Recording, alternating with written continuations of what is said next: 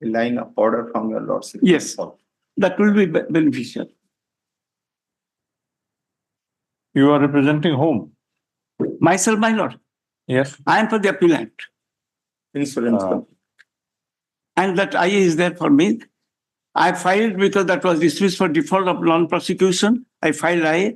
Thereafter, when your lordship wanted that why he has not been given the benefits, I took the time that I am to get in some action I am to take from my side to the authorities so that the financial benefit can be released. And accordingly, my lords have given me time, and I have persuaded them and that they will release the rechargeable benefits within a period of 15 days with an order of the court so that will be acted upon accordingly.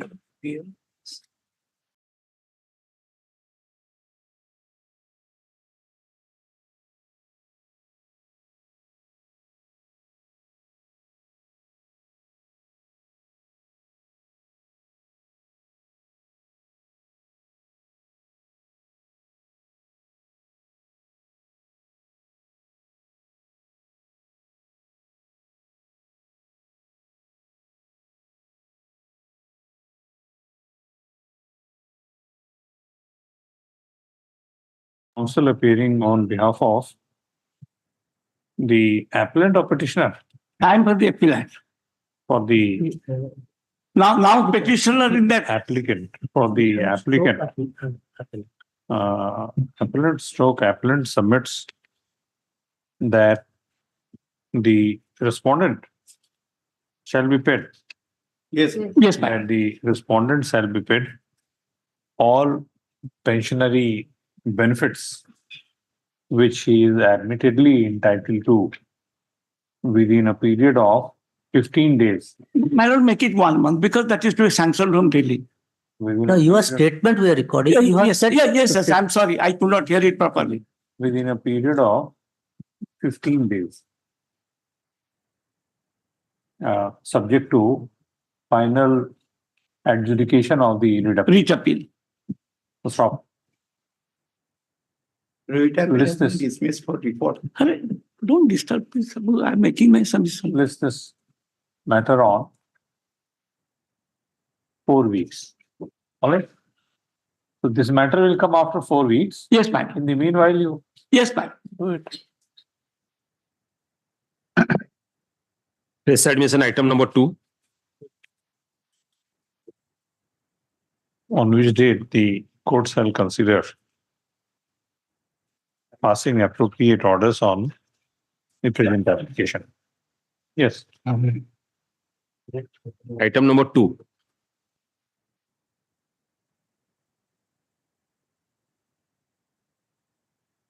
Yes.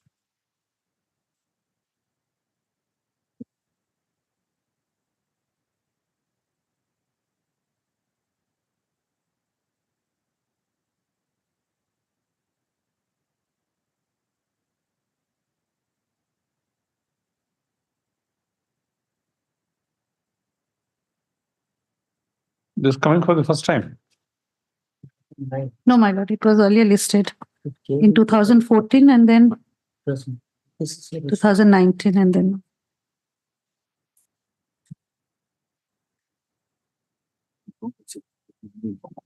Must have become infractions by this time.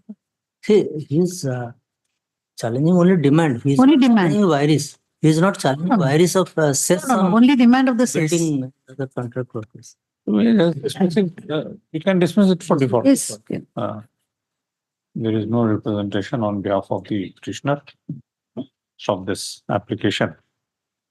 It stands dismissed for non-prosecution. Item number 3. There was no stay. No. There was No, stay. my lord. May I please, your lordship? But earlier, my lord, it was directed to the petitioner to file one additional affidavit. What type of additional affidavit? In respect of 4.1 of the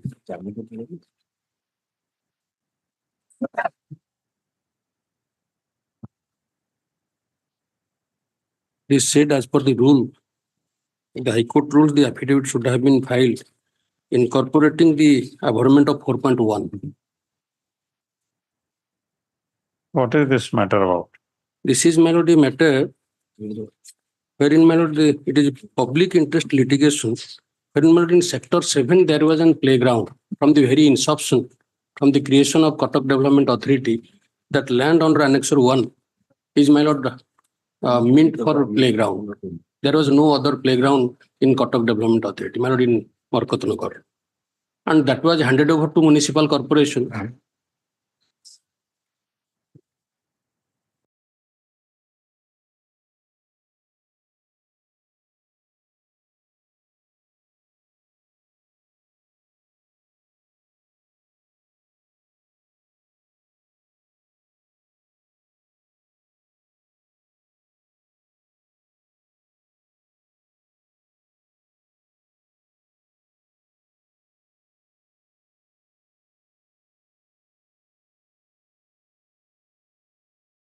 Used since long.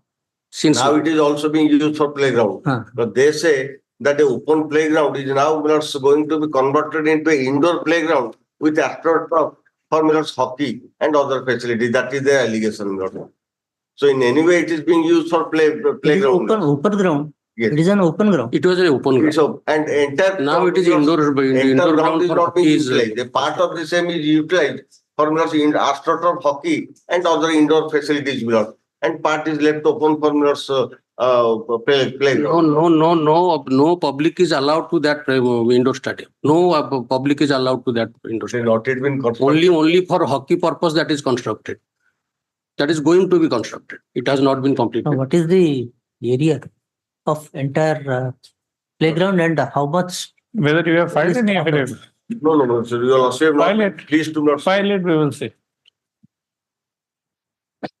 Let a counter affidavit be filed on behalf of the state of Odisha within 4 weeks. Yes, sir. List this matter on 4 weeks. We will see. Item number 4.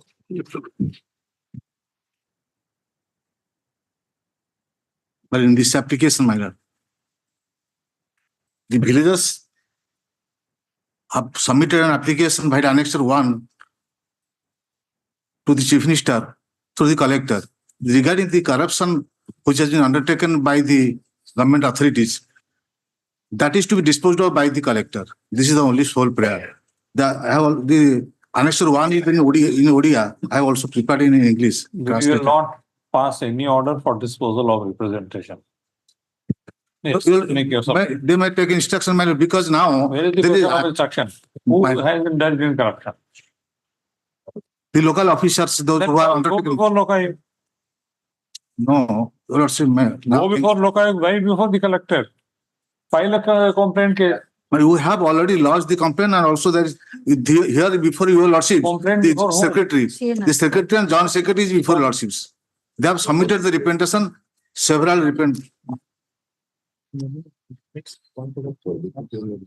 Even why should he remove this? government work is going Sorry, on we will not entertain. to To approach the appropriate authority no, approach you can approach. with the liberty, my lord. Learn counsel. for I will withdraw with liberty to approach the appropriate the- authority. There are certain defects pointed out by the stamped reporters.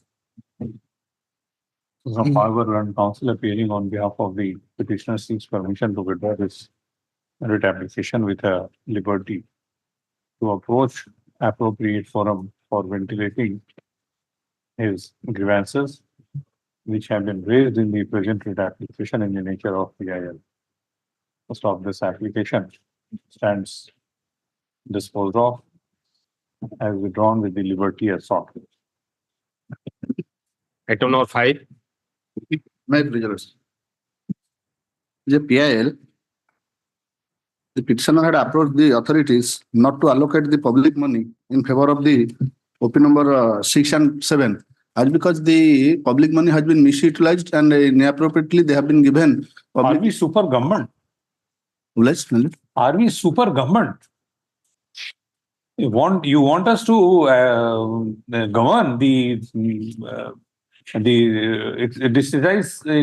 discharge such functions which are to be exercised by the government, No, or to illegally, release funds. What is this? Illegally they have transferred the money, and there is a rampant corruption is going on so far as the PMAGY, Prime Minister Abbas Yojana. There How is do a you massive know? corruption is going on in How do banking. you know about that- the corruption? Because Is they there have any instance? the OP number 6-7 have already got their Poka houses. Very Till good. then they have been again So allotted. you have something against 66? If they have been again given fund. 6 and 7 have been again released fund. The authorities concerned, collector, BDO, and the Panchayat executive officer. 99% of the cases which are being filed in the High Court in the nature of PIL are frivolous, motivated. No, this is a genuine case. Genuine This is a case, then case. why didn't you file complaint case, criminal case? Genuine case, we will deal with this. Come to the prayer and be ready for costs also. Let us see. When the corruption was found place, there is a representation made What by is corruption? Where is the corruption? that clear-cut evidence has been given. Evidence, then you could have filed a criminal case. You could have gone to Lokayuk. That much. As you let's withdrawn and liberty may can be given so that. Withdraw.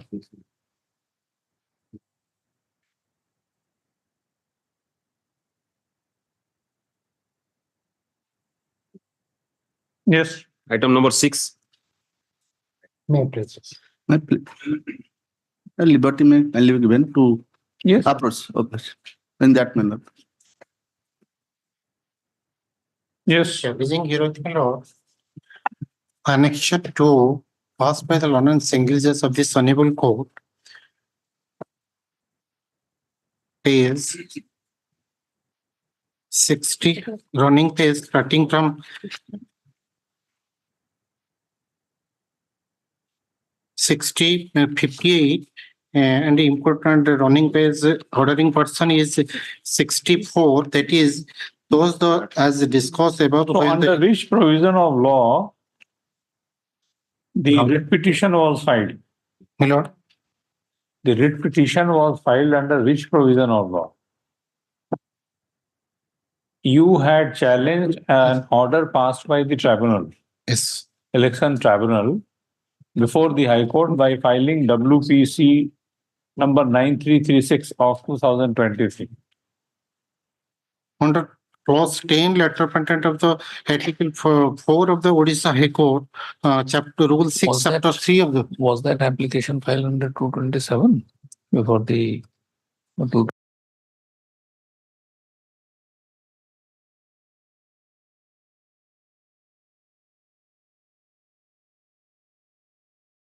This case, my lord,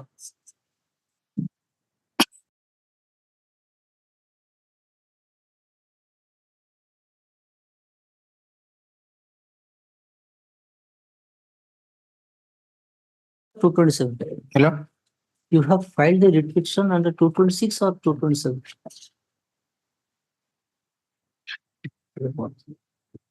could not follow, my lord. Mr. Counsel, it's very simple. An election petition was filed Yes, before civil civil judge, court, civil judge senior division. before civil judge senior division, which is a tribunal, election tribunal. Yes, All right. Some order was passed in that case. You challenge that before this High Court. So the petition which you filed here was filed under Article 226 or 227. That is the question. I am not filed, my lord. The opposite party here filed. Whosoever. You filed. defended, Yes, you were the opposite party. yes, yes. Being unsuccessful, the order being passed against you, you have come up in writ appeal. Yes. Whether this writ appeal is maintainable, that is what we are posing a question. You can say writ appeal is maintained under the Odisha High Court rules, my lord. That is for that reason there is no other provision. No, all right, all right. We are saying something else. If an order is passed by the court in exercise of Article 227, exercise of power under Article 227, writ appeal will not lie. it will not depend upon what was mentioned in the application filed under 226 and 227 both.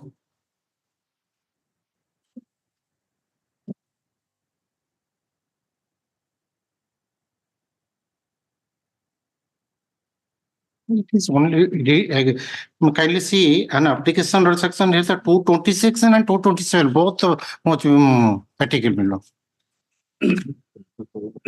That is, But what is the tenor of the order? What is the tenor of the order? Whether that is passed order 226 or 227? yes, file 227, 27, for that is the reason. That you have to examine.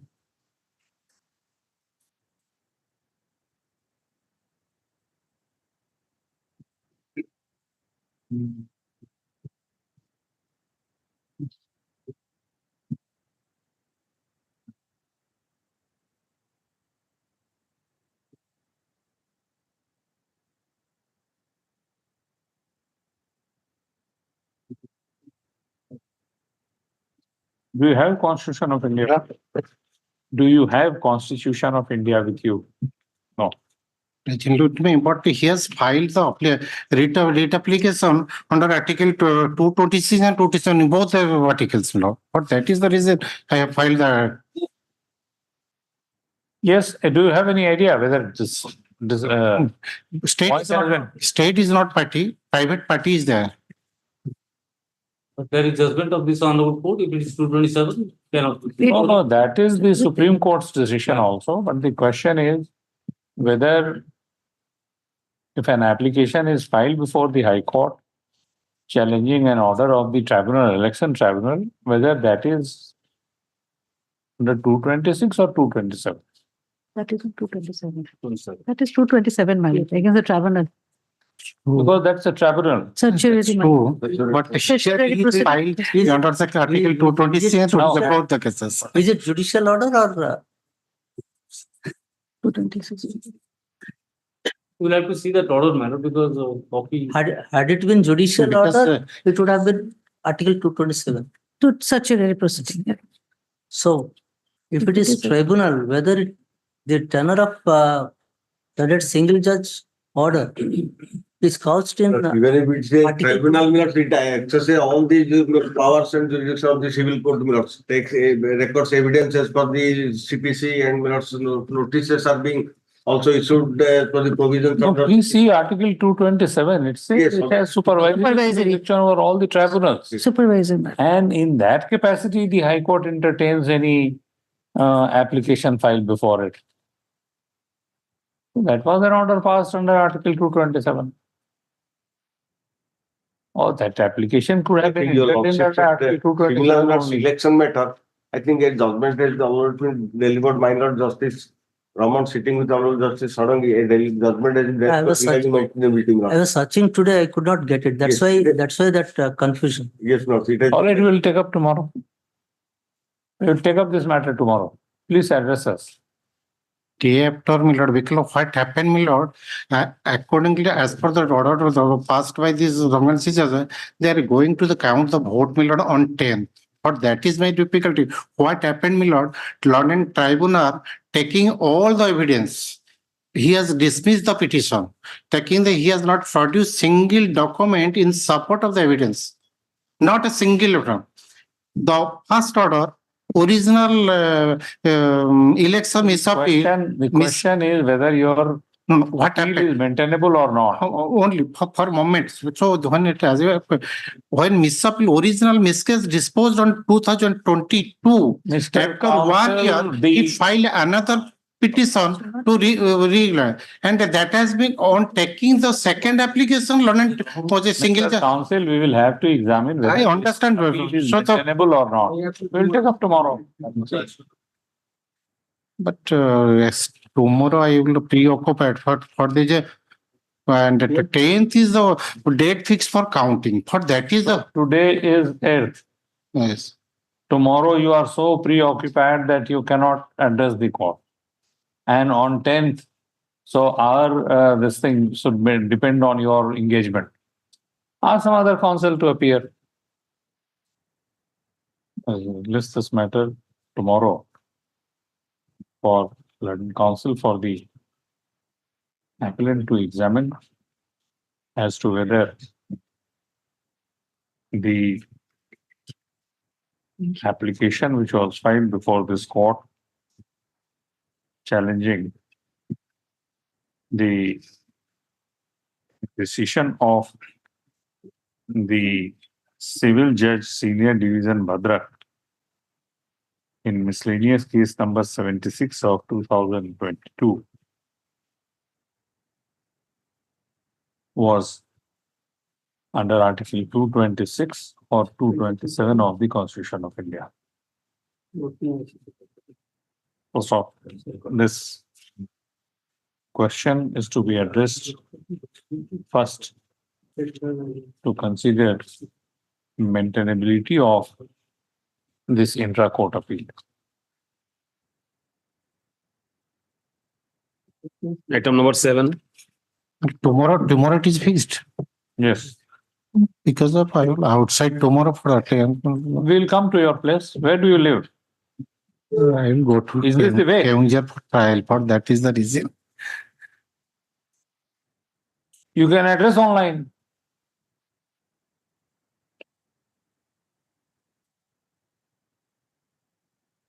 You want it on 10th? 10th. All right, 10th.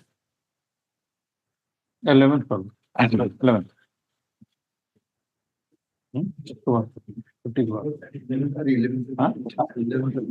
15th. It will come on 15th.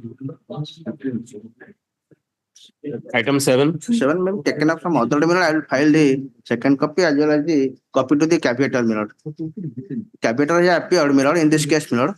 I mean, this matter will be taken up from authority mirror. I will file the serve a copy on the capital as well as the second copy of the W. Oh, let us see whether any merit or not. Second copy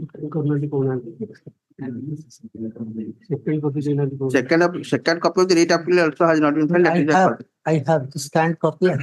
mirror. Your Lordship, this petitioner has approached this honorable board mirror challenging the single judge order under Annexure 7 mirror as page 102 mirror. This is WA 412. Mirror. WA 412. My lord, in this case, IBB, pardon, madam.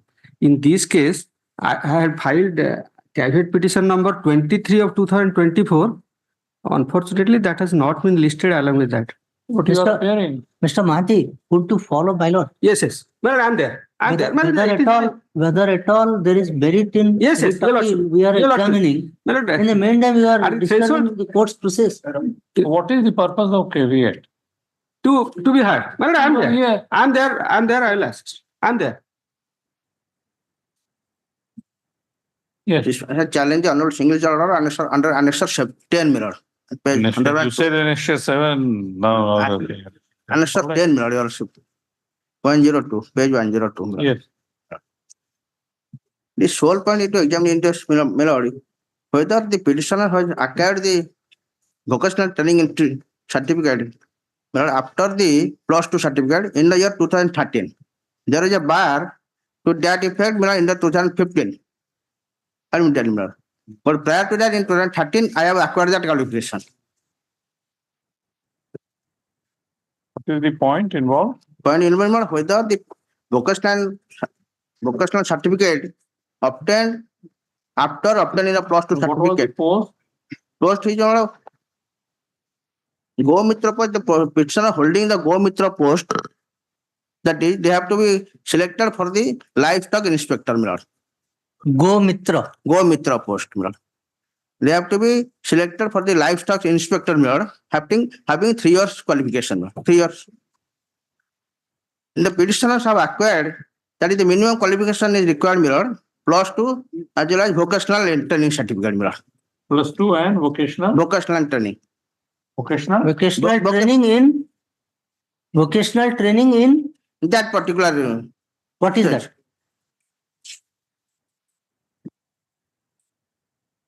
That is advertisement mirror also page 23 advertisement you also may kindly see. In Oriya that is also.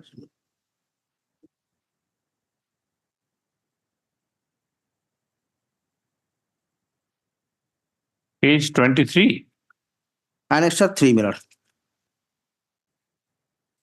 Yes. My lord.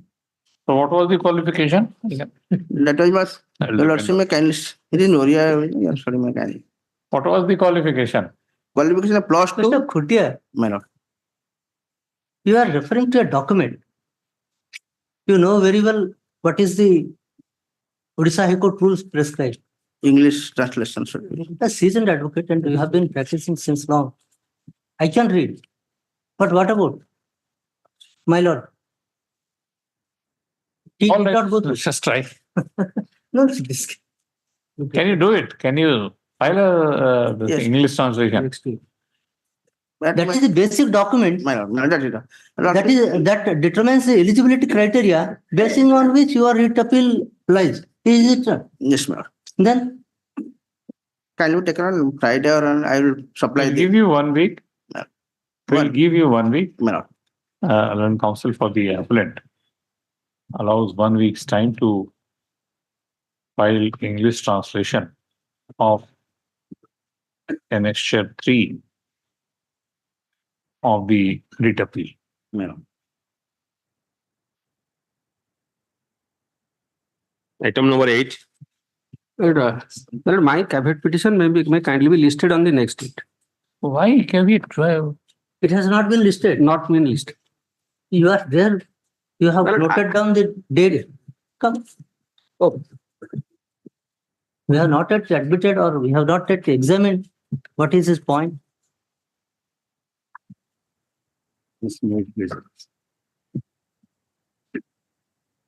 I have filed this writ appeal against the order in annexure 5, Yes. wherein my prayer for extension of time was rejected. And annexure Annexure?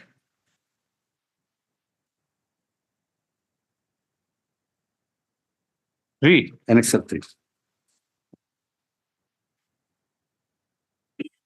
But what has happened? I was allotted 3 tanks on lease basis. The respondent number 1 challenged that by saying that the lease should have been in auction. And he said that public auction notice was given and on the You day are of- challenging annexure 3.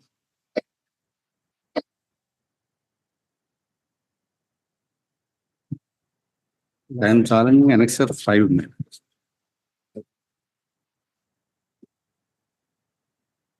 At page 42.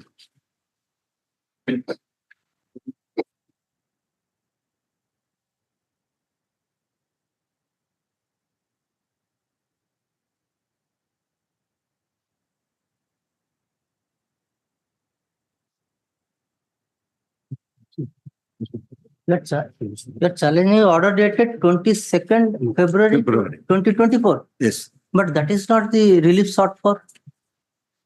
In your prayer, you come to prayer.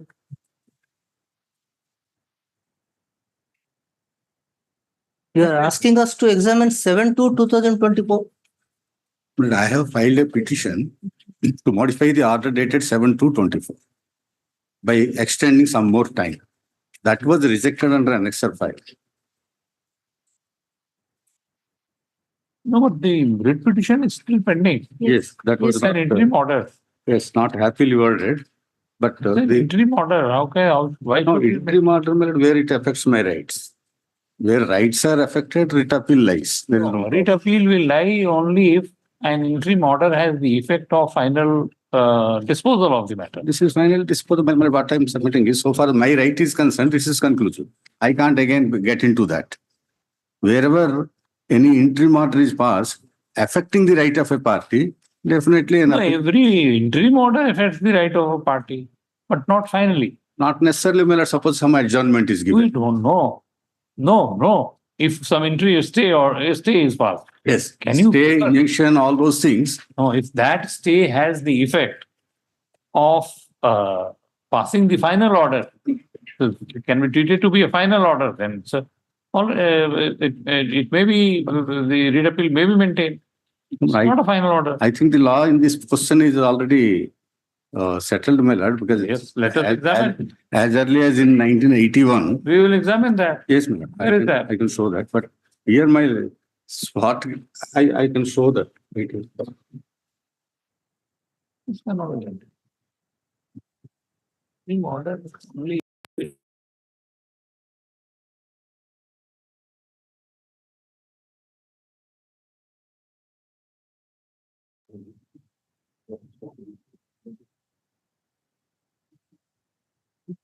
Mhm.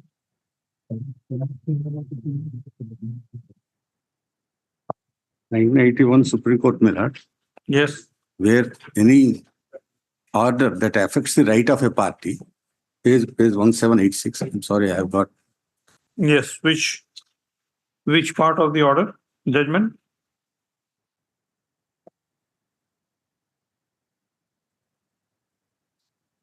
Which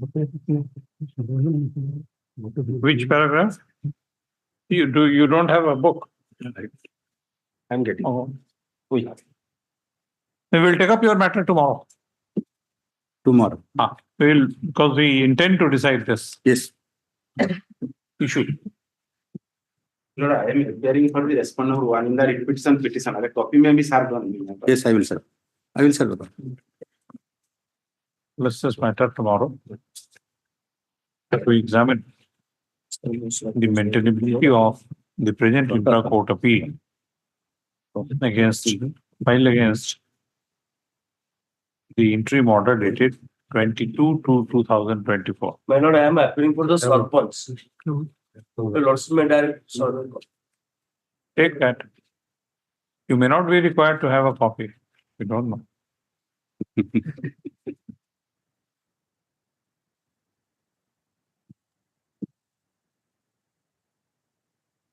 Item number 9.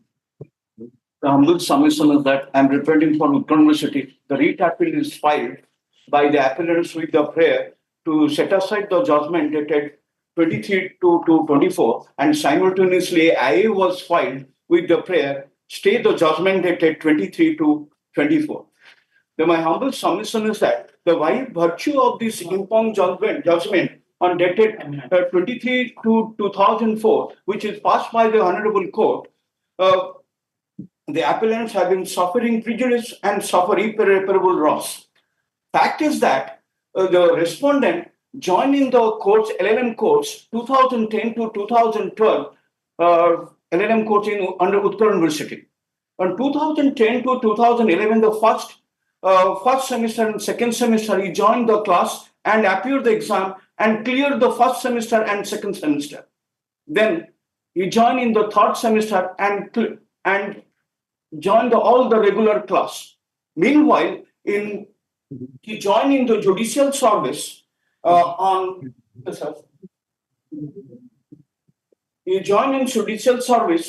1st January of 2012. By virtue of that, the studentship is ceased. Now, why? Now, he didn't join in a regular class or fourth semester. The fact is that a person cannot be engaged himself in the two full-time course. One is the regular job and another is a regular course. And he didn't, when he get the part, he didn't sit for the third semester main exam. Now what he did get the permission from the higher authority by mentioning that information that he complete the course of third semester, by which the higher authority allow him to appear the third semester exam. In that application, he suppressed the fact, he didn't mention the higher authority that he didn't attend a single class of a fourth semester, by which the higher authority allow him to appear for the fourth semester. When he go for fill up the form, the LLM department of Utkal University didn't allow him to appear the exam. After that, he gave a representation. The representation is first he filed a writ appeal 2013. In that 2013, the Honorable Court passed an order to give the direction to the appellants to consider it. Then again, another writ appeal was filed in 2016, and the court also didn't give direction that not to conduct the exam, not to consider him or to consider the representation. Then in 2023, the representation was disposed of. As per the statute of 236 of University Statute of 1990. In the statute 236, the statute mentioned that the student should be complete the course, the first year and second year, then the chance of a certificate. So before that, every student should be attend the class regularly. Attend the class means the condition is there 75%. The attendance shortage means, okay, the student should be appear 50% of class. Here, the respondent, the student, didn't attend a single class. The writ petition, the Honorable Judge passed an order in the judgment and give a direction to the opposite party, the university. Those are appellants in the writ petition to conduct the exam. So my humble submission is that where he is not a student and he belongs to either 2010 to 2012 batch students, and it is an old course, it is a semester pattern. It is a regular pattern. After 2012, the course was changed and it was a charge-based credit system. And last 1 year back, course was changed. The thing is that according to the rules and regulation of the university statutes, my humble submission is that the attendance should be 75% and it should be regular. It is a regular course. And second thing, you have to complete the course from the date of the joining in the course. Here, the student or respondent joined in the LLM course in 2010 June. So the 5 years is already over. And second thing, the third thing, my humble submission is that a person is joined in the regular service and person is joined in the LLM course at a time, it is not a possible. Either he should go for the correspondence course, or if you continue the full-time course, full-time course, you should join a part-time job. According to the rules and regulation, he cannot be involved himself to two assignments which are full-time. So my humble submission is that as for the prayer, in a prayer in the IA, the state should, my humble prayer, the state should on the judgment dated 23 of 2024. If I'm going through the rules and regulation of the university, yes, sir. Sir, I will continue. Please, we are hearing you. Please continue. My humble submission is that first I'm going to when someone going to join in the regular course, some conditions are there. One is a duration and a duration, another is the eligibility, another qualification of admission for LLM semester, and then is the attendance. The first I'm going to the duration. What are your according to you, he had not attended classes? First, he didn't attend a class, 0. The class attendance is 0. Second thing. So he did not attend class, therefore his attendance was 0. Yes. Yes. And second thing, he is joined in regular service. Automatically, the studentship was 6. And your LLM course is regular course? It is a regular course, sir.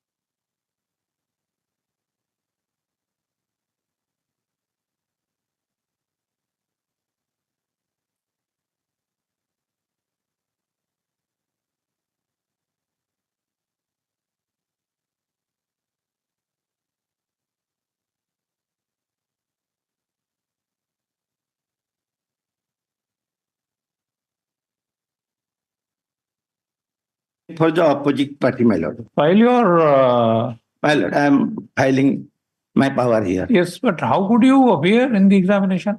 My lord, because my lord order, your lordship may kindly see. No, there are two things. Yes, Whether LLM course is a full-time course or not. Yes or no? my lord, Whether LLM course is a full-time course or not. full-time course. So after having appeared in first and second semester, My lord, did you attend classes Yes, of third? yes. All right. So you attended the classes of third and fourth semester my lord, when you were in judicial service. my lord. That also, that thing has You one. say yes or no. My lord, may kindly see paragraph Mr. 33 of the. Tripathi, Yes, Mr. Tripathi, my My lord lord. asks pinpointed question. my lord. After first and second semester, you entered into judicial service. My lord, While in the judicial service, my lord. have you attended classes under in semester for semester 3 and 4? That is it. Only four Three, semester he attend the third semester. Third, I have completed, my lord. All right. The fourth you did not attend. But my lord, that is the crux of the case. That has been discussed in the judgment. My lord.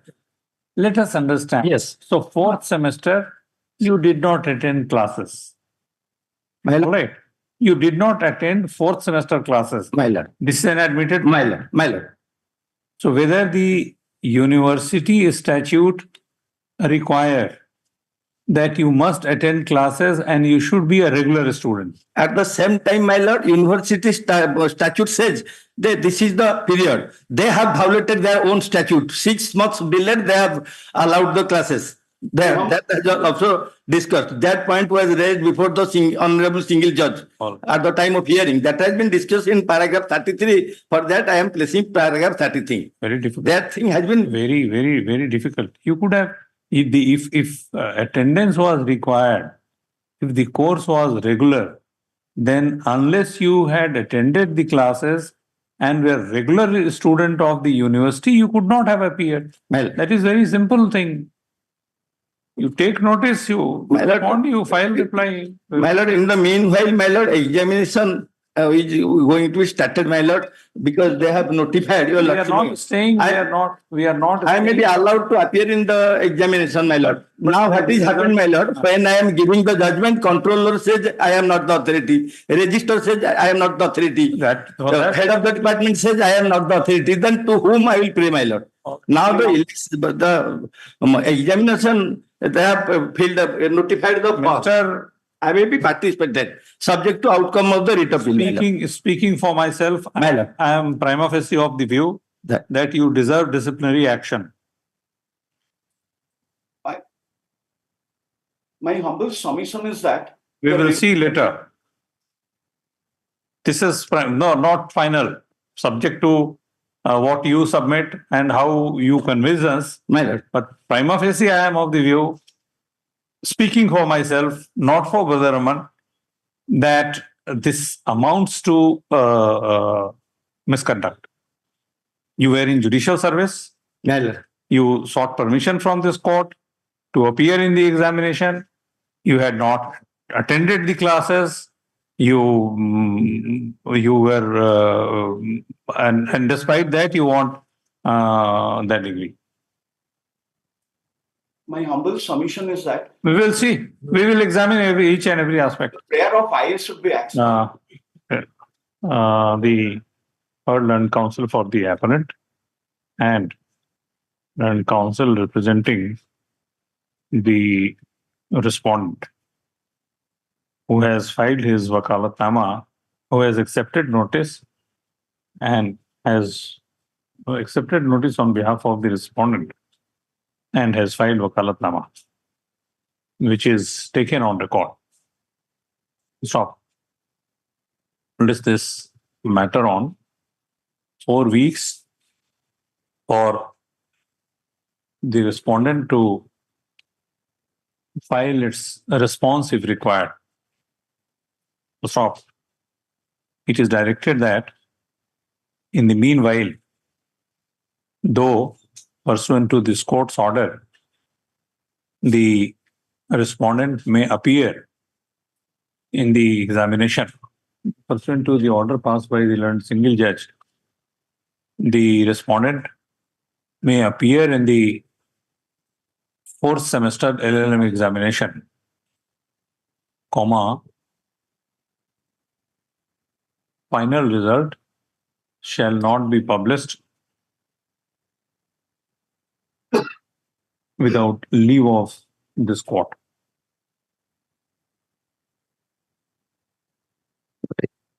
Yes.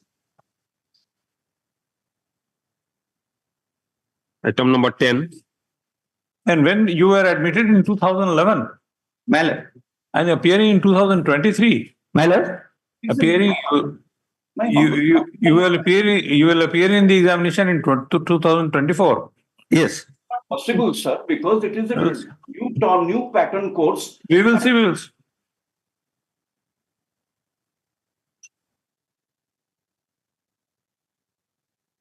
Item number 10. On behalf of Mr. M.R. Panda, I may be allowed to place the matter. Please. Yes, the matter is covered by your lordship's judgment passed on 21st February 2024 in WPC number 3385 of 2024. The matters relating to illegal encroachment of public road and by paragraph 25, your lordship has given certain directions. The lordships kindly dispose of in that later. This writ petition in the nature of public interest litigation relates to removal of encroachment from public land. So, learned counsel for the petitioners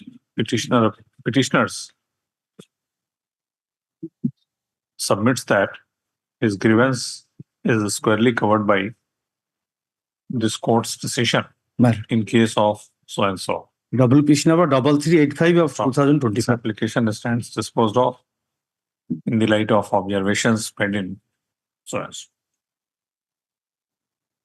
Item 11. I'm happy, madam. Yes. The petitioners had applied for the online. Petitioner applied for BSc nursing pursuant to the invitation of Annex 1, page 14, issued of number 3 So which academic session?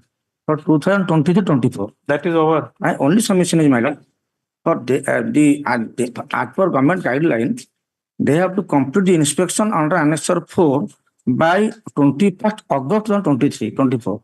But they did not did it. I approached my lord. My lord directed to consider for inspection. Inspection report was submitted to me. Inspection done on 30 December 23, and they have rejected my case on 20 January 2024. That was the last date for the application 24-25. My submission, I may permitted to apply for the examination 24-25.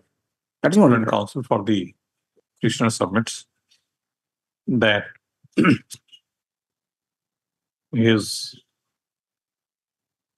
the lapse of time, the petitioner's grievance relating to grant of recognition, NOC, no objection certificate for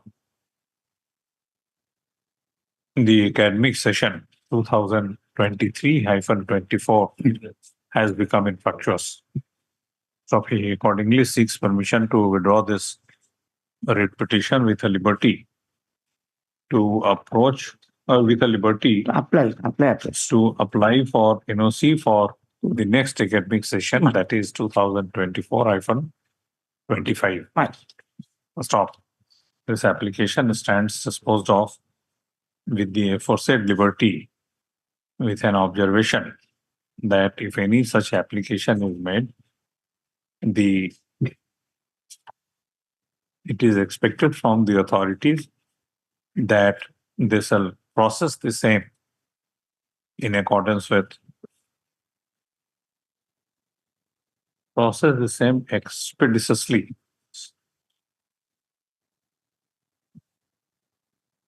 That's all. Item number 12. Same item 16, my lord. Item 16, same. 69. 16. Sir, item 16. 16. May I pray for item number 15 also, sir, Miller? I have already served the copy on my learned and respected senior, Miller, Mr. Mahan. I have received the copy, my lord, 48. 15 also same putting, Miller. 15. All right.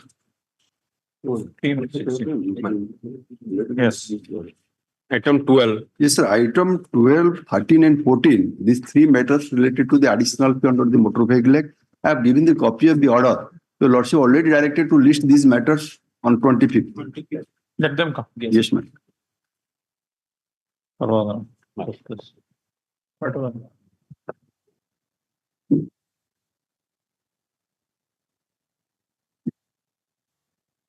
Item 12, 13 and 14. List these matters, along with so and so.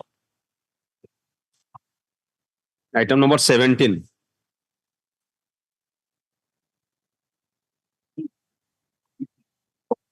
My lords, the case of the petitioner here is that for the academic year 2024-25, admission under section 12(1)(c) of the Right of Children to Free and Compulsory Education Act has started. My lord, in annexure number 2, which is in page 26, Yes. the notification for the admission is out, where they have cut off dates for each process. Students have to be registered, schools have to be registered. My lord, there are some issues which they are facing during this online admission is that after the school registration has closed, which is 25th January 2024, new schools the number of schools in the portal are increasing. And the first round of admission, of student admission is also over, which was on 6th April. So during this admission period, the number of schools were increasing. So many of the students missed out while applying to their choice of schools. Now the next registration, the student registration is on 10th of April. And what the other issues that these students are facing is that the entry classes, which means the entry point in a school, which is supposed to be class 1, or in schools which are imparting pre-primary education, the nursery or LKG. So those entry points are not being made visible. So that number of students, which is to be 25% of the total strength of school, are not being able to take admission. So last year, there were around 60,000 seats available. But this year, the number is reduced. The number has reduced. And they have started some new procedures. So how the numbers have reduced? Number has reduced? They have started a new procedure of a school registration. Now, if a school is already registered, then every year annual school registration is not required. No, that is required because we don't know whether that school has been closed or not. Whether the school has been... School may be closed in the meanwhile. But then those students... That could be a possibility, my lord. It could be a possibility. Therefore, this is needed. The only question is that the process should be expedited. The process. And there is a rule, which is there have to be 3 rounds of admission. That is also given in the government notification. But here they have only asked for 2 rounds. So the 3rd round is not being made available. And even if they are approaching the government due to the code of conduct, now no new steps are being taken. So my humble submission in this case, my lord, is before 10th of April, which is the 2nd round of admission, there has to be necessary steps taken for all the schools being made available on the portal so the students can apply for it.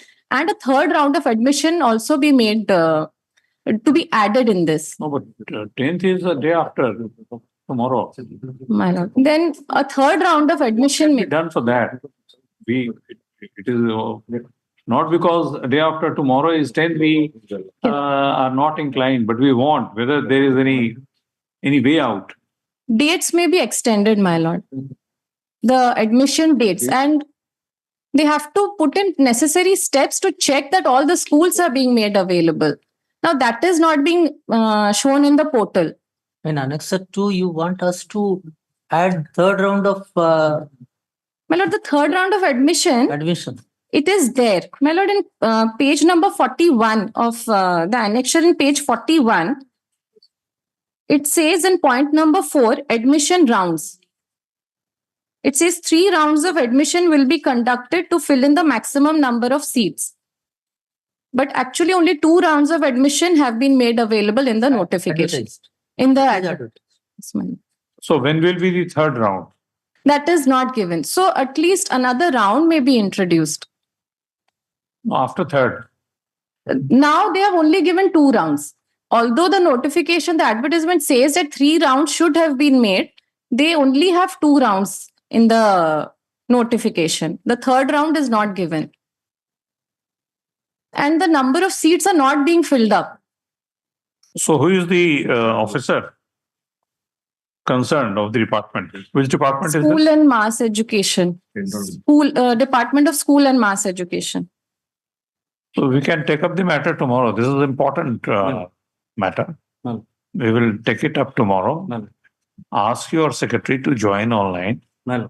And or whosoever, maybe director, maybe whatever, rank doesn't matter.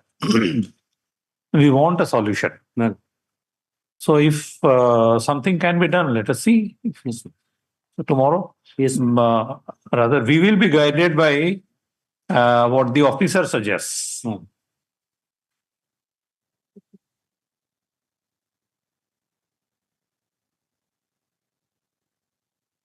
Yes, brother? Regarding the entry points also, like why nursery and LKG Have you is not, served a copy of the writ petition on him? it has been I have. All right. So please tell him that this is an important matter. It relates to admission of all kids in schools. Where is the third round? it is in Page 41. page 41.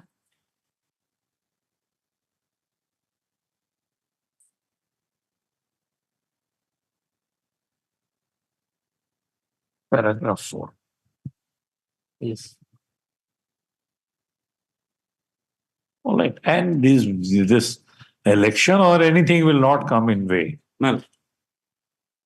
Tomorrow, my lord, will be able to assist now. Please.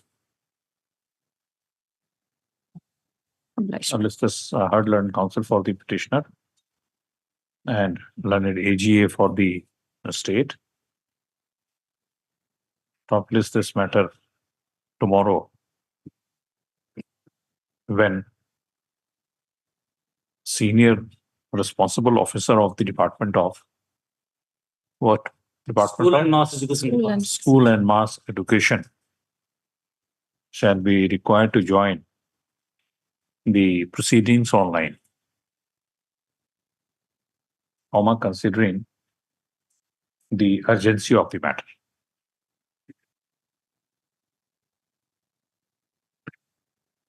Considering the importance and urgency of the matter.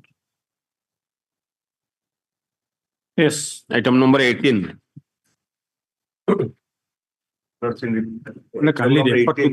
Kindly refer to the contempt number 5622 of 23. That is order dated 22/11. No, refer to what? The contempt case, second case. Second case. So we should not see the first case. That is thereafter. But they have taken time by filing one affidavit that I took some time. That is passed in 22nd November 2023. That order may be. In that case, I filed. And despite thereafter three times they have taken time. You want us to see 5625? Yes, my lord. 5622. 5622. So what do you want? Well, the government has taken many of the times for implementation of the order. After dismissal of the SLP before the... So they will not take further time. More time. The more time they have taken, they have now filed so one far affidavit. they might have taken, but now they will not. Yes, my lord. They have taken filed one affidavit. Forget the past. Yes, there is the order. In all these cases, we had filed an affidavit saying that we had approached the Honorable Supreme Court. That affidavit was there. That's why saying take it up tomorrow. I will obtain instruction whether they have complied the order or not after dismissal of the SLP. That's Tomorrow? my prayer. Tomorrow, as requested on behalf of the AGA, these matters tomorrow. Item 19. Well, item 24 is also same. 24. Item 24. 24 because of. Yes. 19. Item 19. Only order not complied by the bill party, order dated 3/7/2023. Yes, where is the order? Unacceptable.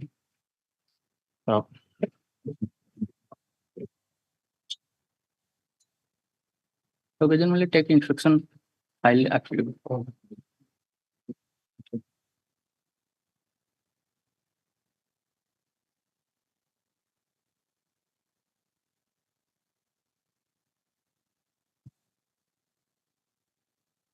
Yes. So here also grant me some time. The Tahsildar Bangalore weekend I will obtain instruction. How much? 2 weeks time also. As requested on behalf of the contemners, list this matter on 2 weeks to a report as to whether this court's order dated 3/7/2023 has been complied with or not. Item number 20. Particular order has been complied with. I'm serving a copy of the order to complaint to my center. It is stated by learned counsel appearing on behalf of contemners that this court's order, violation of which has been complained in the present contempt application, has been complied with. A copy showing compliance of copy of the order. Yes, boss. Copy of the order passed by Passed by the Daspala minutes. by Tahsildar Daspala. In passed in compliance of the said order has been handed over to learned counsel for the petitioner in court. In such view of the matter, this application stands disposed of. Yes. Item number 21. Second contempt lordship. Here I have obtained telephone instruction. The order has been complied because I could not get the order. I pray Lordship take it up tomorrow so that I can place that order before Lordship. Tomorrow. Oblige lordship. We are very thankful to you. The way you have ensured that the orders are complied with. Yes. Item 22. Oblige lordship. Here order has been complied with. Plus, I'm giving to Lordship. Complied with. Yes. Yes. Same order was complied with. Item 23. May I please, your lordship? Lords, non-compliance of order dated 28/2/2023, my lords. This is the first contempt, my lord. First contempt, there is only one contempt. There is no second or third. My lord, kindly have a glance to last order, my lords. Yes. 6 weeks time is allowed for the state to obtain instruction as to whether this court's order dated or Where is the order? Whether the order can be complied with or not? That is the question.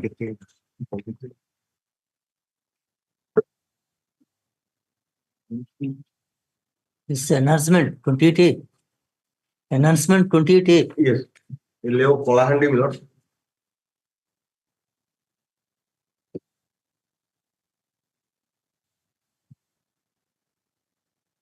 Yes, seek instructions. Yes, sir.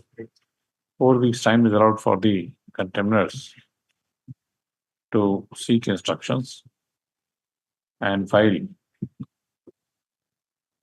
an affidavit in the form of so-calls as regards compliance of this court's order dated 28/2/2023, passed in WPC number 5800 of 2023. Yes. Item number 25. So before the summer vacation, we will comply with all. Yes. But here I will obtain instruction whether the order has been complied with or not. But 2007 order, there was a direction to because execution. The petitioner had succeeded in the education tribunal, and there was no provision for execution of that order of the tribunal. So this also directed either you formulate a mechanism for execution or you comply the order within 4 months. That order was passed way back in 2007. So whether it has been complied or not, I will find out. Yes. Granted time. You also may grant me 2 weeks time in the Just a meantime. minute. You are alleging violation of which order? Because order dated, if you also can get. 25/9/2007, So, and when did you file there? Page 12. page 12. Page 12. Thereafter, in that order, you will also kindly find out page 13. There is the direction. The tribunal within a period of 3 months, the date of receipt of the copy of this, provided if there is no order of stay granted by any proper court of law, be it open section, be it under section 24C of the Odisha Education Act 1969 or not. Mr. Counsel, you are alleging violation of which order? Order dated, page 12, order dated 25/9/2007. So we cannot entertain this contempt application. Because my lordship's permission, my lord, they have pursuant to this order, they file a FAO, my lord, challenging the order of the tribunal, my lord. That order was dismissed, final order dismissed 24/2023. Thereafter, I file a contempt application. This honorable court, with a liberty, directed to the contempt to comply the order within 3 months. That order passed on 24/2023. Your lordship kindly. All right, fine. Yes, I'm saying that I will comply.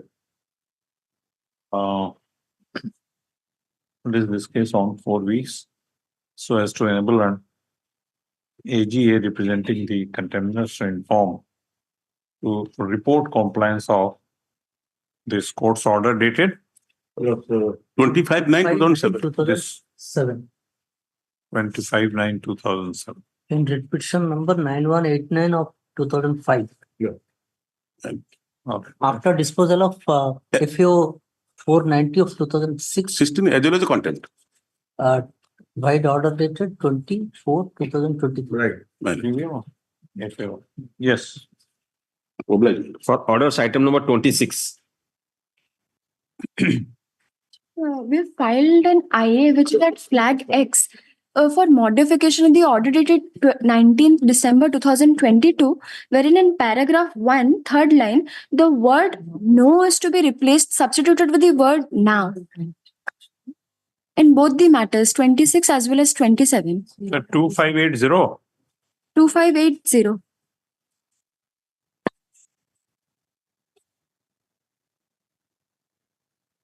Which paragraph? Paragraph 1, which is at page 4 of my application, the last line, final relief and the writ petition has no become academic, it will be now become academic. Page 4. Page 4. It starts at There page is 3. Apparent typographical error. Yeah, typographical list. Error in the order dated in first line of page 4 of the order dated 9/12/2022. 1912. 19/12/2022 passed in WPC number 3939 of 2018, wherein quote unquote no has been typed in place of quote unquote now. The said order stands corrected accordingly, which shall be read along with the present order. Yes. Next, 27. It's what is the it? same order, no has Same been order. written. IA number 2612 at flag X. 2612. Yes. Item number 28. 44 days, my lord. I have filed a IA for condonation of delay in filing reappeal in time. How many? 44 days delay. Who is for the other side? No state. No, there is private respondent. Private respondent also? 6. One. Opposite Private partner respondent 6. also. Notice is to be issued. I'll take notice only to respond or 6. Is there any merit in your appeal? Meanwhile, the revision, my writ petition has been dismissed. Now, kindly see in a non-speaking order. In the writ appeal, I have annexed the order, that is order dated 28/9/22. The Lawrence single judge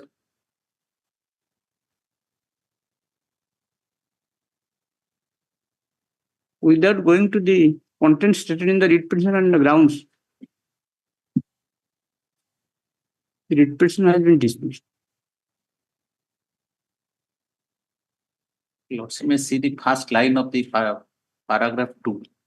In number of cases, this honorable court has held that 15B is not maintainable. And this is one of them. And some cases, it has been set aside. No, nothing has been set aside.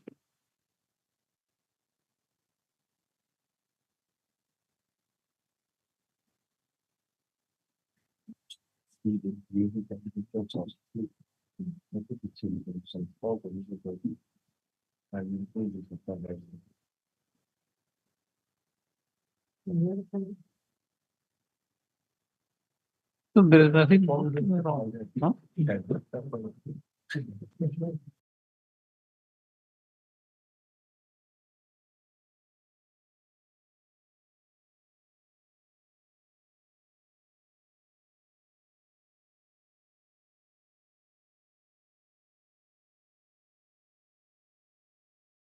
Under section 15B of OSS Act 1958 should have remanded the case by holding that the petitioner some case only direction to be given. Here the case was open remanded. It is contrary to the settled position of law decided by this honorable court. Now here I challenge that. No, let us come to the order. Matter. Read every line of that order. This court in a number of proceedings has come to hold for the limited jurisdiction to be exercised by the competent authority involving section 15B of OSS Act application. Controversy of the nature of case involved herein cannot adjudicate the exercise of power under section 15B of OSS Act. There is no purpose in entertaining such matter except disposing of the matter as no further entertainable. So what is wrong? Wrong is matter. The revisional court. No, whether these decisions are incorrect, which have been referred to in this case. My ground in the writ petition was the case may be again remanded to the commissioner to rehear the revision because the open remand by the commissioner has resulted some difficulties matter, which is contrary to the settled position of law. I am giving the discernment. That's fine.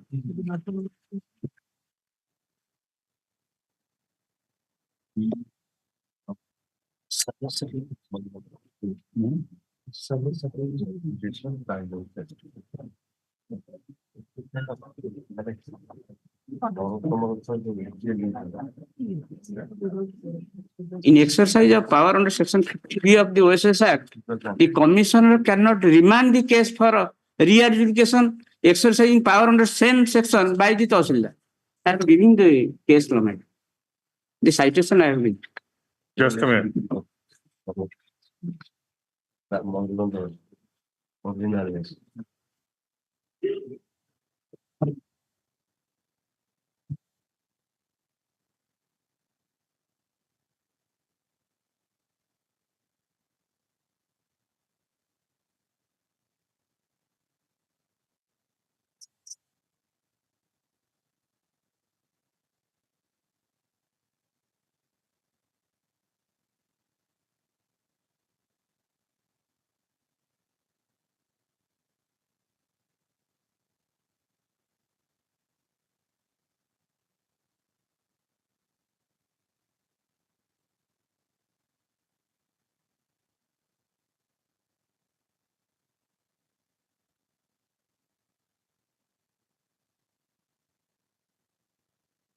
Revision of order annexure 6.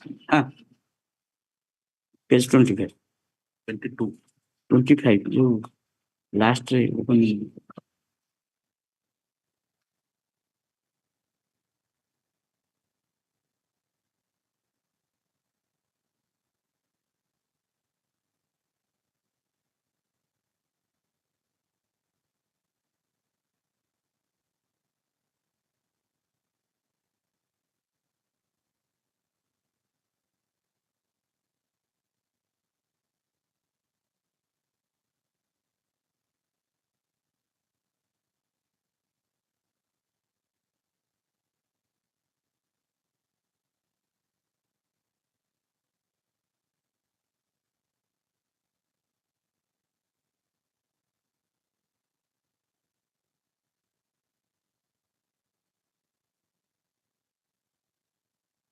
So what was your case? Now, my read petition, page 8, kindly say.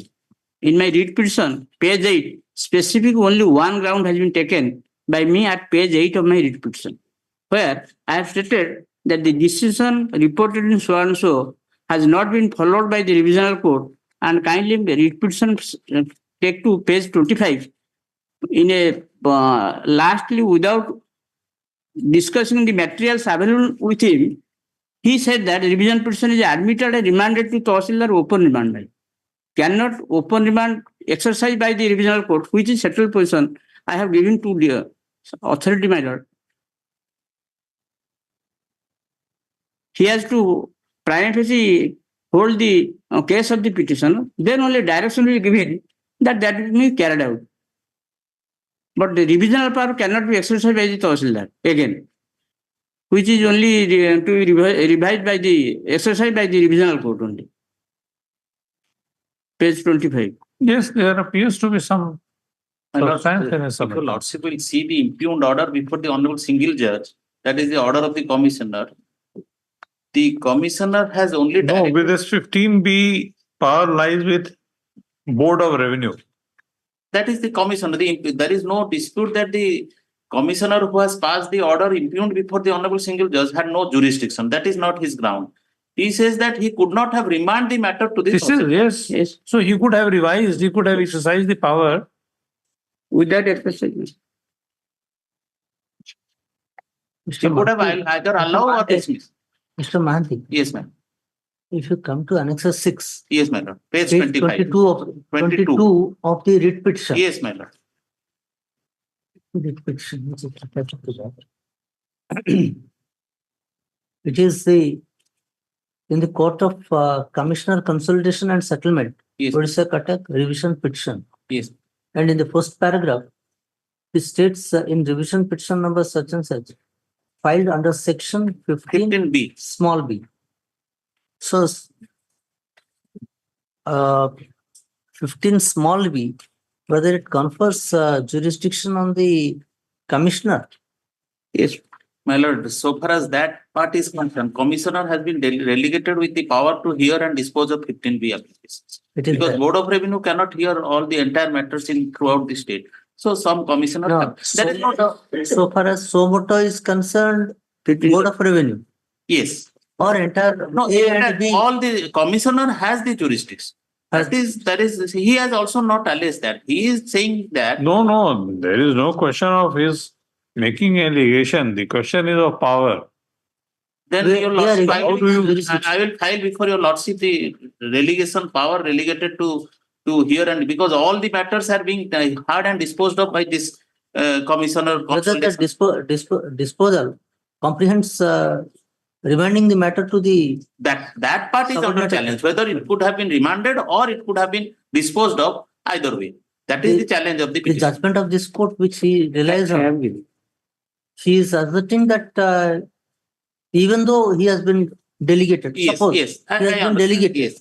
He could not have really remanded the matter. He has no authority to remand the matter. But for fresh adjudication. Yes. But if your lordship will see the impugned order of the honorable single judge has held in many cases that 15B is not the correct forum to decide the right title interest which is disputed. It is only the civil court. 15B is a forum where the record of that is not his grievance. The original to that proposition he agrees. He says that yes, that cannot be done. But that order could not have been passed, which was passed by the Commissioner. One. And the other thing is that you will have to satisfy us that this power of revision under section 15 can be exercised by the commissioners also. Then I have to file because I think that is not the ground taken by the. No, page 25. Not be it. It may have very wide ramification. If we hold that. Because it is a power relegated to them that they will hear and dispose of all this. Who can delegate? The Board of Revenue himself. Board of Revenue can delegate its power. No, they have been authorized to hear because. Is there any provision contained that Board of Revenue can delegate? No. That part I will file my reply that how he has been authorized because.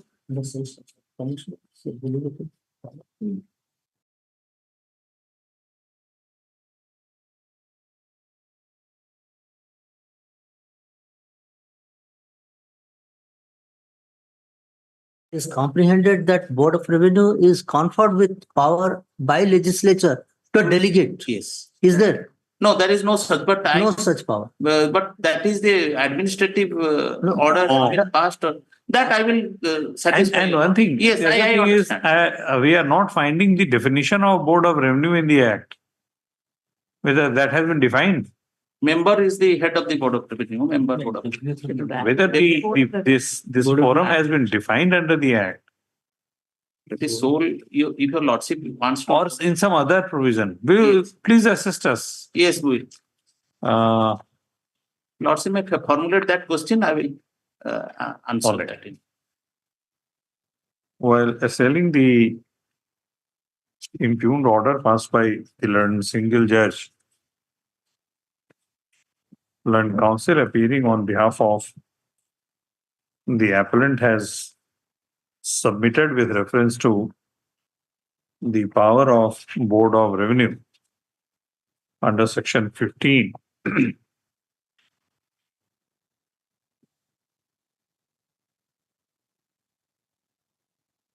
bracketed B of the Odisha Service Survey and Settlement Act 1958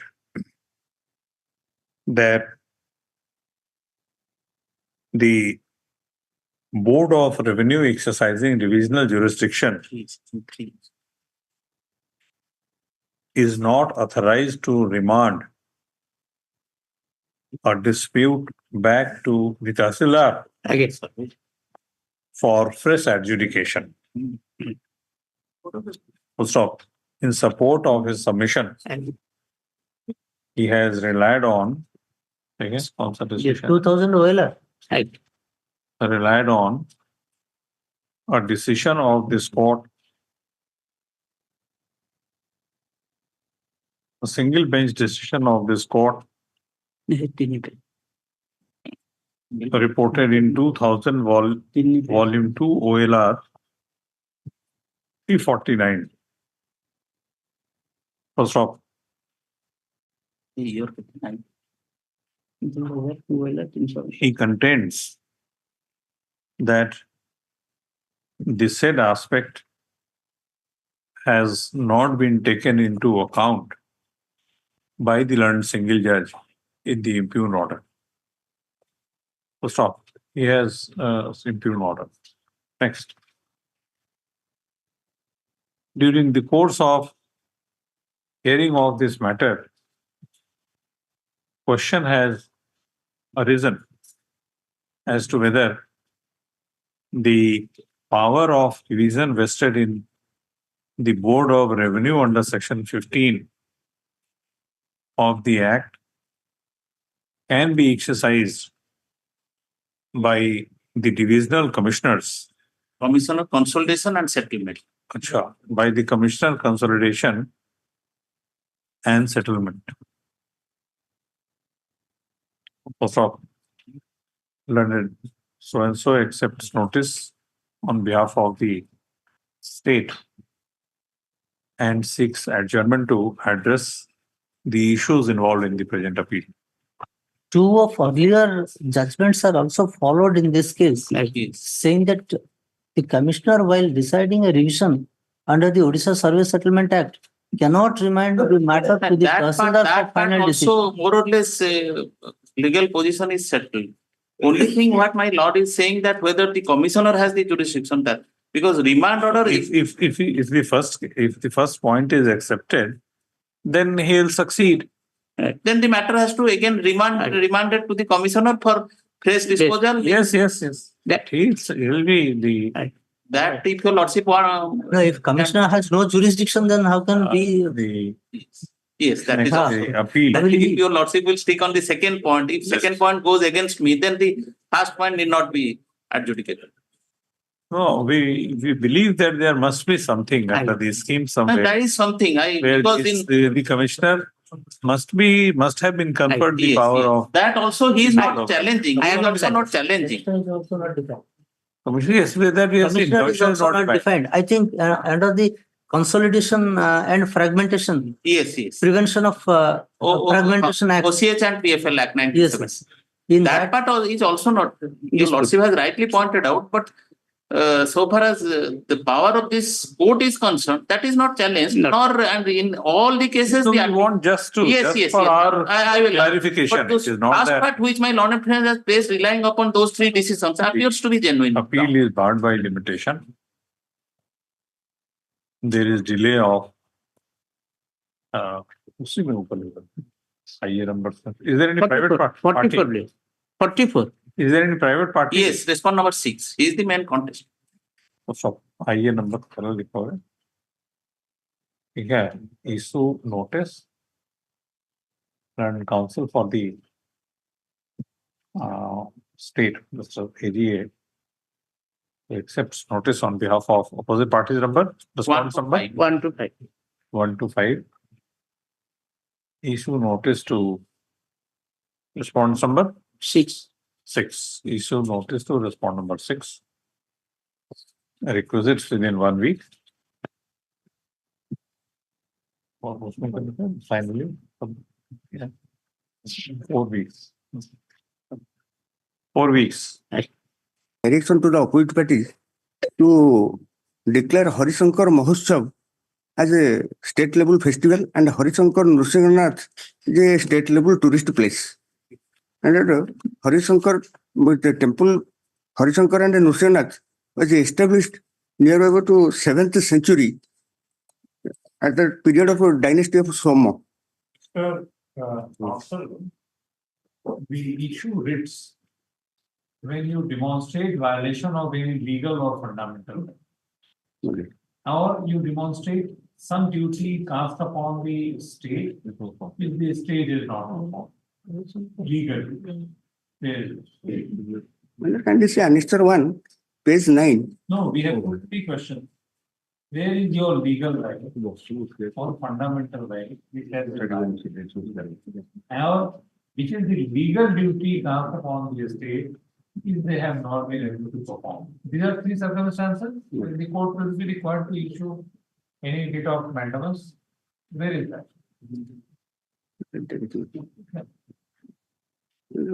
Only kind of Annexure C, Annexure 1, page 9. Opposite party number 2 has already recommended in the. Now we are on your prayer.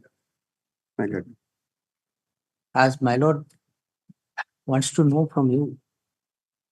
Only these are the circumstances. It is not that for whatever is happening in the society, we are here to supervise. That is not our duty. Our duty is to protect fundamental rights, legal rights. The state is failing in duties, yes. The court is there to interfere.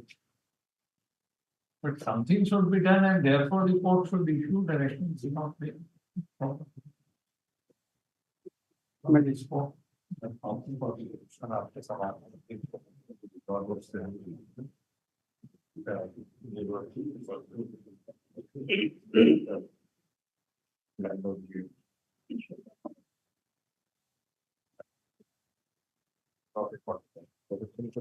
Item number 30. My lord, item 30, 31, that rehabilitation matter, my lord's order.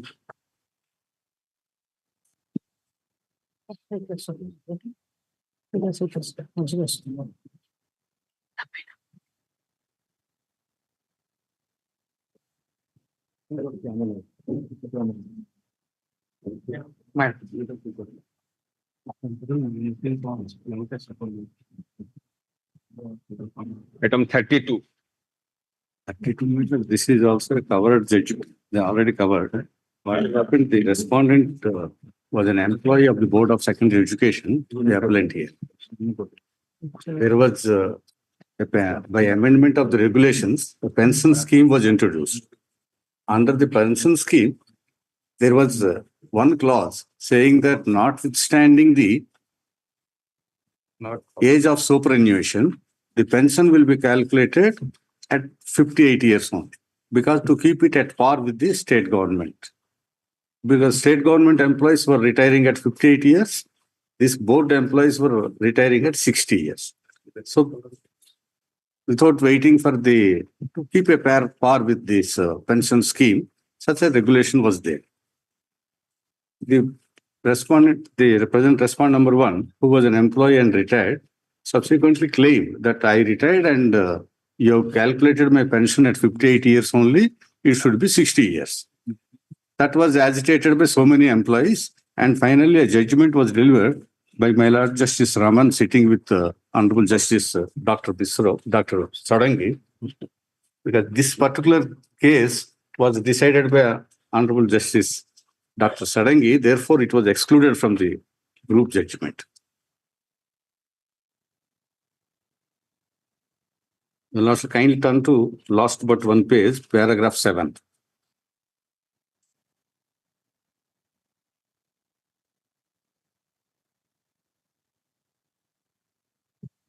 Furthermore, perusal of the impugned judgment and order passed by a single judge would indicate that a single judge has taken note of the judgments passed by this court in the case of so and so.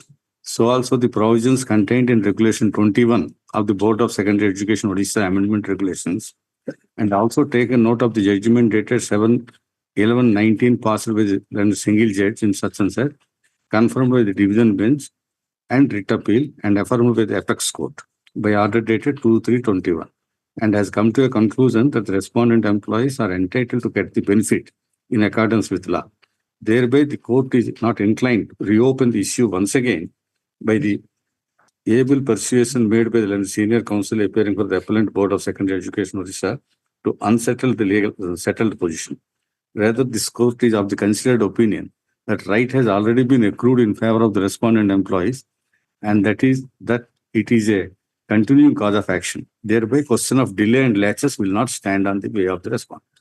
So, in the above view of the matter, this court is not inclined to interfere with the impugned common judgment and order dated so and so, passed by the single judge and so and so. Thus, the appeals preferred by the appellant merit no consideration.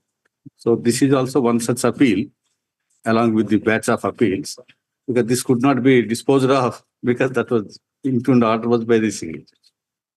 Yes. Respondent private.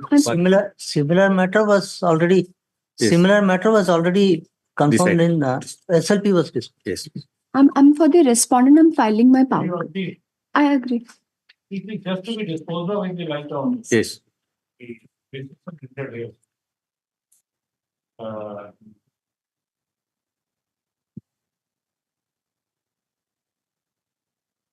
Counsel.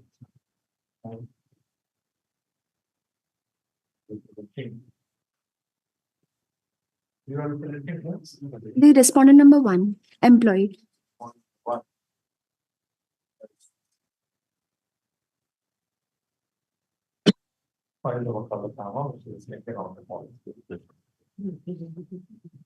Next, Mr. Vincent Rao.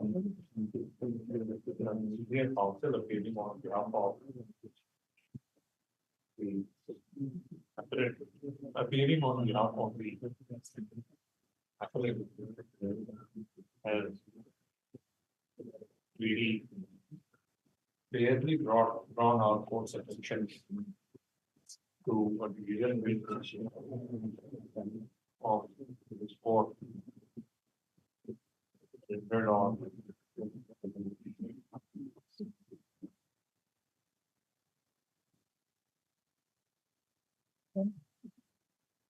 Well, 10/2023 in WA number 1498 of 2023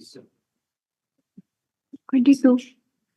covers the dispute involved in the controversy involved in the religion rate appeal relating to the entitlement of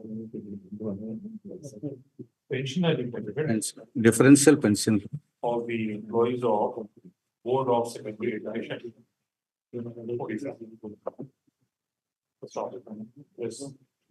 This appeal stands.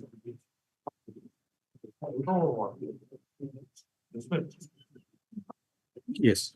Appeal is discussed with the right of a decision rendered by the coordinate bench.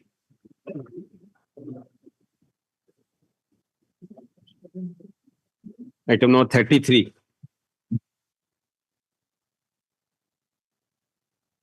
May I please?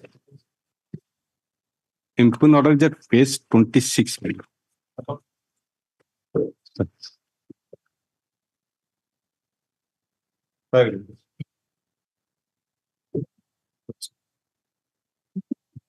Sorry, ma'am. First row will be reserved for the applicant. Yes, ma'am. And second row for the waiting card. So it's second and other rows.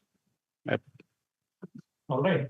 May we request, may we request another arrangement for second row?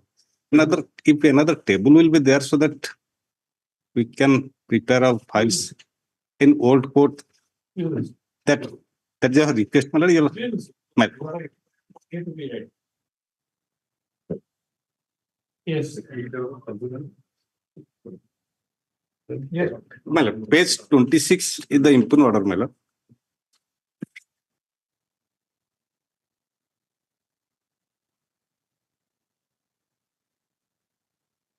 Lordsmith said that reference has been made to WPC number 19951 of 2020.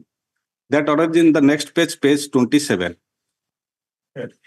This was challenged in different writ appeals and this was confirmed.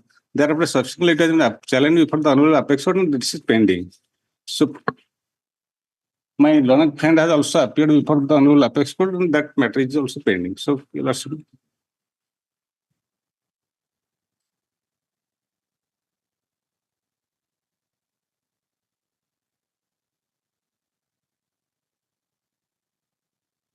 Last list was 3rd March. So thereafter, it has been adjourned. These are all data entry Yes, operators. yes, ma'am. Yes, ma'am. Yes.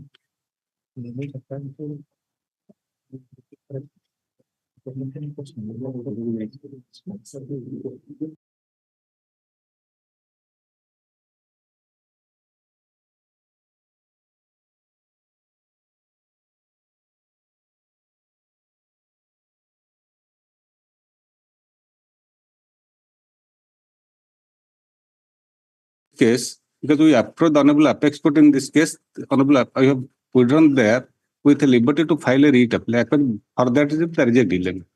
And that liberty was granted that I have annexed that order, my lord. Page 78, in my brief. Page 70. 8, my lord, annexure 3.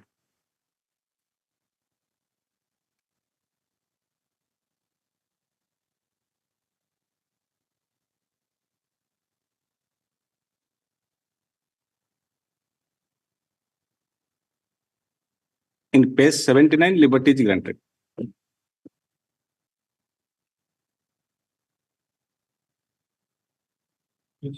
Well, I have instructed Yes, to appeal. appeal on the appeal.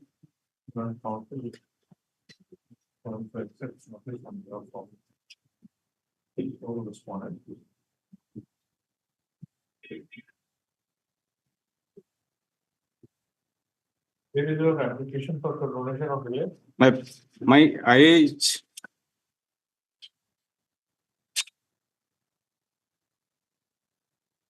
6198. Flag B. 6198. 619 of 2000. I am 619 of 2000.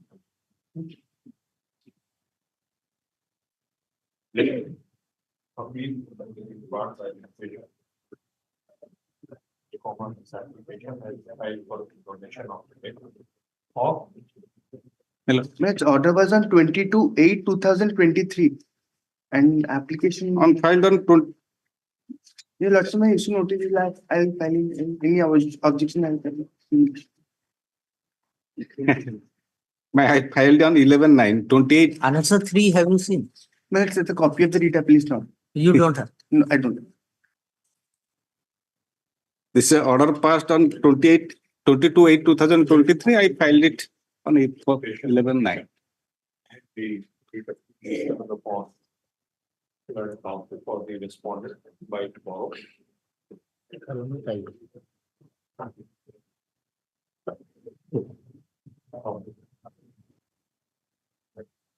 Waiting.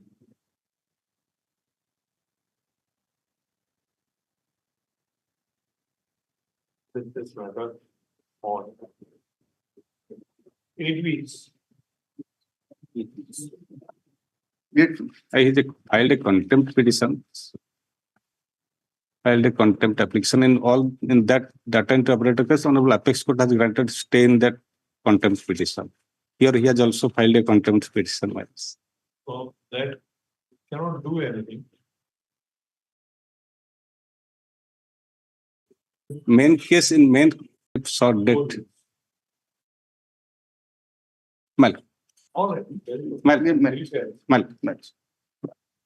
Good. Item 34. May I take my notes to page 13, please? 1-3. The order starts, my lord, at page 15. Just a minute. Page 1-5. 1-5. My lord.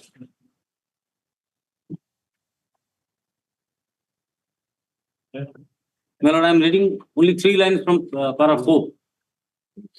Mr. S.B. Biswal, London Counsel for the petitioner, submits that the petitioner is continuing as a junior project assistant under Mohila Vikas Samavaya Nigam. I stop, ma'am. My lord, may kindly see the cost title. The employer is not a party. And I am the state, ma'am. I have challenged that order in state writ appeal. The employer not being made a party. Then how are you affected? My lord, because now contempt is being made, so I am the respondent there. You can say that you are not required to implement. Direction of the regulation. The direction has been issued. The direction is issued to whom? State. To the state, my lord. Opposite parties.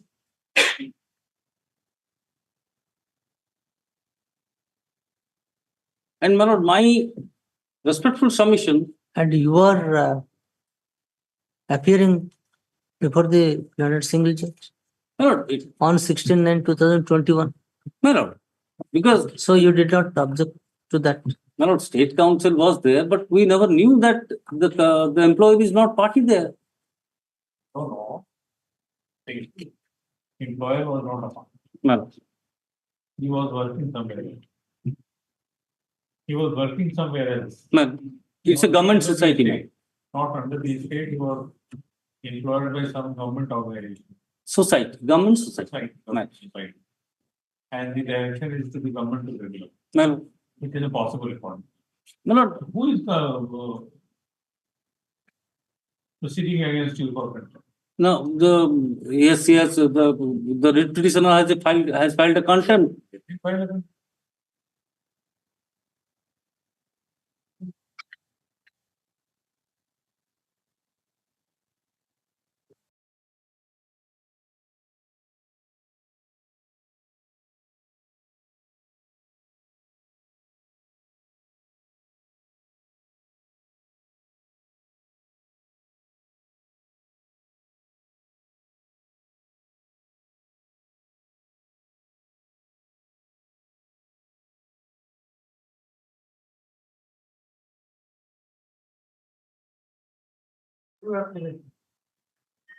Madam, kindly see, 2 things only I wanted to. I understand, my lord. I could have filed a review petition. It's a fact.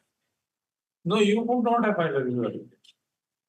Yes, you could have also filed a review application. This society could also have filed a review. No, sir. If you come to page 14. Page 14. So state was party, opposite party number 1 and 2. Yes. So now you are raising a plea that the Mahila Samavaya Samiti was not arrayed as party. Yes, ma'am. The employer of the society was not party. And my lord, that plea is in writ appeal by you. That is what. Yes, my lord, because I am. You can seek a review to the extent that the direction ought to have been issued to that society, not to the state government. That's all. And I have 2 other grounds, ma'am. And subject to my lord's acceptance. All those grounds before the Learned Single Judge. Seek review of the order. Madam, kindly see why I was agreed. My lord, I will with great respect, I will say it was deliberate misrepresentation to this honorable. See, Because, my lord, may kindly see the order, a municipality employee order has been stated to this honorable court that I am covered by this order and my lord has believed it. So maybe it happens. So it is, so writ petitioner was not entitled to any relief, that is mine. Because having scope of misled this writ honorable- appeal, whether in the scope of writ appeal this falls. That's what. My lord, 34 to 37 are same. Is submitted on behalf of the different state of Odisha. That Odisha has taken the orders dated 69/2021. Passed in WPC number 2807 of 2021. That apparently the respondent was not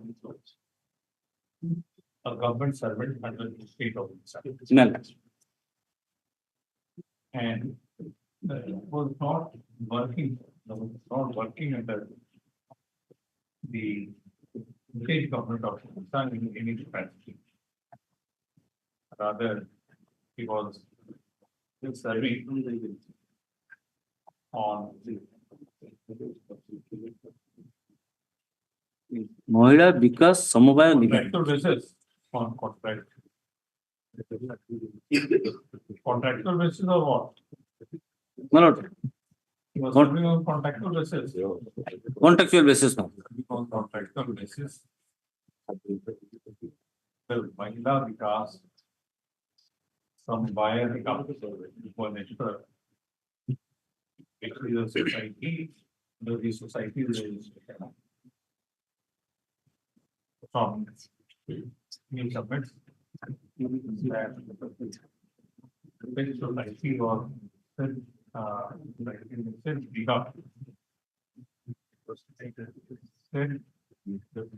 Mahila Vikas was not party in the election. And election has been issued by the city judge to the state of Odisha to regularize the service. Next, our considered view. After some argument, he seeks permission to withdraw this. It is believed with the number of the said order. Also in the background of the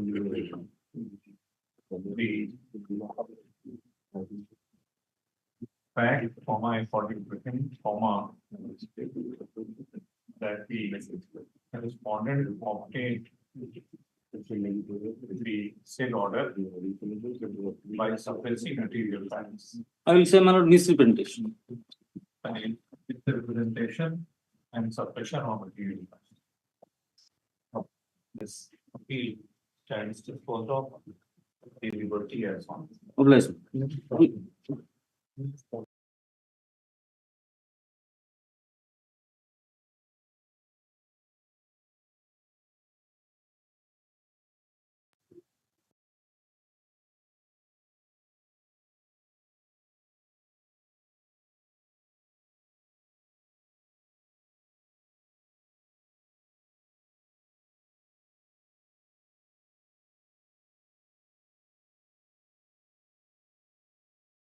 My lord, contractual, this will be daily basis.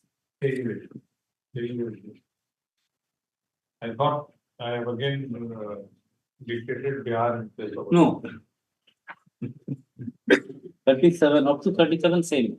35, 36 and 37. Item number 38. That table I have.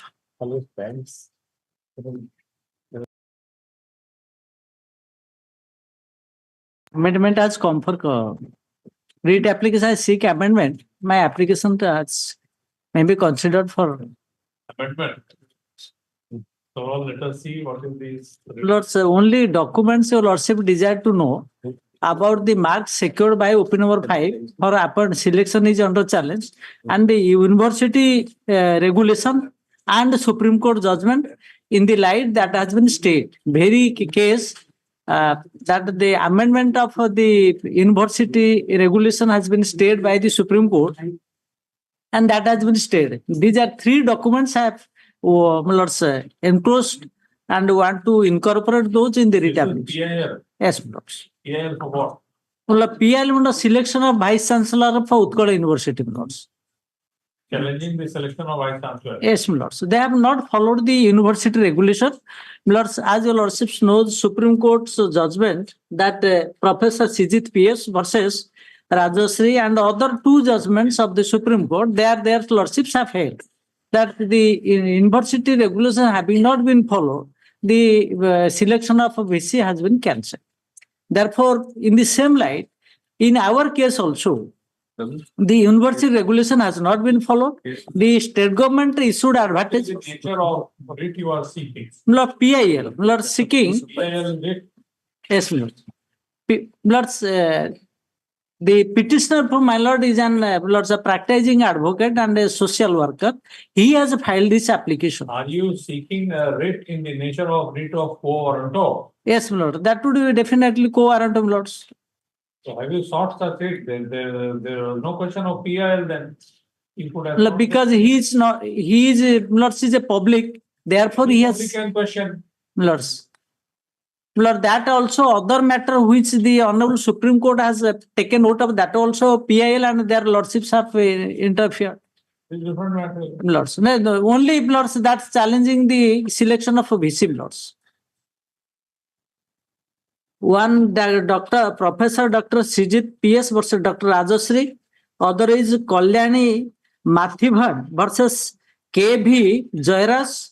And other is Lords Gambhirdan K. Gadhavi versus State of Gujarat. Three judgments, Lords. These three judgments deals with this selection of the Vice Chancellor of a university. There the question was the regulation of the university. This is WPC 31239. Yes, my Lords. WPC PIL 15,201 of 23.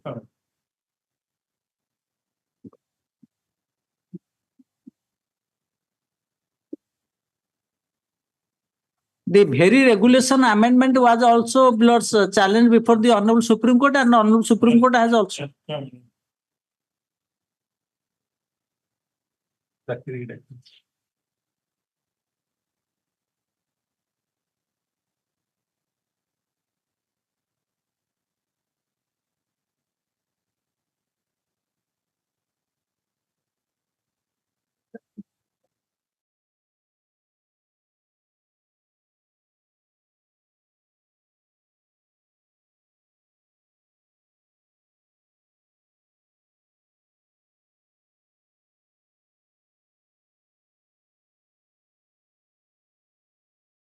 Matter be placed before an appropriate bench of which one of us, bracketed the Chief Justice, is not a member.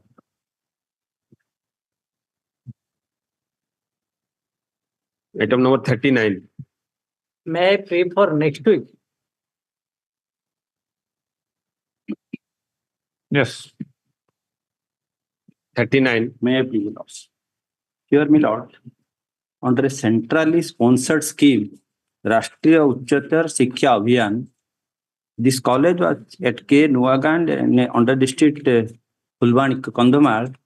It was decided to bring a model degree college. Now it was approved under Annexure 2, it was approved by the state government. And in 2023, after 5 years, it was completed.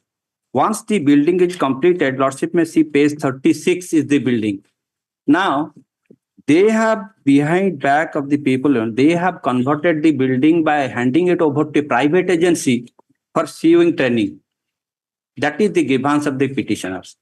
Around 15 kilometers from the locality, there is no college. That was the consideration for establishing this model college.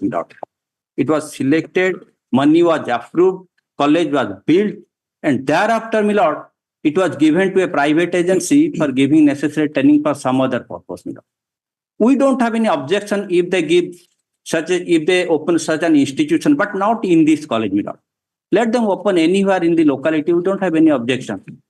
Let them give training skills to the people, my lord, but not at the cost of the degree college, my lord. There was a necessity of the degree college. There was no degree college within 15-kilometer radius of the locality. It was selected among 6 colleges. There must be some locality. Yes. Where is the nearest college? 15 kilometers away from Nuagam, this present place. Nuagaon. I have specifically stated in my... Nuagaon is what? Village, subdivision, block. What is Nuagaon? No, they have made the criteria under who is the college. Mr. Jana, what is Nuaga? Whether it is village or any other? It's a village. It's a village. This district. So according to you, every village, there should be a college 50 kilometers away. 15 kilometers away from every village. Now, this is your submission. Locality. They say not the village. They don't confine it to village. This is underdeveloped district, dominated by the scheduled caste, scheduled tribe, tribal people. And economical, they are also weak. Now, their criteria say 10 kilometers. Their criteria, today I am filing an affidavit. They say that within 10 kilometers, there should not be, where there is no college, the preference is to be given. And they have selected this college among 6 colleges. Maybe subsequently they might have been decided here. Yes, and before, the interesting part of it that before they take the decision to convert it, they have already made an agreement with a private agency. Before it was approved by the government, there was an agreement. They themselves have filed the agreement. It was in June 29th, and the decision was taken in August. 29 is yet to come.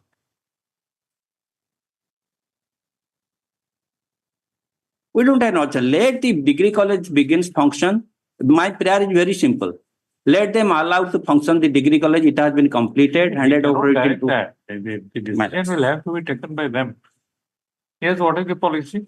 Yes, my lord. Your lordship, see the counter affidavit filed by the government on dated 15/11/2023. Yes. This is the Sri Himanshu Panigrahi, Deputy Director of Employment. There are 2 counter affidavits and common averments and documents mostly. So lordship may see annexure A/2 at page 7. What has happened? We have never handed over to any private agency. This is a model degree college. Under the RUSA scheme, it was constructed. Then it was handed over. I am just placing the letter of handing over the model degree college building, that is annexure A/2 at page 7. Your lordship may kindly have a glance.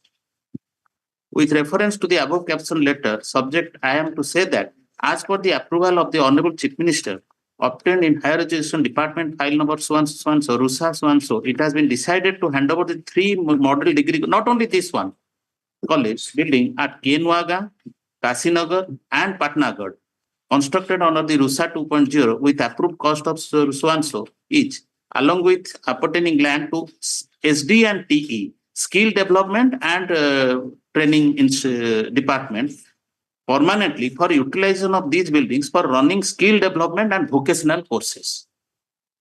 In the meantime, the MDC building at Kenuaga and so-and-so is likely to be completed by 30th November 2022. These buildings will be transferred to SD and TE department as per the modalities mentioned in our earlier letter, so-and-so. So the building was constructed for what purpose?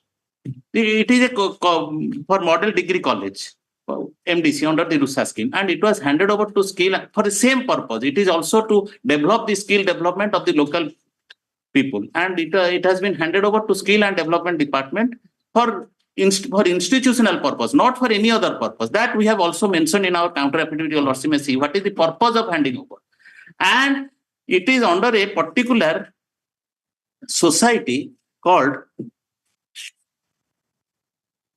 Skill Development and Technical Education Department, and there is a society under the Skill Development Program. And this skill development under this program, they can enter into with any private organizations under PPP mode, your lordship knows, and they will have some share, and they will undertake the operational part and look after the skill development department. This is the procedure we have adopted, and we have also made agreement with those individuals who are to undertake the development, this college functioning of this skill development. This is the fact. We have not utilized it for any other purpose or for to frustrate the very purpose of utilizing the building. That is the counter affidavit of the state government as well as the director of employment. And not only this college, 3 colleges, the Honorable Chief Minister has approved this proposal, and we have given the file number, and according to the approval of the state government, these 3 buildings are handed over to the skill development. I'm just No, but he is saying that there is some scheme of the state government under which model colleges are to be established. Is there any scheme? The criteria, there is a criteria. Is there any scheme? Yes, your Lordship may have a glance at para 9 of my counter affidavit. I have stated in my counter. I'm just placing that it is humbly submitted that education and skill development go hand to hand in preparing students for the pressure and demands of today's challenge world.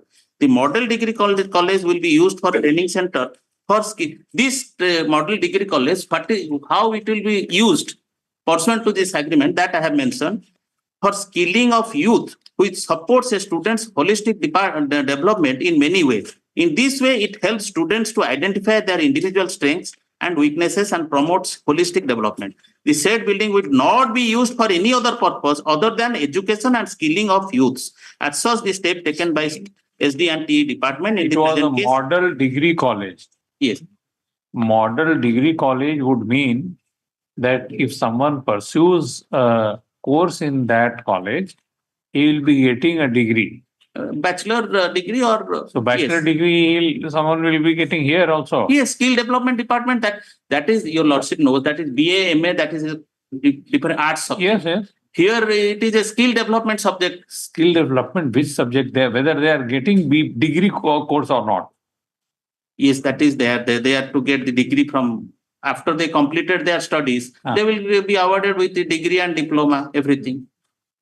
After pursuing their courses, they are skill development course. This is completely an educational institution. Educational institution, you may give diploma, you may give certificate.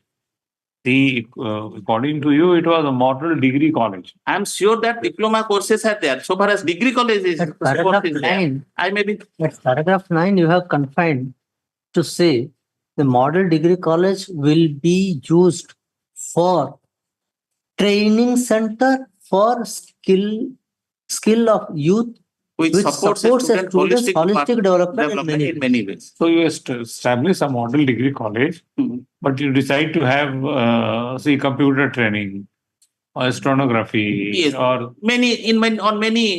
Yes, you will have to take a stand if that is in public interest. If according to you that area doesn't require any degree college, then it's a different matter. Can you take this plea that area doesn't require any degree college? Be specific. 4 weeks time is allowed for me. 2 weeks may be granted because 2 weeks time. I want early. Stay order is there. We'll file it within 2 weeks. 2 weeks time allowed for the estate to take specific stand as to whether the locality in question does require any degree college under the policy of the state government or not. So, Land Council for the Land AGA shall also be required to seek instructions as to whether the institution in question imparts education for award of degree or not. Let them serve a copy of that counter. They have not served the copy. Who are you? And I am for OP number 2, Union of India. Union of India? What? Union of India? Yeah. You can delete you. Money has been sponsored. Madam, we have. Major money has been sponsored by Union. The scheme has been floated by the union. And they have to implement that scheme. All right, give him a copy. Well, the government has to. All right. It is expected that the parties shall exchange their pleadings in the meanwhile. In second case, I am for the open number 7, madam. Higher education department. Yes.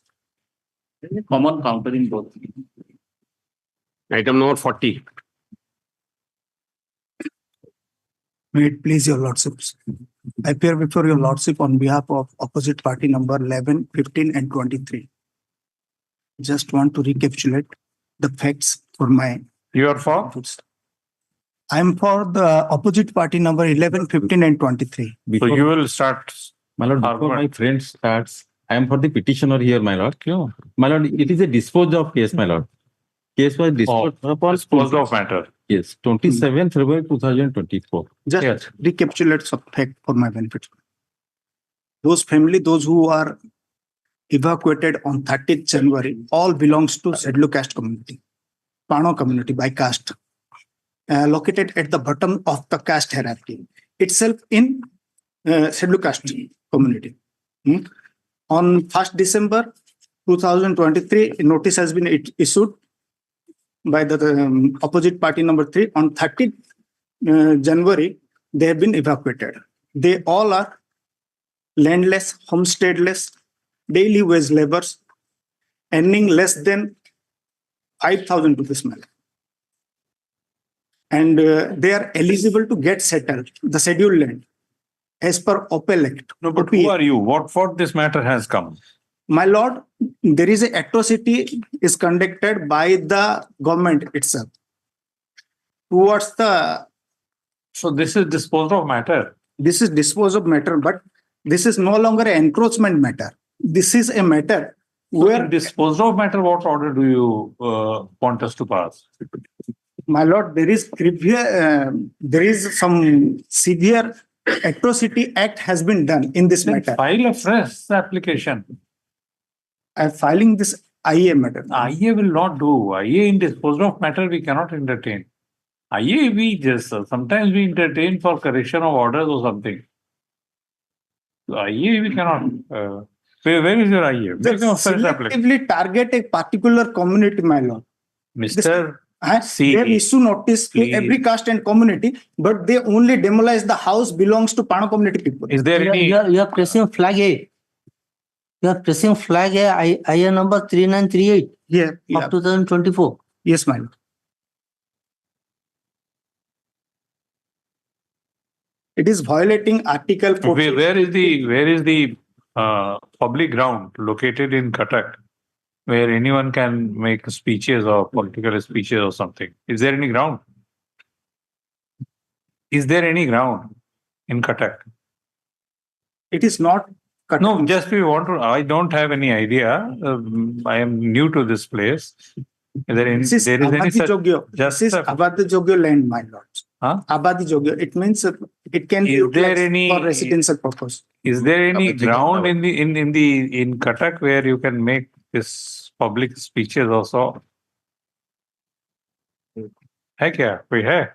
Which ground? Village ground. Village ground. So these submissions can be made there, not in the photo. The council. File fresh application. If you require, if they require any legal aid, the legal service authority is there to help them out. And you are a lawyer. Why should you do this? In a disposed of matter, you are filing an application. All right. IA number. Flag, which flag? A? Yeah. Flag F. 3938 of 2024.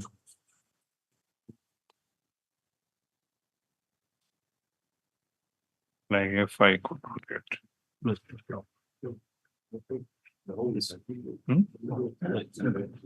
This is like A.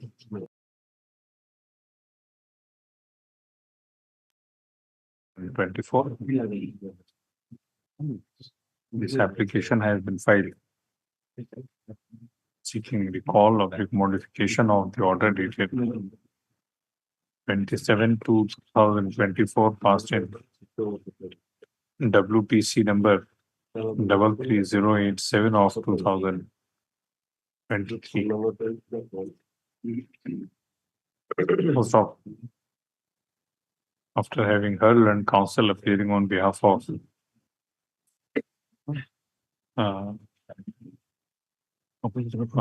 by the said order, the WPC number 33087 of 2023 was disposed of.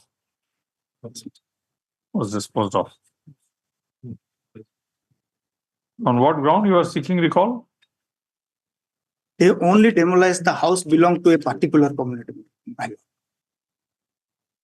So after having perused the, even though they issue several notice to several people, one particular person in that area has encroached the library, but yet no notice has been issued against him.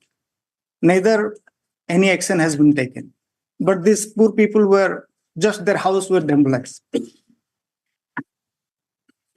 Even schools were encroached, but nobody bothered about that because the higher caste people are encroaching that. These Pano people were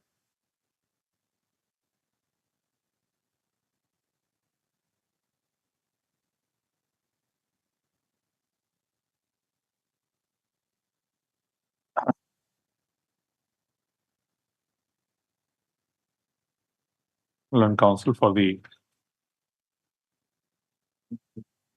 petitioner submits that the petitioners have been adversely, applicant submits that the applicants have been adversely affected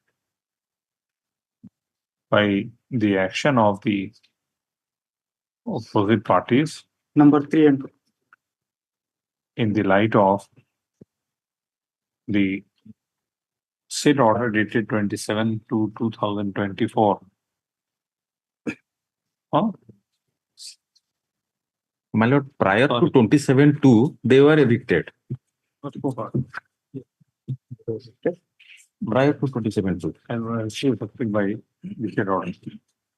Stop. We are not inclined to entertain this application filed in a disposed of matter. Stop.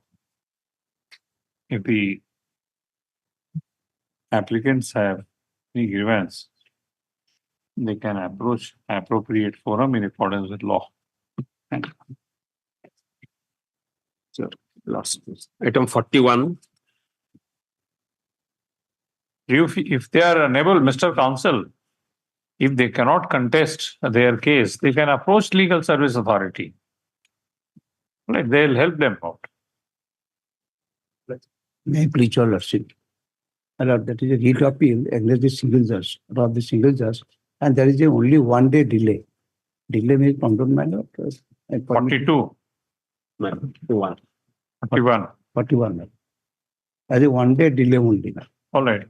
The delay they can condone. Yes, we can condone and I am permitted to place with her. IA number 653 or 6262? 653. IA number 653 of 2024. There is 1 day delay in filing of the present writ appeal. So stop. This application has been filed for condonation of delay, which is allowed. Yes.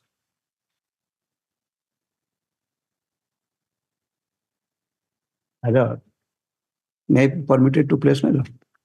Yes. My lord, learning single judge, that is the matter relating to appointment under compulsion out under the scheme of rehabilitation assistance scheme rule 1990.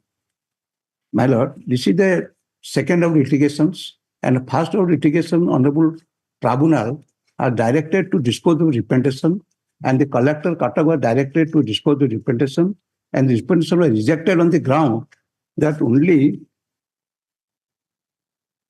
on the ground, my lord, running page 33, page 11, 26/9/2011, that GA Department para 4, as per the GA Department resolution dated 13/1/1998, the cases already disposed of either affirmatively or negatively prior to 8/10/1998 shall not be reopened, and cases which have already been initiated as per the provisions laid down under the OCS Rehabilitation Rule 1990 and prior to 8/10/1990 and are still pending shall be examined and disposed of as per the provisions contained the rule as they stood before the amendment prior to 8/10/1990.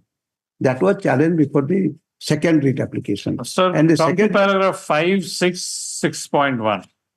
Yes, ma'am. Now, precisely the judgment of the single judge. What order was filed, madam? That is the, my lord, running page 14. That is single judge order, my lord. Para 6. Having heard the learned counsel appearing for the parties, and after going through the materials available on records, this court finds that the petitioner's father was allowed to retire on the ground of permanent incapacitation on 16/1/1998 by the order dated 5/11/98 after 11 months. Under Annexure 2, thereafter, by the order dated 13/1/1999, the petitioner's father was relieved from government service with a retrospective effect with effect from 16/1/98. There is no dispute that the petitioner made his application to get benefit under the rehabilitation appointment on 27/7/1999. The stand taken by the learned counsel for the petitioner that as the petitioner father was allowed to take retirement on 16/1/98 prior to fixation of the cut-off date of the petitioner would have got the benefit in terms on amendment provisions is not acceptable as the retirement of the petitioner father on 16/1/1998, the order dated 5/11/98 under Annexure 2 was never challenged or assailed by employee concerned. The petitioner is not permitted to take such plea in the absence of any challenge to the said order by the father at any point of time. So, my lord, now challenge not necessary. For that reason, I am placed the way paragraph page 26, my lord, in paragraph 6.3, page 26, that the applicant's father, Sachidananda Mishra, was an electrician in the establishment of Assistant Agriculture Engineer Kalahandi. He retired from government service on the ground of permanent incapacitation without further service on 16/1/98. You are reading page 26. Page 26, my lord, para 7, para 6.3. That I have been retired on 16/1/98 by the order dated 13/1/1999. And in accordance with Rule 39(2), Orissa Pension Rule 92, and being examined by the medical board, measured by the medical board. Now, the true copy of the order 5/12/1998, dated 13/1/99, the medical certificate issued by the CDM is 1, 2, 3, and 4.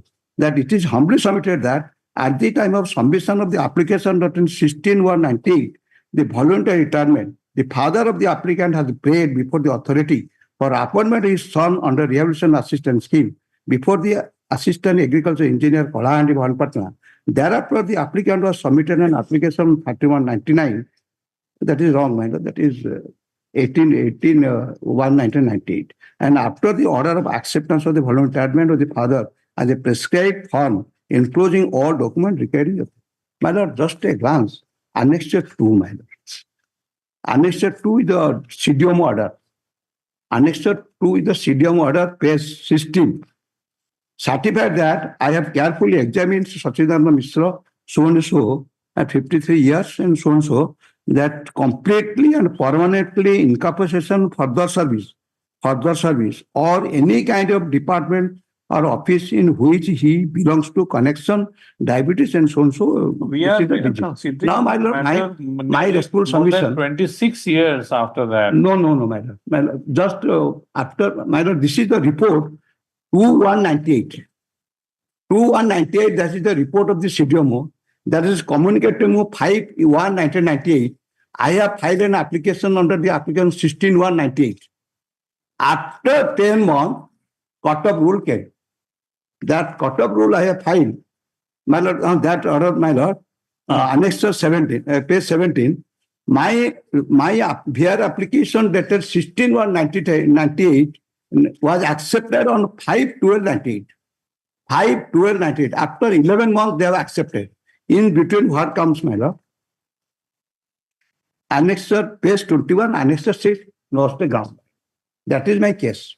Page annexure 6, page 21. This is the clarification made by the that rules has been clarified in the first point, my lord. After careful considering the reference received, we clarified that. I do not find any merit. My lord, that is the most relevant. I am permitted to place, my lord. All right, let them see. That only. Yes, my lord, I have seen I will drop my that page 21. I'll show only 2 dates. I'll assume I see page 21 that the rule was amended in 30th November 1998. What it says.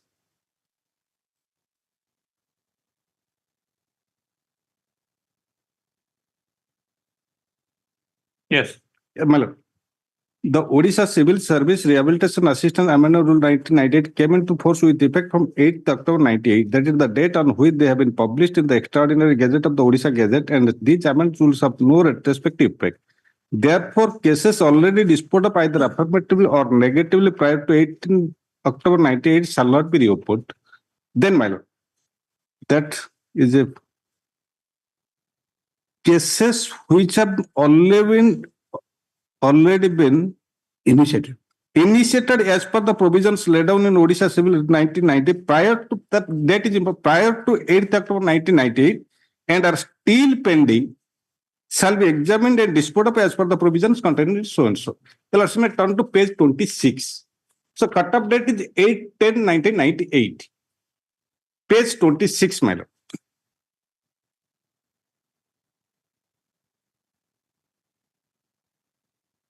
He has applied on 26/7/1999. He does not fall under that. No, my lord. Just a minute. 26. 7/1999. Post No, my 98. wrong. Post cut-off date. Yes. He has he's a government. I am not. That is what has been taken note of. Yes, that has been taken. That I want to. That has been taken note of because you have applied. Not properly. My lord, what happens? On 2/1/98 certificate issue, 16/1/98, I have filed an application that I'm invalid. I was not unable to remain in the government service. My son be allowed. And cut-off date was 8/10/98 after 9 months. My lord, here was well.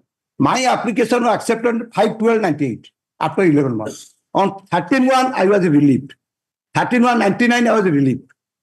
And thereafter, I became defunct. My son was filed an application after 2 or 3 months. My son came to the picture after acceptance of a relief order, that is 13/1/1999. So what is wrong in my part? No. Suppose my lord, one thing I am permit.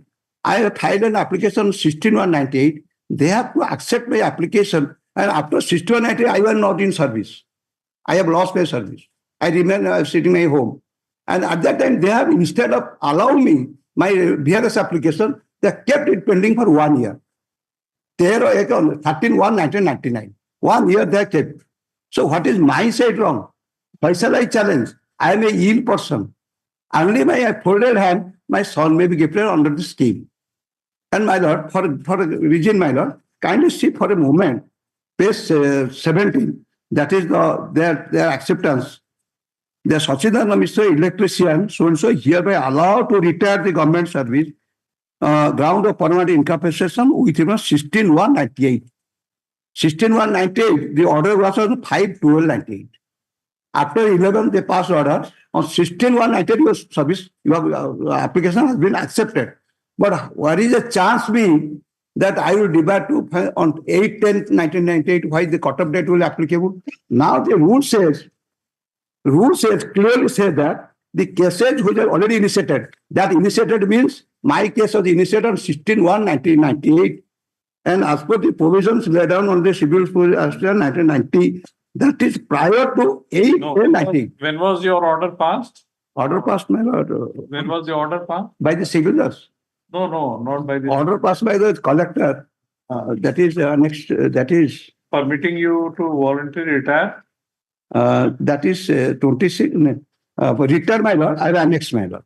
That is page 17 and annex 4 is 13/1/1999. 99. Relief order 99. 1 year after. 13/1/19. That is my mistake, my lord. So according to you, this order was passed on 13/1/1999. 99, I was relieved from service with effect on 61/1998. 1 year prior to 1/8. Is it a clear order, my lord? Just a minute. In fact, you put so much, if you put so much of questions to the court, Yes. it's very difficult, Mr. Counsel. Sorry, ma'am. What should I do? Where should I go? What is my fault? Are we What here is to the fault of the explain that? petitioner? What he will do, my lord? He Again, only you are simply doing the filed same an thing. application.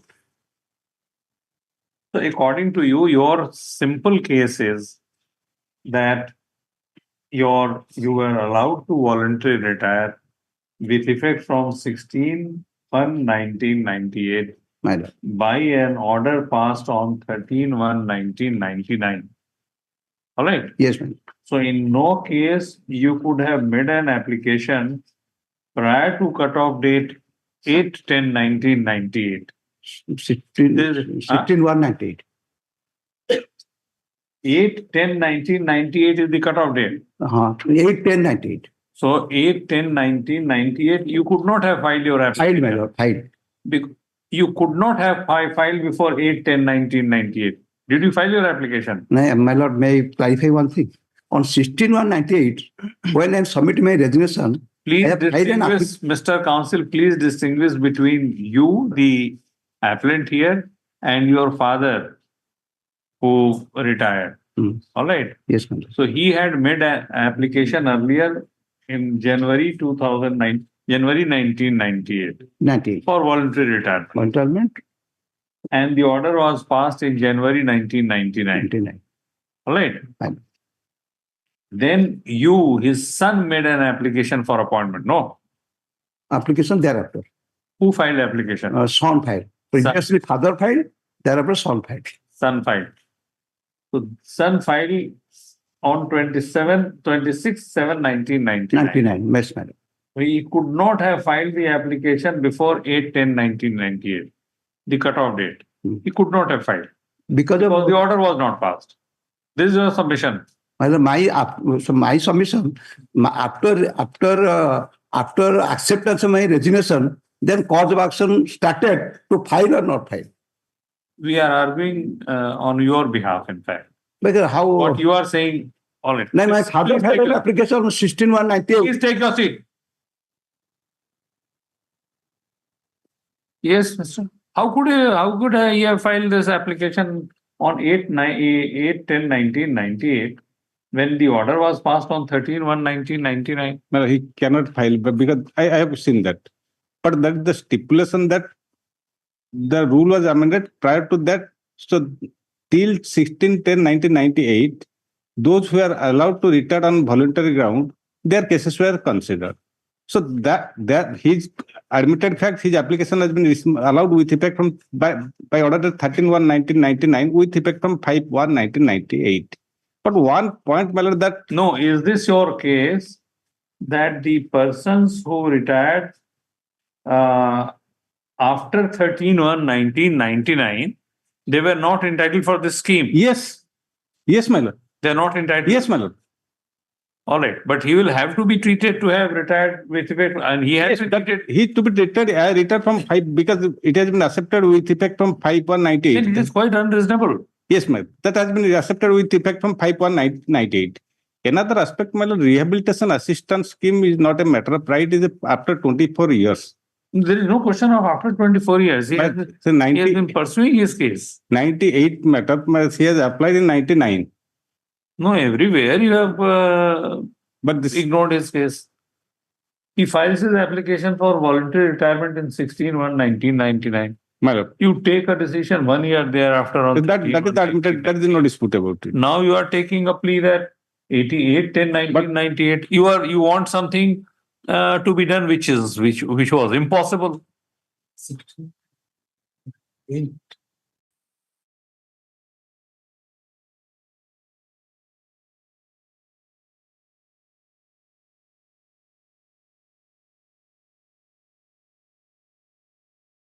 Its cutoff date has come after. After. Conscious, Yes, now being conscious, Now- you have allowed him to retire, relieve with retrospective effect from Yes, ma'am. 16,190. That has been, that voluntary retirement has been accepted with effect from 16,198. There is So no being dispute. conscious that amendment has That, no, not being conscious because Yes. at that point of time, he has not applied. His son need to apply. Oh, he could not have applied. Well, he cannot. He's not to apply. The petitioner need to be, the son need to apply. You have otherwise you could have paid him this thing, the entire salary from 13/1/1998 to 16/1/1998 to 13/1/1999. He must have got because he was relieved on 13/1/1999. He was relieved on 13/1/1999. So he must have got all the benefits. No, sir. No, If you are- No, sir. no benefit. The language is hereby relieved from government service with retrospective effect from 16,198. Yes, madam. That period, if he had, what is the, because he must Say have, that he has relieved from 13,199. 13,199 is the date of the yes, letter. yes, 13/1/99 is the order. He has been relieved with effect from 16/1/1998. So you are relieved with No. retrospective. What I want to say, madam, he has worked 13/1/19 till 13/1/1999. No, My no. lord, I am not working. Will you please take your seat? Will you please take your seat? my lord has asked if it has been effected from 16/1/1998 by order that 13/1/1999. He is entitled to salary that period. My lord. No. My lord. Salary, we don't know. What did he do Yes, in the ma'am. meanwhile? But by an order dated 13/1/1999, you are allowing Yes, someone ma'am. to retire with effect. From 16/1/98. The order per se is illegal. My lord, yes, that is illegal. But you did that. Yes, my lord. But one aspect, my lord, that Rehabilitation Assistance Scheme 1998 that has come into effect, that this is the position, my lord. Very difficult. This is the position that has come with effect from 8/10/98 and it is admitted fact. He has applied. We will do something tomorrow. My lord.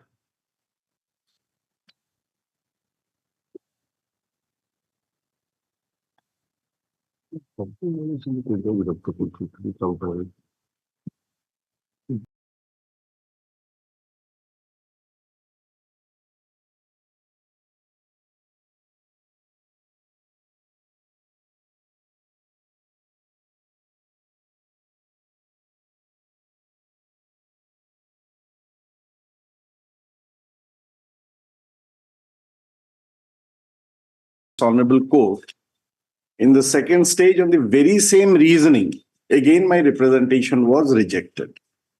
I had filed a short date chart. If it's available on your lordship's board, then I can just proceed, or else I'll give one more copy subject to your lordship.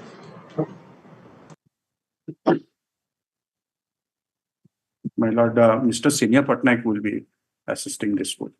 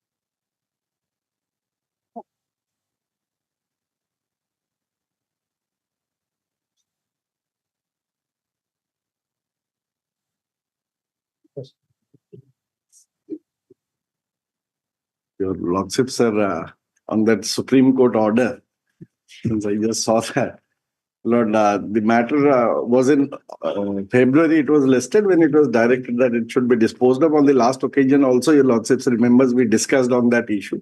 And Your Lordship said that today the matter will be heard and no adjournment will be taken. Unless this is disposed of, that pending case before the Honorable Supreme Lord, Court. technically looking at it, that matter has already become infructuous because that was filed against the first order of 2010 writ petition. But anyway, subject matter is that, so that will be taken up by the Supreme Court in its own. I just wanted to bring it to the. Yes, if I clarify, my lord, for a moment, my lord. If I clarify, my lord, that 2010 writ that was disposed of in 2012, Honorable Supreme Court. Sir, also don't know anything. My lord, let them start. This order passed by Supreme Court, we are required to dispose of this petition on merits. Yes. Whatever merit. Whatever, because there is something ancillary to it. That's what, my lord, I am placing. I'll clarify those issues. My lord, when this matter was taken up before Honorable Supreme Court, on the first date itself, the judgment of this court was stayed by Honorable Supreme Court, my lord. That order, my lord, I'll just place. No, order passed where? In which case? In this SLP, my lord. In this SLP. Oh, in which writ petition? This particular writ petition, which was disposed of, which was under challenge. 11268 is to be heard. 11268 to be heard, my lord. But, my lord, first, that is 2012 order, my lord, which arises out of 19252 of 2010 writ petition. That order has been stayed by Honorable Supreme Court. Maybe let us see what is there. So if your lordships have that, no, we cannot. That is already disposed of and we cannot touch also. No, my lord, I'll not also get So it. we will not go into that. We are confining it to 11268. 268 and correspondingly what was decided by this honorable court in the earlier writ petition. So I'll be only on those issues. Because what is challenged before the Supreme Court, how it went up there and the date of the passing of the order, in the meantime, what happened. So those things are there. Your lordships have that short date chart that I had given. Yes. My lord, on 1/10/2003, an MOU was signed between the government of Orissa and the petitioner to establish an integrated steel plant in the district of Sundargarh at a particular place which was known as Kuarmunda, near Rourkela. In terms of that agreement, if your lordships would just have a glance at that agreement, which is annexure 2 to this writ application, I'll just take your lordships to page 23 of the writ petition.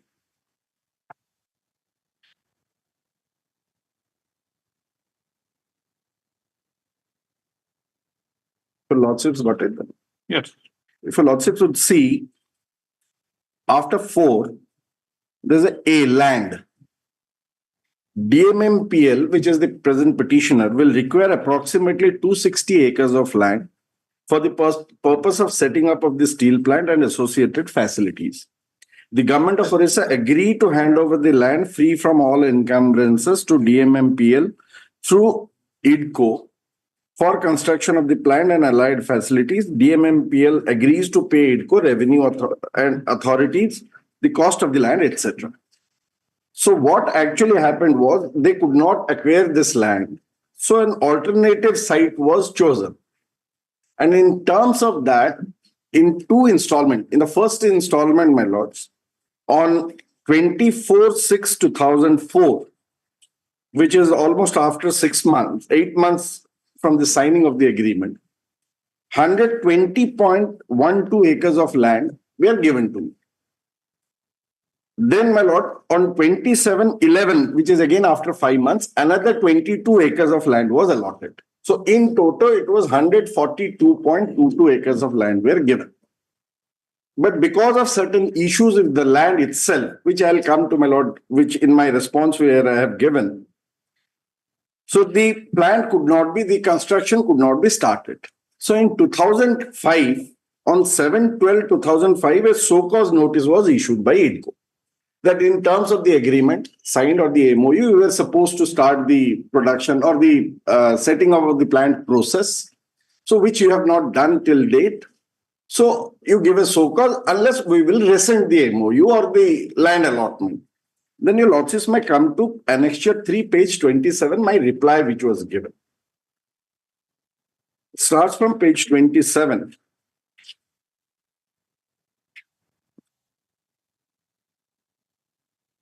May I just place before your lordships?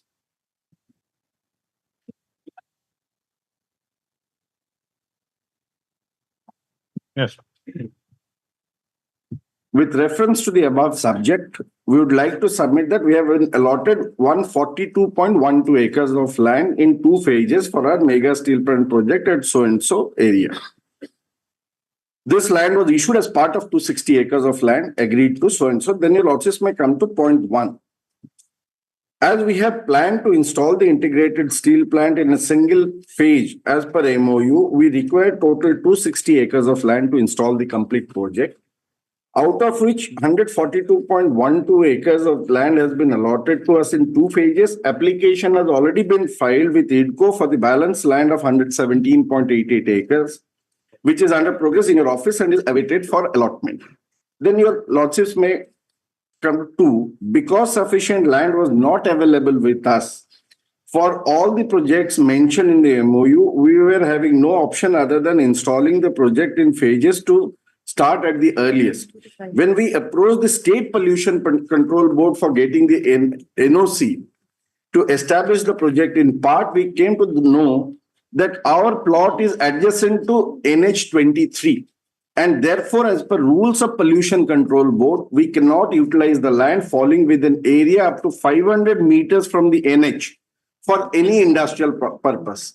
In fact, on both the sides, that 500-meter restriction is there for industrial purpose, due to which about 74 acres of land is wasted because we cannot use it for industrial purpose for construction. As 74 acres of land cannot be utilized to set up the plant out of 120 acres land, which was the first phase when the allotment was given, only balance 46.12 acres of land was available with us. While doing the contouring survey of land, we came to know that a big hillock is there as the center of the 46.12 acres of land, which was not easy to cut in a short span of time. But apart from this, we had given other reasons for why we could not do so. And considering this, my lord, they extended the MOU by 2 years. So this 2005 notice for cancellation actually died there because they accepted my reasoning and they allowed the extension of the MOU by 2 years, saying that, okay, within a period of 2 years hence, you can try to set up subject to the allotment, whatever the land. And they also initiated the measures for acquisition of private land. I'll come to those documents, my lord. Then, my lord, that was on at annexure 4 was the extension, my lord. If your lordships can see that at page 31.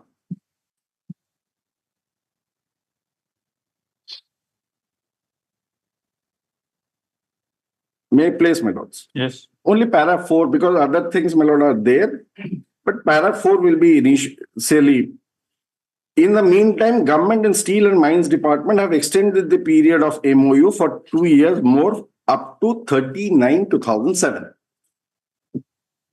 So automatically, the first so cause which was given in 2005 had its natural end because that was accepted and acted upon by the government. Then, my lord, again in 2006, even prior to that period, another so-cause notice was issued. That was on 38/2006. So-cause notice for cancellation of the MOU was issued by the state government. Petitioner challenged that in the first writ application in WPC 12727 of 2006 and interim orders were passed. Later on, the writ petition was dismissed for default. Interim order was vacated. And again, it was restored back. And the interim order was also restored in the meantime. Then the petitioner filed, my lord, the cancellation of the lease. Because that was the MOU and the lease was pursuant to the MOU. Because there were two aspects. One was the MOU with the state government. One was the lease granted by IDCO for the land. So the second so-called was given challenging the cancellation of the lease was in writ petition 19252 of 2010, which was challenged by me, and the writ petition was allowed. I'll just take your lordships to what was the reason for which the writ petition was allowed. If your lordships can have that other, which is connected file, which is there on record, the judgment is there.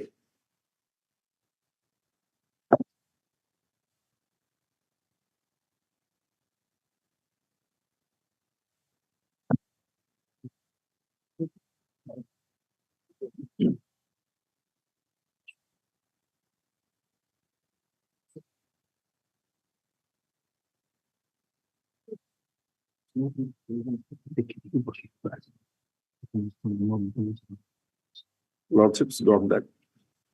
24/4/2012. I'll just, yes, my lords, 24th April 2012.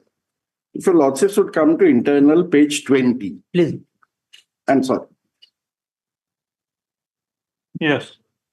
Your lordships may come to internal page 20, para 42. Because prior to that, all the factual discussions have been made. Then the issues were framed by this honorable court while passing the judgment. Para 42. 42. With reference to the above said, please. I'm sorry. I'm so sorry.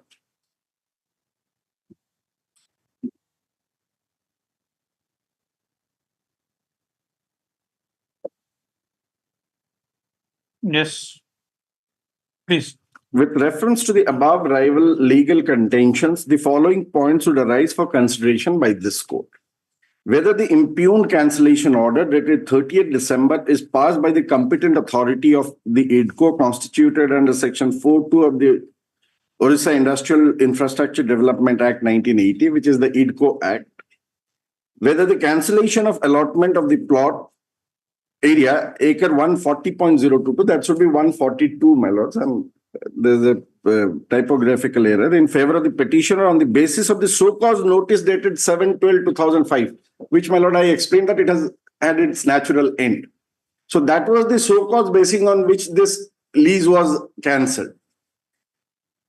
Without issuing further notice and hearing the petitioner is legal and valid, whether the so-called notice was 7/12/2005 was subsisting in view of further opportunity given by the corporation vide its later dated 18/1/2006 and 1/3/2006. Whether the IDCO has taken possession from the petitioner company after resumption of the land pursuant to the cancellation order. Whether allotment of land and execution of the lease deed in a favor of OP number 3 without taking over possession from the petitioner company is legal and valid.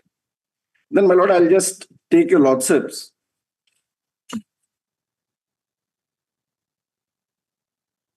Para 43.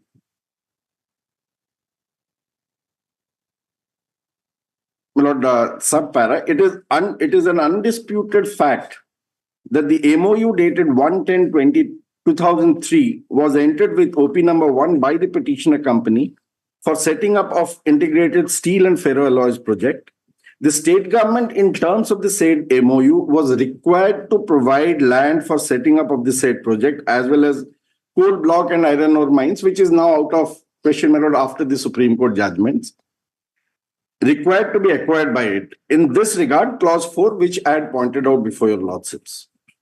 Then, if your lordships would come to the next page, the last 3 lines, I'll start from there.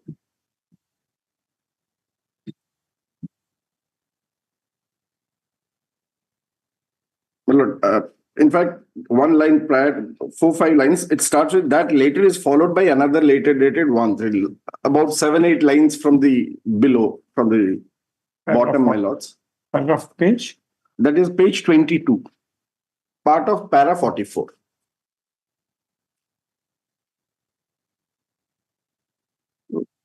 Eight lines from the bottom. Starts with that. Yes. Well, just before that, therefore, opportunity was given to the petitioner to continue with the project, which is, Lord, as I pointed out, that later is followed by another later dated 1/3/2006, calling upon the petitioner for payment of ground rent in respect of the land allotted in its favor, and further later dated 38/2006 was issued by the state government inter alia, calling upon the petitioner to show cause why the MOU should not be treated as terminated. That was challenged in the writ petition, and this court, by interim order dated so-and-so, restrained the corporation from taking final decision pursuant to the later dated 38/2006 and directed that this land shall not be allotted to anybody in the meantime. In the meanwhile, the said MOU was extended for a period of 2 years by granting administrative approval, directing IDCO to acquire the land for the purpose of project of the company. That is the petitioner company. Pursuant to the allotment of land by IDCO on the basis of the MOU between the company and OP number 1, lease deed was executed is an undisputed fact. It is also an undisputed fact that the terms and conditions of the lease deed to establish the plant and to commence production within 2 years have not been complied with. That is taken note by this Honorable Court. However, the lease deed has been extended by IDCO by giving letters dated 18/1/2006 and 1/3/2006, referred to supra after issuance of so-called notice dated 7/12/2005, calling up the company as to why allotment shall not be cancelled for non-compliance of the terms condition of the lease deed in not completing construction of the plant and commencing the production for which the property was allotted in its favor. When the extension of time was granted by IDCO, the so-called notice dated 38/2006 issued by the state government stating that as to why MOU shall not be terminated was stayed. An interim direction was given to the corporation not to take any action. In the backdrop of above undisputed facts, the impugned order of cancellation passed by the OP number 2 is to be examined by this court. Then the interim order dated was passed by this court, directing the corporation that pending final decision in the said writ petition that land shall not be allotted to anybody in the meantime. No doubt, the said allotment of the land was cancelled by OP number 2 after dismissal of the aforesaid writ petition for default on 15/12/2008. On the date of the said order of cancellation was passed by OP number 2, and the land in question was allotted in favor of OP number 3. The interim order dated 19/9/2006 granted in the above writ petition was not in operation in view of the dismissal of the writ petition for default. The said writ petition has been restored pursuant to the order dated 11/4/21 of this court, and the interim order granted earlier in the said writ petition also revived. This was the factual, my lord, as I explained before your lordships. Then, my lord, I'll take to the, my lord, whether that was passed by the competent authority on the next page, page 25.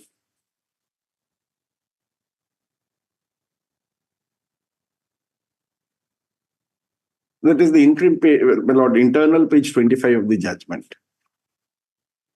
Yes. My lord, midway in the paragraph, it starts with, my lord, the said power is vested. After this, certain sections have been mentioned, if your lordships recall, before section 4(2) of the Act 1980. The said power, if your lordships have found that. Almost mid of the page, my lord. As could be seen from cancellation order. 19, section 1(4).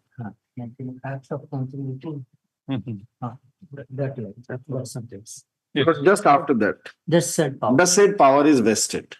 Section 14 and 15 of chapter 3 of the said act enumerate various functions, including general powers of the corporation to acquire and hold such property, to allot, plot, and modify or rescind such allotment. The said power is vested with the corporation which is constituted under section 4(2) of the Act 1980. In the case on hand, on a perusal of the order of cancellation, it is not passed by the board of the corporation, but it is passed by the CGM P&A, who is not the competent authority in law to pass the order. Then, my lord, after discussing the judgment, your lordships may come to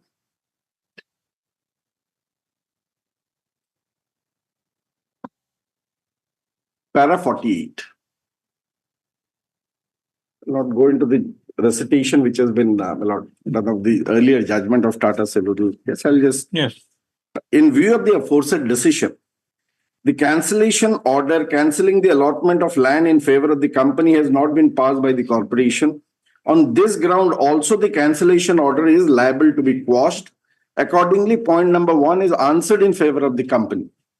Then, my lord, I'll take your lordships to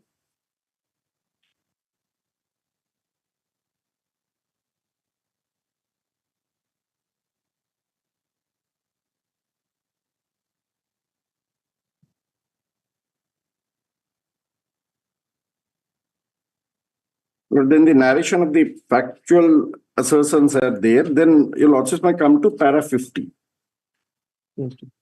page 29.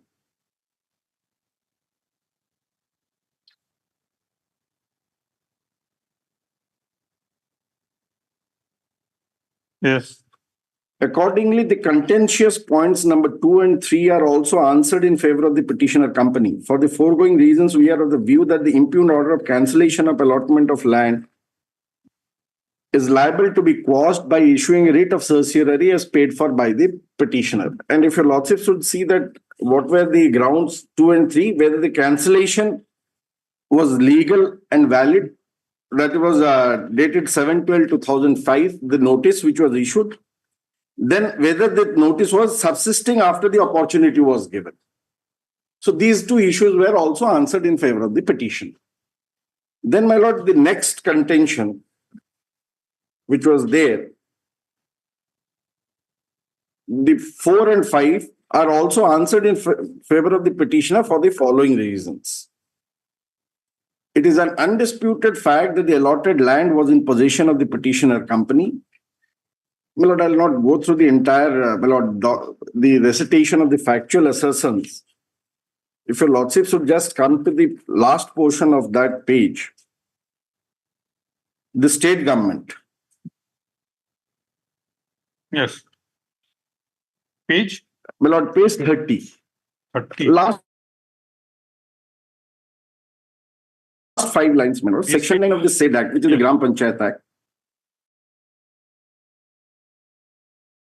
Section 20p, Eviction of Unauthorized Occupants Act 72 premises. The state government has also issued notification in this regard stating that OPP shall act subject to the provisions of subsection 2 of section 29 of IDCO Act apply to the premises belonging to or vested in or leased by the corporation. And for that purpose, clause A and subsection 2 of section 29 of IDCO Act and the state government shall appoint an officer of the corporation who is holding or has held the office whether under the government or the corporation, which in the opinion of the state government is not lower in rank than that of the deputy collector or an assistant engineer, to be the estate officer for the purpose of the aforesaid act. In view of the aforesaid provisions of law, the OPP Act is applicable to the leased property allotted in favor of the petitioner. According to OP number 2, that is IDCO, possession of the property was not delivered by company to the IDCO after cancellation of the allotment order. So that whether they had taken over the possession or not, that was the issue number 4. As per definition of section 2B and C of the OPP Act, if the company becomes an unauthorized occupant, then show cause notice must be issued as provided under section 4 of the Act 1980, and an inquiry as provided under section 5 of the Act, read with relevant rules, must be issued by the estate officer appointed by the government by issuing notification. In the instant case, the divisional head of IDCO is not appointed as estate officer by the state government or as per provision of section clause A of subsection 2 of section 29 of the IDCO Act for evicting the petitioner company by resorting to the provisions of section 4 and 5 of the OPP Act, read with relevant rules. So then, my lord, it again goes with the narration. Then your lordships may come to para 55 at page 32.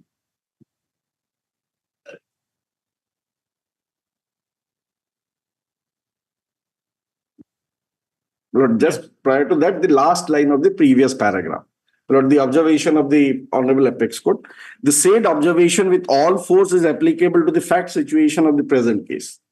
For the reasons stated above, we have recorded a finding on point number 4 in favor of the petitioner. the possession has not been taken over from the petitioner.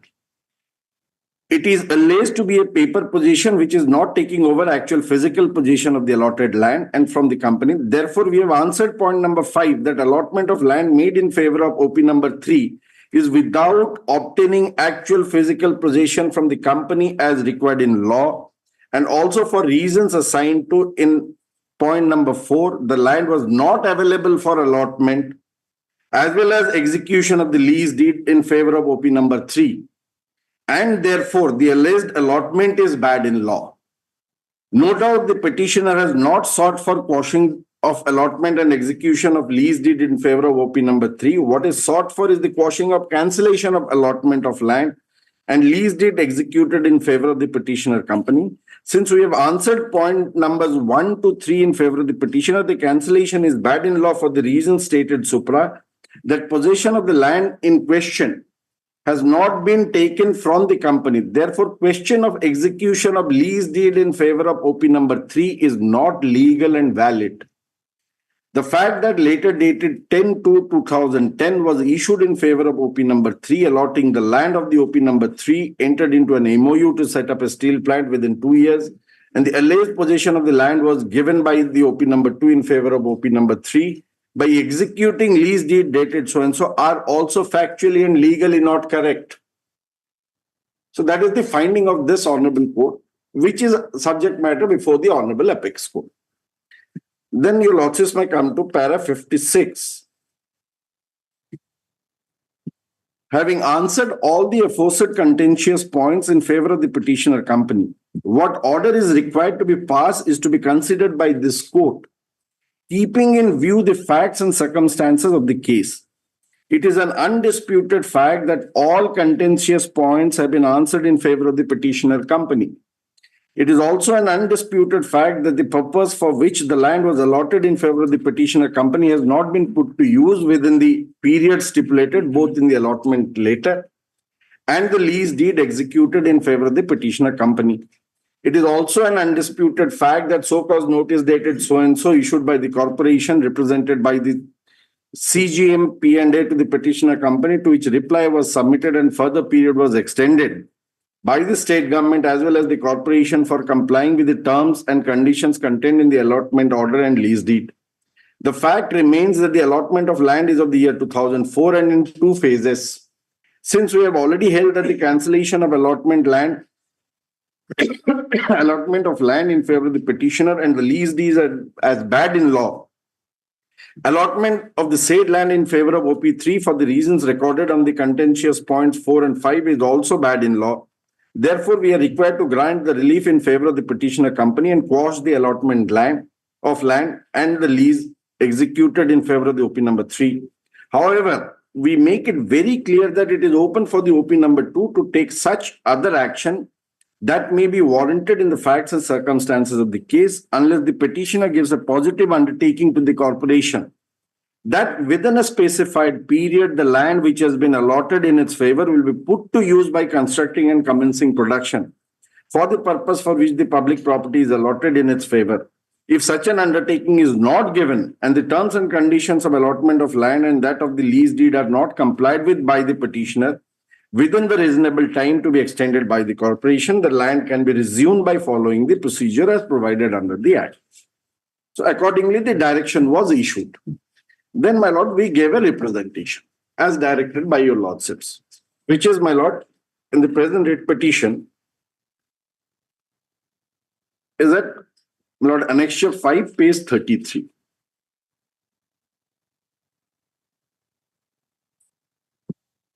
Yes. So there also we had given that additional land requirement was there. And if your Lordship, 5 page 33 or? Yes, Annexure 5 of the second writ petition, the 2012 writ petition. Right. 11268. The present which your Lordships are here.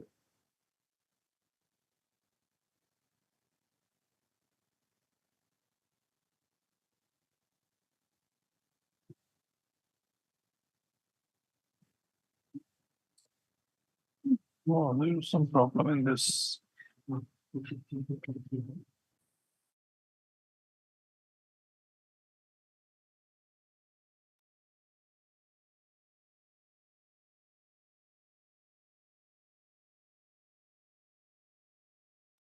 Lord, that proposal that we gave. Annexure 5. Annexure 5.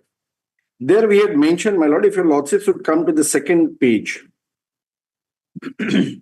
Page 34. Yes. The various milestones of the project for execution, the statutory clearances, because for every phase we have to get this clearances. So we said that it will start in May 2012, then the completion date. So accordingly, we gave a time frame, my lord. If your lordship should see the date, that was on 17/5, which is in May 2012. So we said within 4.5 years time, it will be in full production. We will do this as per this milestone. And then your lordships may see that what we had earlier to be invested was 316 crores. We said that now that the time period has gone, it will be 405 crores. We are ready to invest. Then, my lord, we had given the project is likely to generate employment to approximately 4,000 people. There will also be high value addition as ours is an integrated steel plant. So we will also be generating substantive revenue for the state. We would therefore like to request IDCO for earliest allotment of 117.88 acres. Out of that, 260 which can be used for the setting up of the plant. To enable us to complete the project in time, so and so. We'd also like to draw your kind attention to the observation of the Honorable High Court in para 56 of the judgment dated so and so, wherein the Honorable Court has observed, however, we make it clear that it is open for the OP2 to take such other action that may be warranted in the facts and circumstances of the case unless the petitioner gives a positive undertaking. Then the next page, we gave the undertaking.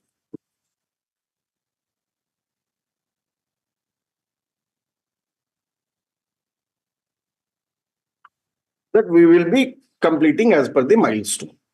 Now, if your lordship should come to the impugned order,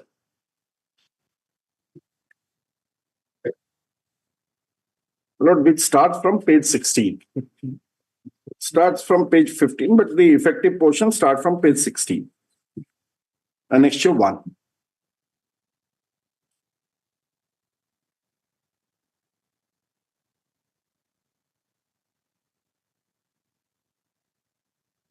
Annexure 1. Here, sorry. Yes, my lord. Annexure 1 starts from page 15. Page 15. Yes.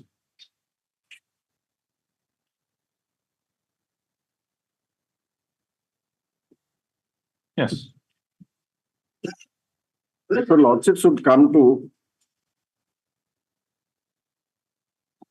page 17.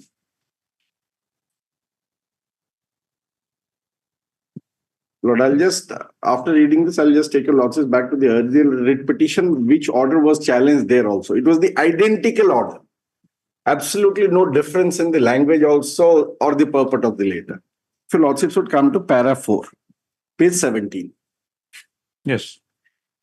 The OP, IDCO, in its later dated so-and-so and subsequent later dated so-and-so requested the company to communicate the present progress of civil works for further action. Finally, IDCO issued notice on 7/12/2005 to submit the progress of the plant within 15 days, failing which allotment shall be deemed to have been cancelled for breach of terms and conditions of the allotment. The OP, IDCO, in its later dated 18/1/2006, afforded one more chance to the petitioner to expedite construction of the plant, etc., without further delay, and report the progress of the work periodically to the concerned quarters. The petitioner neither submitted the progress of the plant nor implemented the project. This is, my lord, prior to what happened earlier. The collector Sundargarh, in his later dated 21/5/2008, intimated that the land allotted to Deo Mines and Minerals Private Limited has not been utilized and the company has not started commercial production even after 2 years from the date of taking over of the possession, with a further request to cancel the allotment of land and evict the company therefrom. The WPC number earlier filed by the petitioner was to set aside the so-called notice dated 38/2006 was dismissed on so-and-so date. The petitioner did not utilize the land for the purpose for which it was allotted and did not start civil construction within 6 months and did not start commercial production within 2 years from taking over of the possession. Subsequently, the OP IDCO rightly cancelled the allotment of 142.12 acres of land, government land made in favor of the petitioner in its later dated so-and-so, with a further request to the petitioner to hand over the possession to the divisional head IDCO, Raurkela, within 15 days from the date date of issue of this letter, failing which action as deemed proper shall be taken. Subsequently, IDCO allotted an area measuring 142.12 acres, so and so, in favor of Messrs. Siam Steel Industries Limited, which is the OP number 3, for establishment of industries in its later dated so and so, a lease deed was executed. Messrs. Dev Mines and Minerals Private Limited filed WPC number so and so against state and another in the matter of setting aside the cancellation of allotment dated 30/12/2008 with a further prayer to refrain the OPs from taking any step to give for or giving any effect pursuant to the impugned order dated 30/12/2008 in respect of acre 142.12 of land in village so and so in district Sundargarh.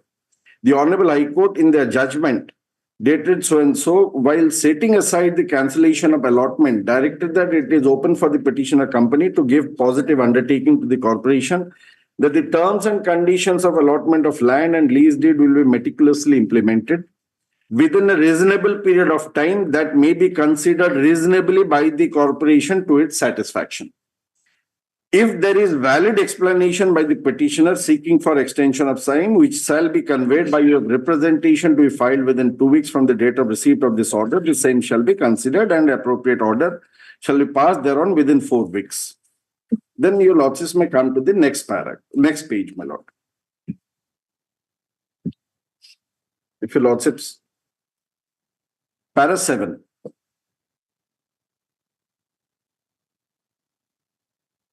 That is page 19 of the writ petition. The lordships got it. Yes, please. Accordingly, the petitioner represented on 17/5/12 stating that they have already taken steps for installation of the project, including project area fencing, land survey, water survey, soil investigation, alienation of plant layout, etc. It is also stated that they are taking steps for obtaining various statutory clearance, including terms of reference from MOEF for environmental clearance, permission for drawal of water from river Brahmani, permission for construction of power, etc. It is also stated that they have planned for completion of the project by June 2015 to December 2016, subject to obtaining the required statutory clearances in time. It is also stated that the project cost will be around 405 crores and will generate so and so employment of approximately 4,000 people. They have also stated for earliest allotment of balance acre 117.88 of land to enable them to complete the project in time. And the petitioner company have also furnished an undertaking as per the direction of the Honorable High Court. This proposal of the petitioner is highly imaginary. Your lordships may exaggerated and without proof of records. I don't know, my lord, what records while giving the undertaking and giving a timeline they wanted. It is not convincing that the company has planned to complete the project by June 15 to December 16, subject to obtaining statutory clearance in time. It indicates that the petitioner company is not sure to obtain required statutory clearances in time. Your lordships knows that there cannot be any timeline while getting the statutory clearances. It may say that within 15 days or maybe 30 days, but sometimes it takes a little more time. If statutory clearance will be obtained in time, then the project will be completed by June 15 to December 16. Thus, it is conditional. And the petitioner company is not sure about the completion of the project as it will end in infinity. Even assuming such clearance in time, the project completion period is too long, which bears no meaning. It is evident from the past conduct of the company that they have consistently not shown any interest to implement the project. Lord, we had given the reasons, which was accepted. They themselves, Lord, extended the time, but the rest of the land has never been allotted to us. But the reasons which are being given here are, it is stated that the petitioner company is taking steps for various survey works, permission and clearances to start the construction work. Thus, the petitioner is only taking steps for such works and the work has not yet been done. Well, after the case was disposed of on 24th of April, we gave the representation on 17/5. So they expected that within that time, maybe we might have changed the topography of that particular area. I don't know what was their requirement to be satisfied. It is also an undisputed fact that the purpose for which the land was allotted in favor of the petitioner company has not been put to use within the period stipulated both in the allotment letter and the lease deed executed in favor of the petitioner company. So they go back to the original allotment, my lords. The fact remains that allotment of the land in the year 2004 and the cancellation was made in the year 2008. The petitioner did not carry out any industrial activities for a long span of 4 years and retained the land idle till date for 8 years. Thus, the petitioner is not a serious player to implement the project. The deadline given by the petitioner to implement the project is far from truth and is not acceptable to the corporation. So hence, it is not satisfactory. Now, my lord, I'll take your lordships to the earlier order, which we had challenged in the previous writ petition. The reading of that order will show, my lord, absolutely no change in their application of mind or their considering the things, except for the signing authority has been earlier the CGM, here the director, managing director. If your lordships can have that earlier brief. No.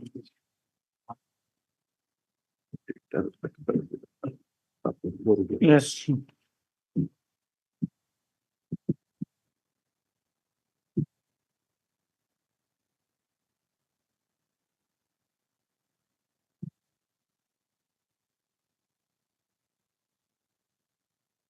Your lordships got.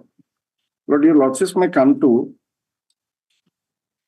Lord, page 33, annexion 9, which was assailed in the earlier writ petition.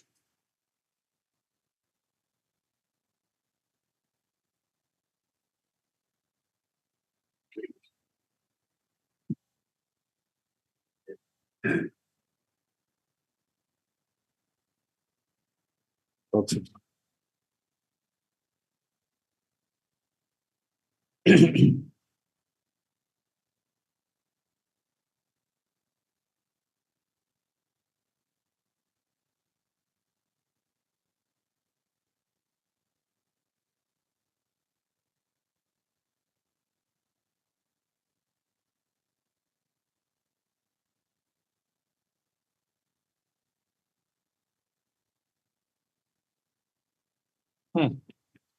Only 2 paragraphs, my lord, I'll just read out. Paragraph 2 and 3 of that later, 31/12/2008, which is at internal page 33 of the earlier writ petition.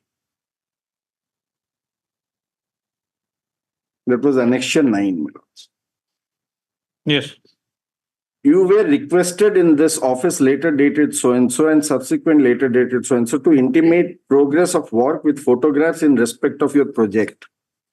You gave deaf ear to this. Thus, it was clear that you are no more interested to implement the project. You were given final notice in this later dated so-and-so by registered post with AD to submit progress of the plant within 15 days, failing which allotment shall be deemed to have been cancelled for breach of terms and conditions of the allotment. You did not submit the progress of the plant accordingly. In view of the above, we hereby cancel the allotment.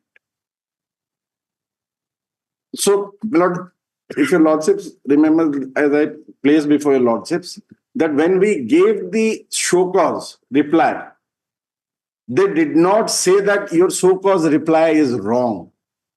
They did not say that the show cause reply is bereft of facts or the ground situation which was there. And realizing that, yes, these are the constraints with the company, they extended the MOU and the lease period. Then they come forward and say when the matter was taken up, my lord, even during that period, they gave another notice of cancellation, which was 2006. As your lordships remember, the initial extension was up to 2007. But in 2006, they gave the notice, which we challenged in the first writ petition, which was dismissed for default later on, which was again revived by this honorable court. And then subsequently on the same grounds, they wanted to cancel it without even taking a single step so as to say that when the land required will be allotted to us.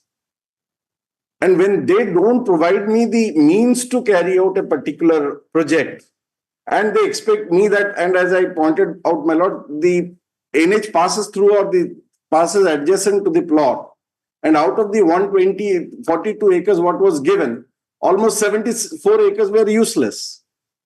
So we were left with almost about 65 to 68 acres. And for integrated still plan to be set up, and then which area later on will be allotted, we don't know. Whether that will be allotted adjacent to A side or B side or this side, because again the topography has to be, just the soil testing has to be done. A lot of work, my lord, has to be carried out.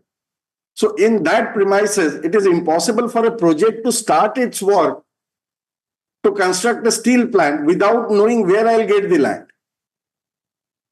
Whether this will be this side of the road, that side of the road, or adjacent to east side of my plot, west, north, south, nothing is clear. And there was a direction and there was a request from their end for acquiring the private land also, which was never done by IDCO. And on that basis and on presumption that these, what timeline we gave, they said these are presumptuous. Because they say that they don't know what is to be done. They are not sure if that could be given or not. They could have given us the opportunity, timeline that we have given the undertaking as per the High Court's, Honorable High Court's direction.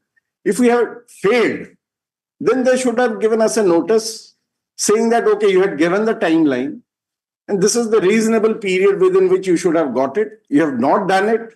The land is here, land has been given to you. And then if you have failed in your endeavor, then cancellation is right.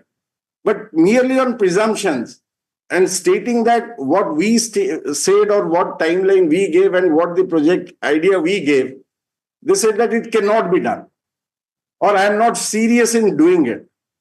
But when I have paid for the land rent, when I am ready to invest 405 crores, a player who wants to come up with that kind of an investment, he will not be doing it for anything, because if he doesn't utilize the land, the rent also what he pays goes waste for him. A business house will not take a land without utilizing it and keeping it idle without doing any kind of work on it, which is productive in nature, which is beneficial to him. So the grounds which has been given so far as rejecting my representation in terms of the Honorable High Court's order are completely, well, Lord, I would say that beyond reasoning or beyond any basis, and completely on the presumptuous assessment by them that this we will not do, or it cannot be done, or we are not sure that whether it can be done or not. Because when we give a timeline is always a flexible. Within this period, 2 months to 5 months. It may be within 2 months also, but it can extend up to 5 months depending on various other factors. So you may say that, okay, instead of 5 months, you should do it within 4 months. Or you reduce from December 2016, you complete it within this, because this appears to be quite a long time for this purpose. No reasoning for rejecting it. An unreasoned and a summary order has been passed while rejecting my representation. So that is why I have come up before your lordships. And so far as the other writ petition is concerned, which is before the Honorable Apex Court, my lord, that will be decided there, my lord. I'll not get into that. Unless my learned friend wants, I'll clarify also to that extent. Oblige.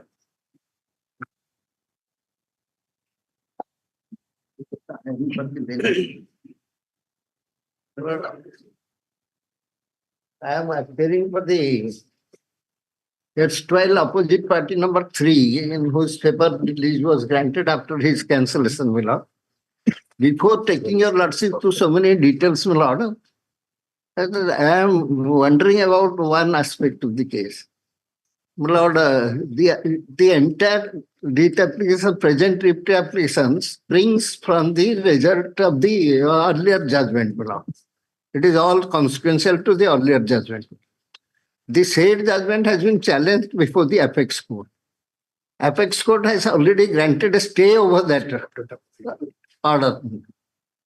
That is so. If that judgment goes, then the question is we are relegated into the cancellation stage now. Cancellation stage. So first cancellation stage. So this questions becomes academic. Then the second contention is, you know, that. Now, can you tell us what should be done by this court? No, that is what I'm wondering. Why is not Supreme Court? That is not for me to ask a question to the Honorable Apex Court. That instead of asking your Lordship, your Lordship will kindly see. So it's as simple as that. Flag 40. It is as simple as that. Irrespective of whatever has been decided in 19252 of 2010, we have to decide the merits of the case, which is there before us, irrespective of the findings, irrespective of the observations. The operation of that judgment has been stayed. Therefore, we are saying that because we are required to decide this matter 11268 of 2012 in the light of Supreme Court's decision, irrespective of whatever has been decided in 19252 of 2010. Yes. Are we clear? Yes. Yes. So we will not rely on what has been held. We will have our own reasoning for deciding this matter. Is it clear? Yes. So this is this. But then I have still my doubts, because if the judgment of this Honorable Court goes, then the cancellation order stands. We don't know. We have to decide this matter. And yes, my lord. Then the second contention is that because of the impugned stay order, my lord, of the judgment, then my cancellation of the lease deed in the order also goes. That means my lease deed is valid till it is set aside by the competent court. So now, whatever may be the case, this matter will have to be adjudicated upon by us without being prejudiced by any observation or anything held by this division bench in the 19252 of 2000. But we have a duty to decide. We will be deciding. All right. I have no objection. I was only telling that what we can understand. Doubling mean. We do appreciate the but it is the apprehension in your mind. Thinking about it in our minds also. But still. All right. Now let the go argue the matter first, because I am the beneficiary.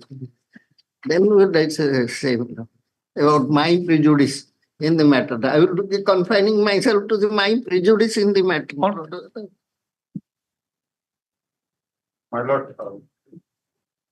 No, but Mr. Patra has joined. Yes, my lord. For the IDCO. Yes. Sorry, Patnaik. Sorry, Mr. Patnaik. You are muted, Mr. Patnaik.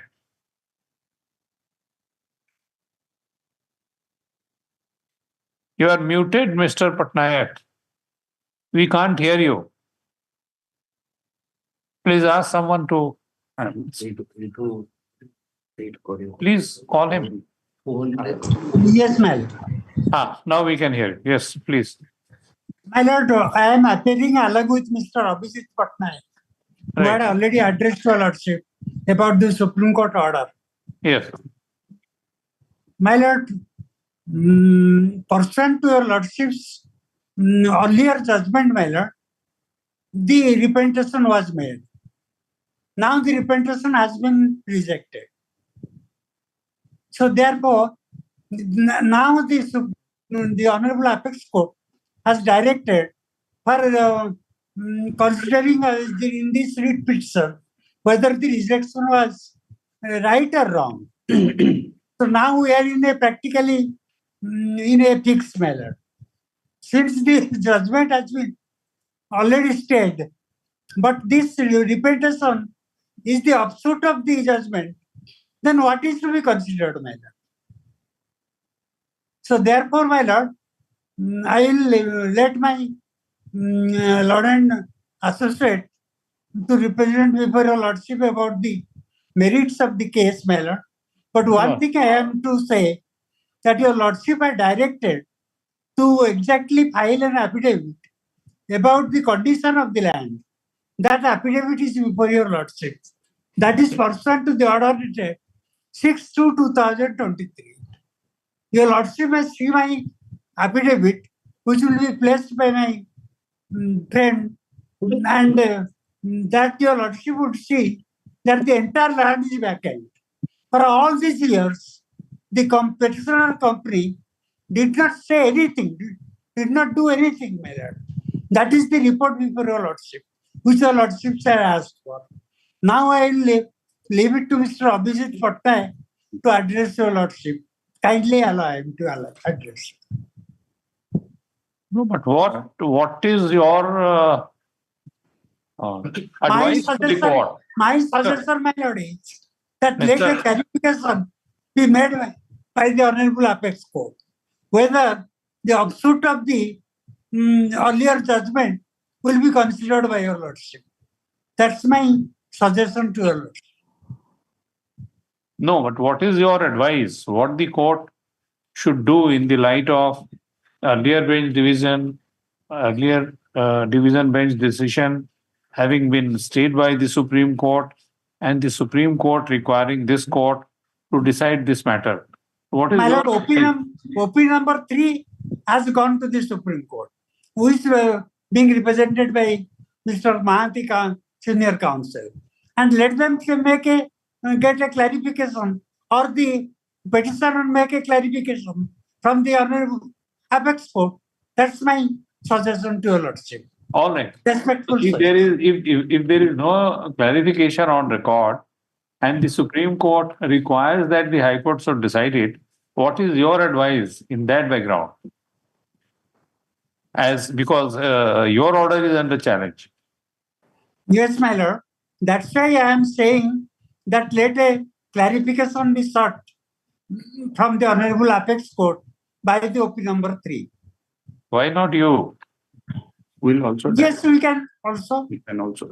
We can ask our, because my lord, they are represented through different lawyers. We'll ask the IDCO authorities to sort a clarification. We will not wait for any clarification. We have to respect the order which has been passed by the Supreme. That's right, madam. That's right. So we will decide the matter. Yes, my lord. Let Mr. Abhijit Patnaik place the. Yes. My lord, prior submit on the merits of the case, my lord, may see on 6/2/2023, my lord had directed that what is the status of this land, present status of this land. And my lord, pursuant to the order dated 6/2/2023, an officer you are representing IDCO. IDCO. It is along with me, my lord. Corporation. So for the project, my lord, how much land was required? My lord, for that, my lord, whatever it was allotted, that was required, my lord, measuring an area of 142.12 of village Tribhuvan under Lahonipada Tahsil in the district of Sundargarh, my lord. 260 was not required. My lord, now it is acquired by IDCO was 142. Acquired. What was the land required for the project? My lord. They must have presented some project before you. Yes, my lord. My lord. That. So what was the project which was approved by you? My lord. That, my lord, I'm just submitting. Just, my lord, may I assist? That Please. was accepted by the company, my lord, petitioner company, which has been annexed to the counter. That was accepted by the company. That 142 acres of land will accept it and will continue with the project. That is in the counter, my lord, of IDCO. Yes. Yes.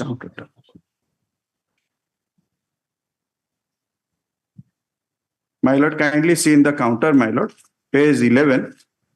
We acknowledge with thanks the receipt of your above mentioned letter for allotment of 120.12 of government land of village Tribhuvan under Bonai Tahsil for establishment of our proposed integrated steel and ferroalloys project, my lord. This letter is updated 28/6/2004. Page 11 of my counter. That is not the question. This is This was in the first page. acknowledgement. This is acknowledgement of the allotment of this much area of land. My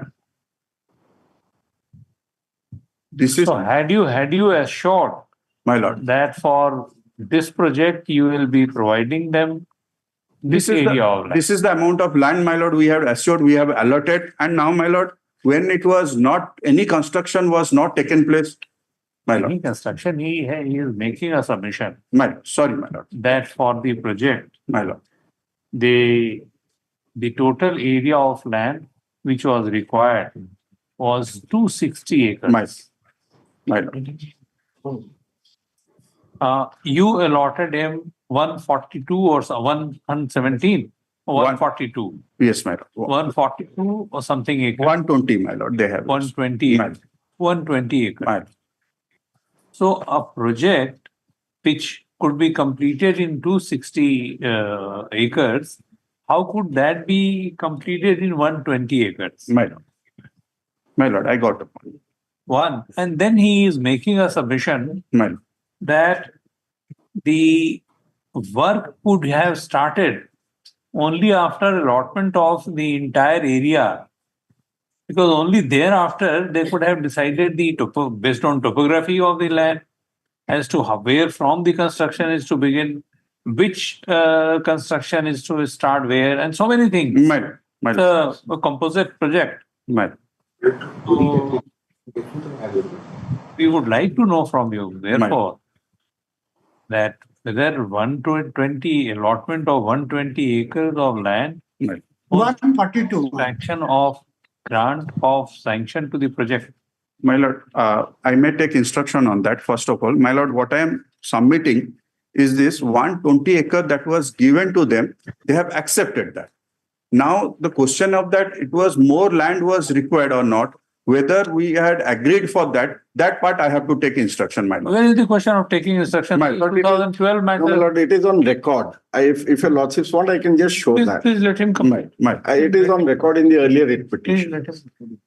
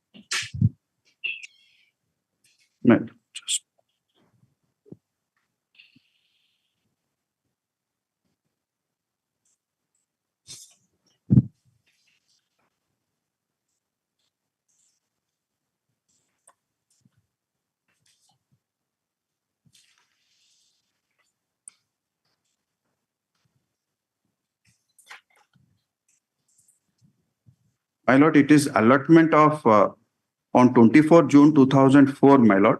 We have allotted, my lord, 120.12 government land in village Tibarania under Bonai Tahsil. All right.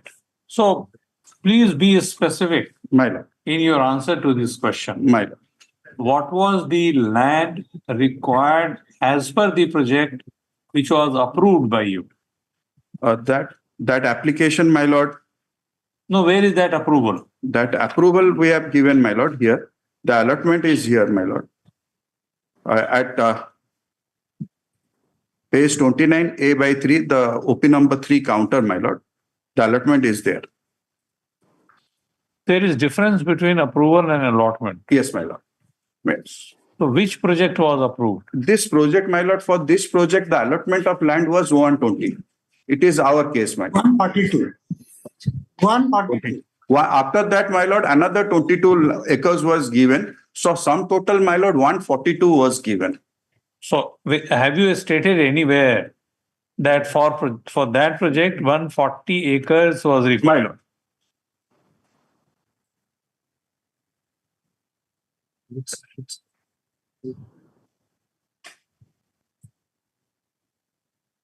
My lord, in our counter, my lord, My lord may see para 8 of our counter, my lord. Para 8. That in reply to the amendments made in para 5 of the writ petition, this deponent humbly submits that on request of petitioner company wide letter dated 16/2/2004 for allotment of land measuring 120.12 acres, the opposite party, IDCO, allotted an area of 120.1 of government land in village Tribhuvan in the district of Sundargarh in favor of petitioner for establishment of integrated and Faro project by letter dated 24/6/2004. The petitioner accepted all terms and conditions of the allotment of government land measuring 120 in village Tribhuvan by letter dated 28/6/2004. A lease deed was executed between the petitioner company IDCO on 27/2004 and accordingly possession was handed over to company on 21/7/2004. Subsequently, a patch of government land measuring an area of 22 acres in village Tribhuvan was also allotted in favor of petitioner company for establishment of the integrated steel and ferro project. Possession was handed over on 18/1/2005. All right, please come to annexure 2 of the writ petition.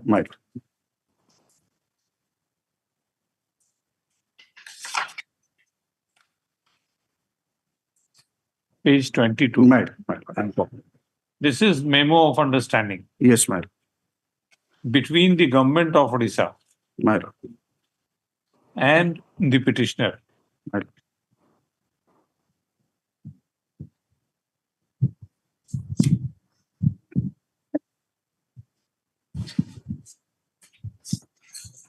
Come to paragraph 4 at page 23. Yes, madam.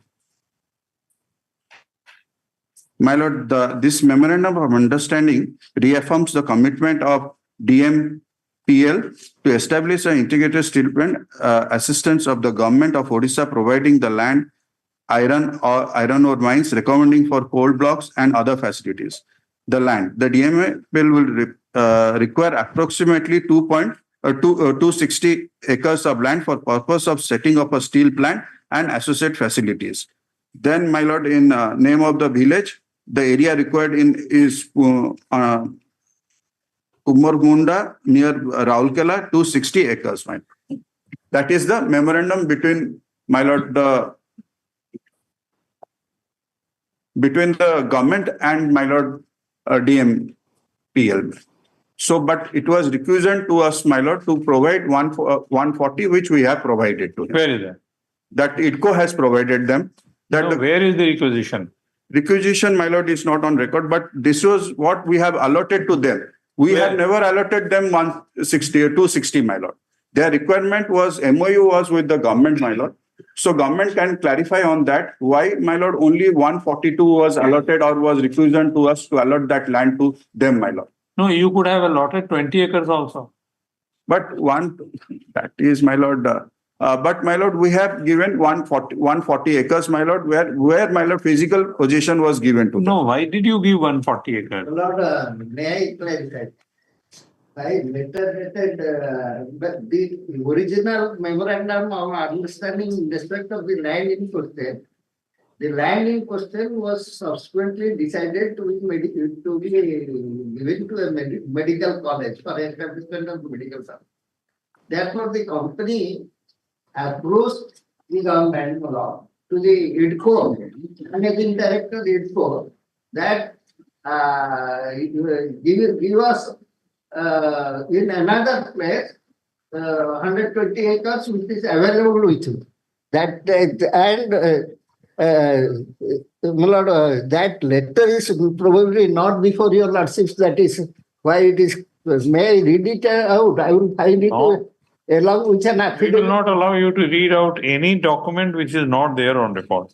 May I just clarify, subject to your lordships, 3 letters in the earlier writ petition which clearly shows IDCO knowing well 260 acres were required and they have made the communication regarding that. If your lordships want, I'll just point out those 3 letters. First phase 120, then 22 acres, 120, then 22 acres. Then they say that acquisition, alienation of land at measuring acre 117.88 for establishment of steel complex. It is there later. They're on record itself in the earlier petition. Lord, probably it is there before your lordships in a memo filed by us on 19/2/2019. How will we read memo? Why should we read memos? That document, Ultimately, document. the document has asked that in the document it has been clearly stated that the original proposal, that land is no more available. Therefore, another, your lordship may kindly see. In no circumstance we can see any document No, which your is. lordship may kindly see what is the dispute about.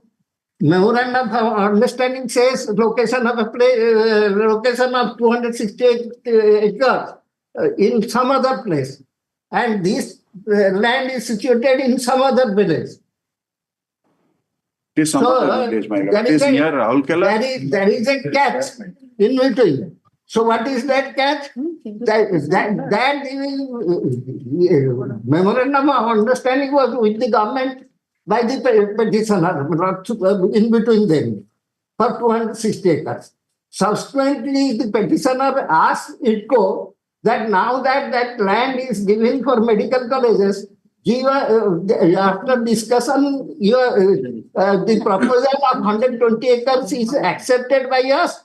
Another 22 you give it later. That they have so accepted. that they have given that land, IDCO has given them that land, which is the subject matter of the present dispute. They have accepted it. They have accepted the 22 acres also. All right, let him complete first. Yes. My lord, regarding that 120, my lord, they have accepted. Right, my lord, letter dated 28/6/2004. I have given in my counter, my lord. Thereafter, another 22 acres have been given to them, my lord. So, my lord, this entire allotment was done in 2004, my lord. And they never constructed anything, and my lord, we gave them 2 so-called notices where time was extended. And finally, my lord, in 2008, my lord, we have to cancel the allotment on basis that you have not commenced the construction within a 6 months period time, my lord. Thereafter, my lord, this allotment cancellation of allotment was subsequently challenged in the writ petition, my lord, which the petitioner is relying upon and which has been subsequently stayed by Honorable Supreme Court. Now, my lord, coming back to what that judgment directed, that the IDCO has to again give them a so-called notice and they have to give an undertaking that what time they have to finish this construction, my lord. Now, my lord, I'll straight away take to the rejection letter, my lord, which is impugned in this. I'll read out that entire, my lord, if permitted to read out. Copy of order dated 16/6/2012 passed by Chairman cum Managing Director IDCO on representation dated 17/5/2012 of the petitioner. Pursuant to the judgment 24/4/2012, the Honorable High Court in WPC 19252 of 2010, I have gone through the representation 17/5/2012 along with the undertaking of the petitioner Dio Mines and Chemicals Private Limited in the matter of extension of time for installation of integrated steel plant in village Tribarana in district of Sundargarh for commencement of work and production. I have also gone through the materials on record. Accordingly, the petitioner was noticed to appear before the undersigned on 12/6/2012 at 3:30, Mr. B.K. Bhutani, President, Corporate Affairs, Mr. Sanjay Jain, President, Projects, and Mr. Deepak Das, General Manager, Liaison of the petitioner company, appeared before me on scheduled time on 12/6/2012.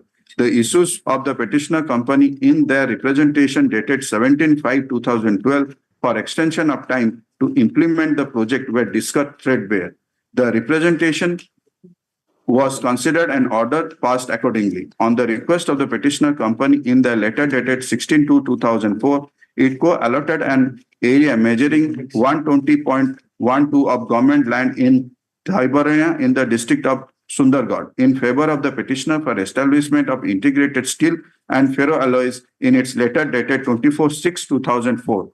The petitioner company accepted all the terms and conditions of the allotment in its letter dated 28/6/2004. Lease deed was executed on 27/2004 and possession was handed over to the company on 21/7/2004. Subsequently, a patch of government land measuring 22 acres in village Tiberania was also allotted in favor of the petitioner company for establishment of their integrated steel and ferroalloys project, and possession was handed over on 18/1/2005.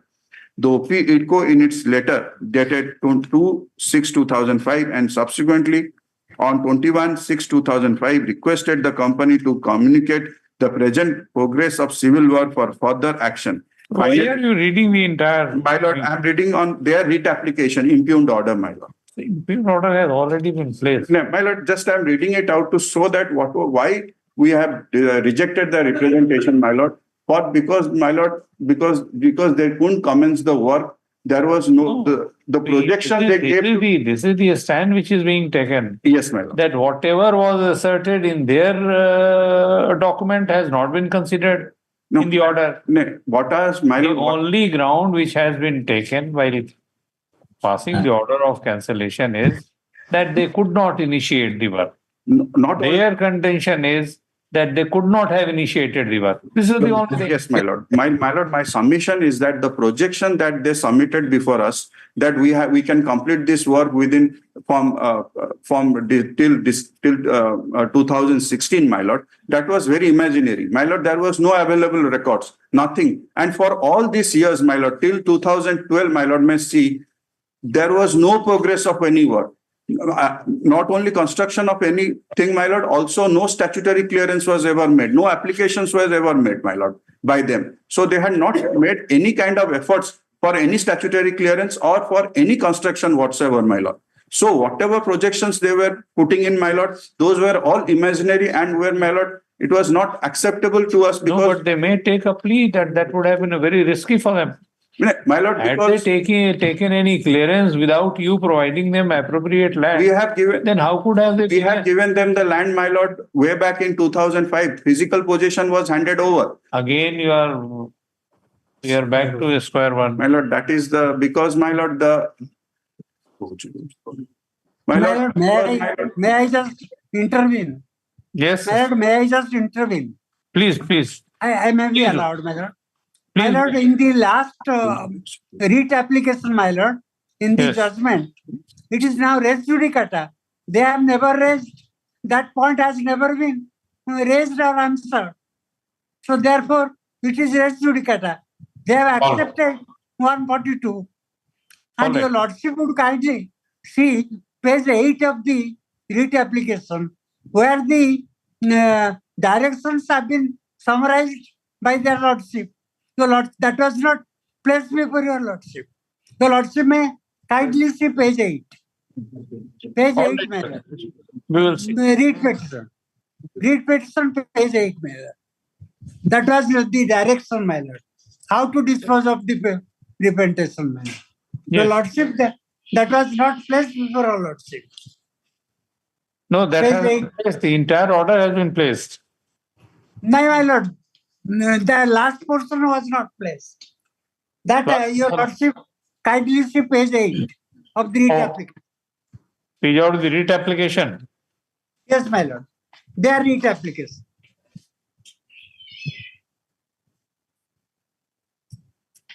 There.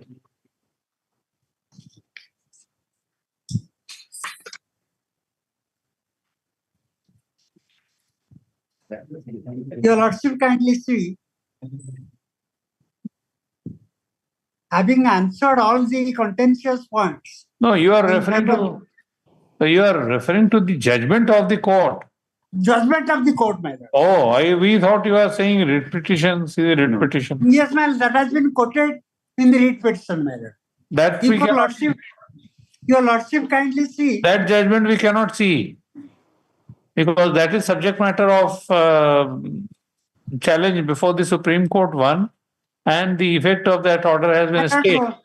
As I was submitting, my lord, the representation is pursuant to the judgment, my lord, which was rejected. All right. That is the my lord, the question. All right.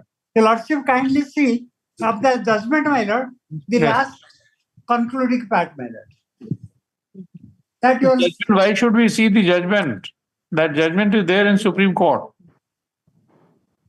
maybe, my lord, but the is pursuant to that judgment. All right, we'll see later. We'll see that. Yes, ma'am. Yes, ma'am. Yes. My lord, because of this judgment, my lord, they had called upon to give us them a so-cause notice, and because of this judgment, my lord, rejection order was passed. That was the fallout of this No, judgment. repentation only. So-cause notice, and they filed their representation, and ultimately we rejected that representation, my lord, because of this judgment, my lord. Now, my lord, if this judgment, they cannot rely upon this judgment, because as my lord has rightly pointed out that it is before Honorable Supreme Court, and Honorable Supreme Court has stayed, my lord. Now, my lord, if I go back to their own Annexure 3 in the writ application, my lord. 4.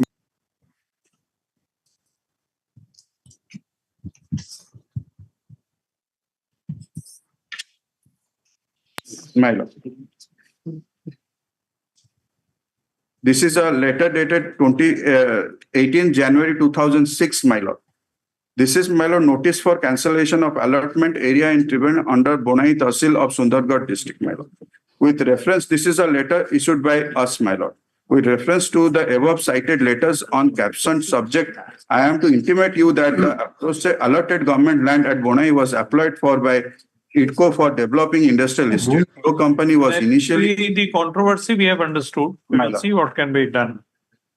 His stand is that without allotment of 260 acres, the work could not have started.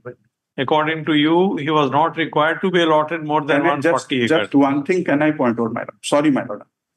Sorry, my lord. What has happened, my lord? One interesting thing that has happened also, my lord. After my rejection order was passed, they filed this writ application. And an interim order was also passed in their favor. After that also, my lord, nothing has taken place on their behalf. That's what, my lord, I want to point out. That we'll take care of that. My lord, that part, my lord, that interim order, my lord, I'm just showing, my lord. It is there reflected in the writ petition. My lord, we will see that. My lord, may just note it down, para 5, my lord. See, Mr. Counsel, the whole controversy revolves around this fact that according to you, they required certain area of land for starting of the project, which was not provided by you. Not by me, my lord. It is, first, my lord, has to, my lord, the memorandum was between, my lord, the company and the government. Very good. Very good. According to you, it is his case that 260 acres was. I was not party to that. Sorry.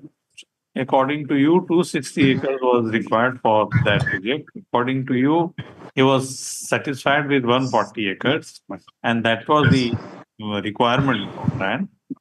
This is the only controversy. According to you, he should have taken steps for at least taking statutory clearances, which he did not do. And according to him, he could not do anything because the land was not there. So this is the only dispute. Some part has been decided by, substantially the issue has been decided by the division bench. But which matter is under challenge before the Supreme Court? Yes. In that background, we have to decide. We will see. Only thing, have you understood? My lord, one thing that, my lord, they have accepted that 142. That No. Have we understood? Yes, my lord. Sorry, my lord. Yes, my lord. Very well, my lord. All right. Let him. My lord, only I will add one sentence. All right. One sentence, my lord. Yes. My lord, they have prayed, my lord, in the writ application that let the matter be remanded for reconsideration of the representation. That is their sole prayer, my lord. All right. We can do that also. We don't know. That's right, my lord, but that's their prayer. And 142 was in the judgment of the last judgment, my lord. That is res judicata to raise again. That's all, my lord. Thank you. Obliged. Lord, may I just take your lordship quick glance on it? But the entire writ application, amendments made in this writ application is completely misleading. Your lordship may kindly look at paragraph 5.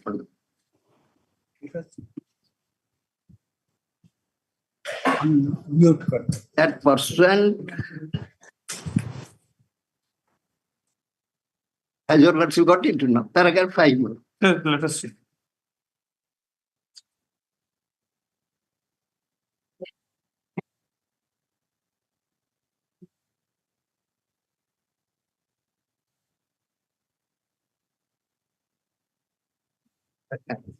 Yes, please.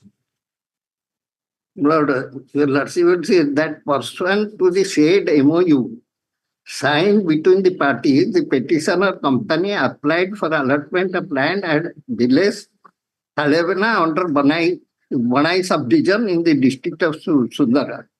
This, my averment, is not entirely correct. Your lordship has seen this annexure 2, my lord, the memorandum of agreement, page 22, my lord. Yes.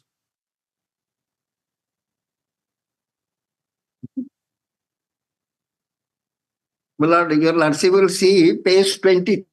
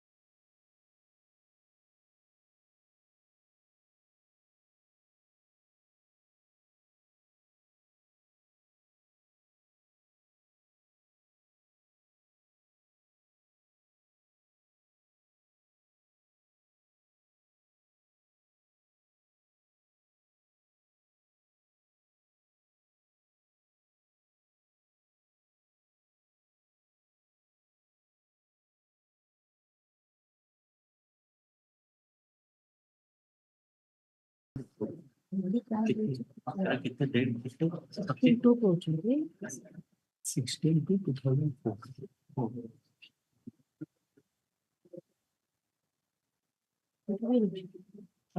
All these letters are in the earlier writ petition which were on record.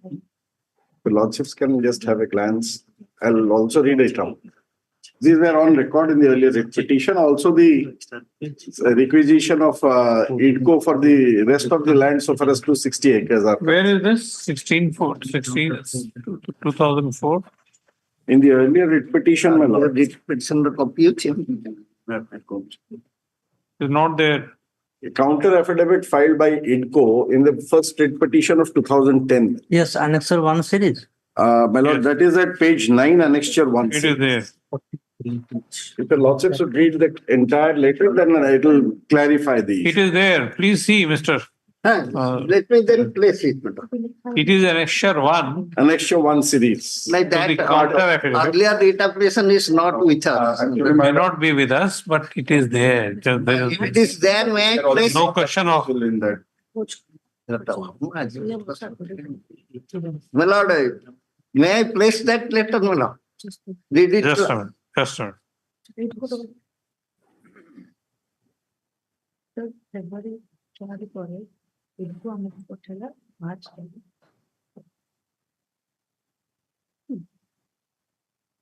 ଆମେ ଦେଲେ June 4 ହେଲା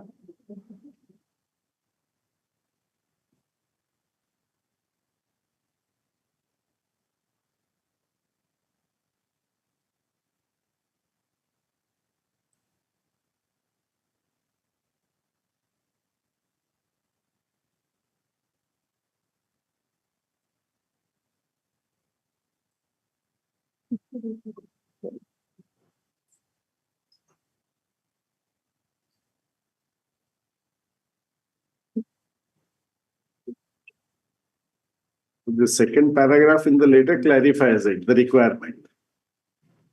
It is not that we had said that it's only 120 that is required.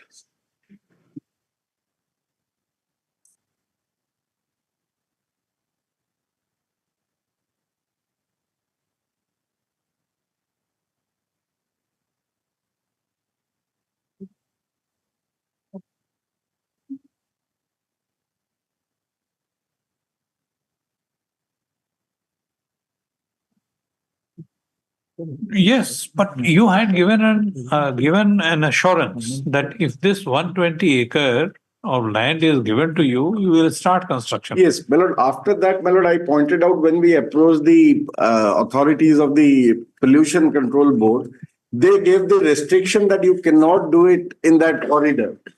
That is why we gave the representation. So the dates will also come into play. Let them submit. I'll give my their argument. I'll clarify. This is corroborated by a document of the government in the counter annexure A/2, no? It a page getting. The running page. Page 7. Page 7. Page 7, internal page 7 of the government's counter.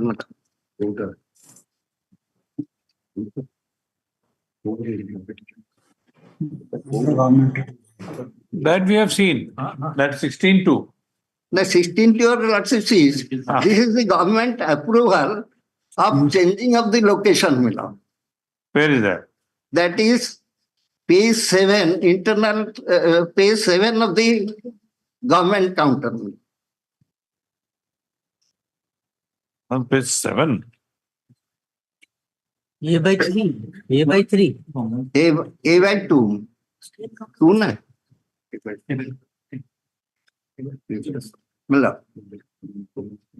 I am directed to invite a reference to a letter that. No, we have not been able to locate.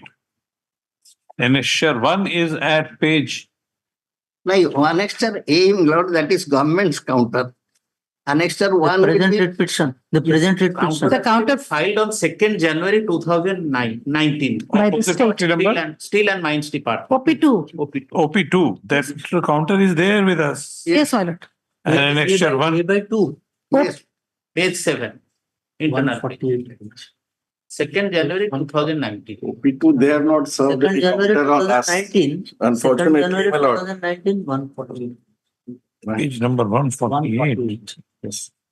It is served at OTH. As your lordship. My lord, OP2, the only counter that we have, my lord. There is, in this rate, there is no OP2 counter which has been served on us.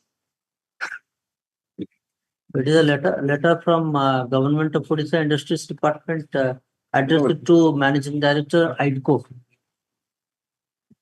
Lord, there is a. In fact, these have to be, ought to have been systematically placed before your lordship by the government. Government has allowed change of location. Therefore, after the change of location, from Kumarmunda to here, so that 260 decimal acres of land is a myth now. That has been reduced to 140. To 120. I'll clarify to that extent, my lord, at least, but government's copy of the counter has not been served on me since 2019, unfortunately. Then I'm the petitioner, but they have not served a copy on me. I don't know where from my Why have you not served?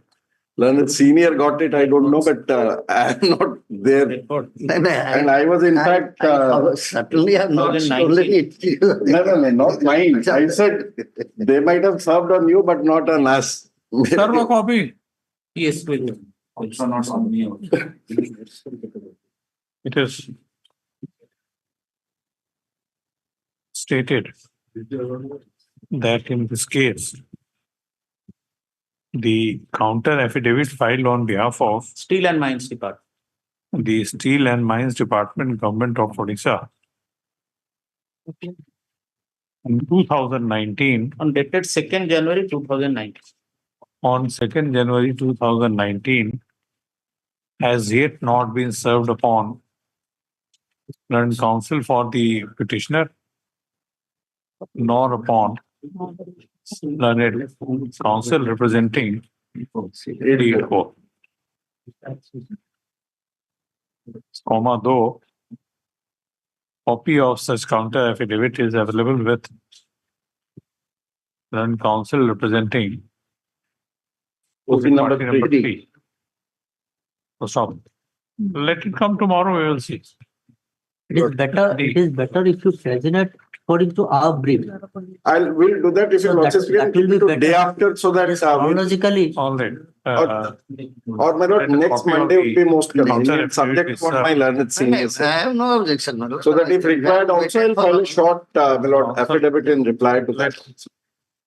a copy of the counter affidavit is served upon learned counsel for the petitioner and ITCO by in course of the day. List this matter on 15th. Monday. 15th. Monday to be taken up at 2 p.m. 2 p.m. And 16 still 2 p.m. On 16th. 16th. 2 p.m. Come up on 16th, my lord. Yes. Obliged. Lord, interim order Yes, continue till then. Interim orders shall continue in the meanwhile. 16th. Please give us exhaustive chronological. Yes, my lord. That will provide also as. I will.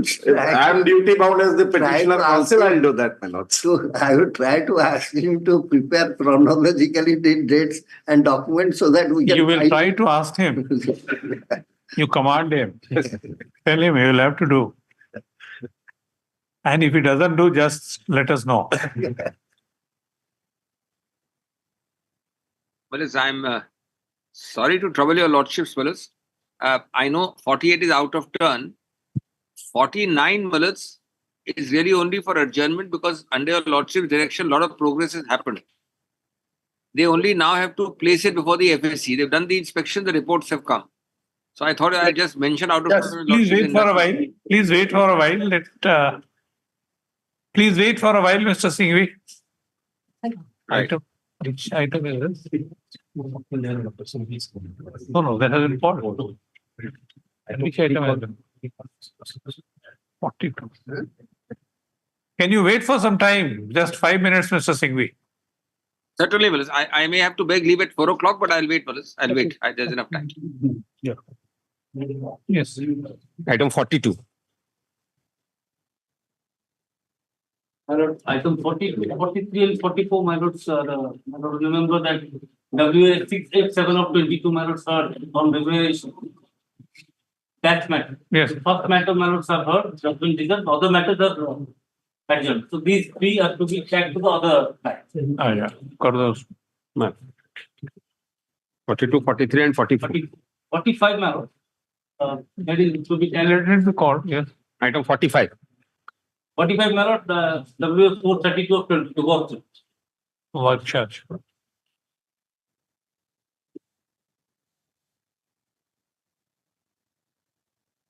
Item 46. May I please? Yes. That comes. Delay of 22 days. My learned friend has appeared. I am serving a copy on him. Serve a copy. I am serving just now. Let a copy of the limitation petition. Along with three. The limitation petition and memo of appeal has been served upon learned counsel for respondent today in court. Must place this matter on 2 weeks. Adi lordship pages. Yes. Item number 47. 47, my lord. This case, lordship, to direct both of us to come to a consensus with regard to the compensation amount, my lord, in lieu of lords, this hour passed by the learned tribunal because he has crossed the age of reinstatement laws. But talk, my friend has stated 2 lakhs in addition to 50,000, which has been granted as area wages. I've communicated this to the appellant who is the executive engineer. He says that he cannot take a decision at his own end, and he wants the chief engineer. He is correct. The week's time I've tried to pursue because it's a solution. He cannot take decision. Yes, week's time we can do it, but what? Let it come after 2 weeks. Oh, As I have submitted a modest claim of only Right, 2 lakhs and in addition to that, This 50,000. is the court is very happy that both of you have made And effort, consensusly we have taken that serious it will be resolved endeavor the to dispute. resolve it. As jointly requested, list this matter on 4 weeks. No. Yes. Item number 49. Well, this should not detain your lordships. Yes. The reason is, can your lordship hear me? Yes, yes. The reason is, Lords passed an order 8th of April. Just give me 2 minutes. Just 2 minutes. 8th of April, my Lords passed an order. Yes. With great respect, one appears to have had a constructive effect and a solution. After that order, the site was inspected on 23rd. Last order is put. At the 23rd of March. Your voice is breaking, Mr. Singhvi. As directed by your lordships, the site was inspected on 23rd March. Can lordship hear me? And then the report was with a positive recommendation for regularization on 1st of April. A report was filed. Now the only step left is that the report has to go from the MOEF to the FAC, the Forest Advisory Committee. That should happen any day. So I think this is a constructive approach and a positive step because of your lordship's kind intervention. I think about 2 or 3 weeks more and the matter should have been solved itself out, subject to what the MOEF says about the meeting of the FAC. They've given us a counter just now today. That's quite irrelevant at the moment because your lordship will have a solution, I believe, by the time the next date is given. Because the FAC has to only look at this recommendation now. Well, yes. I am on behalf of Mr. DHI. You are on behalf of? I am CGC and on behalf of Mr. Badi, the DHI. We are filing our reply today. And as my knowledge senior has been mentioning, a report has been made by the department and sent to the authority. You lordship, I am already served today to my London friend. And I also serving to my friend. You lordship may fix next week any date? It has been pointed out by Mr. London Senior Counsel appearing on behalf of the petitioner that in the light of the observations made by this court in the order, which order is it? The order dated 14th of March 24. 14/3/2024.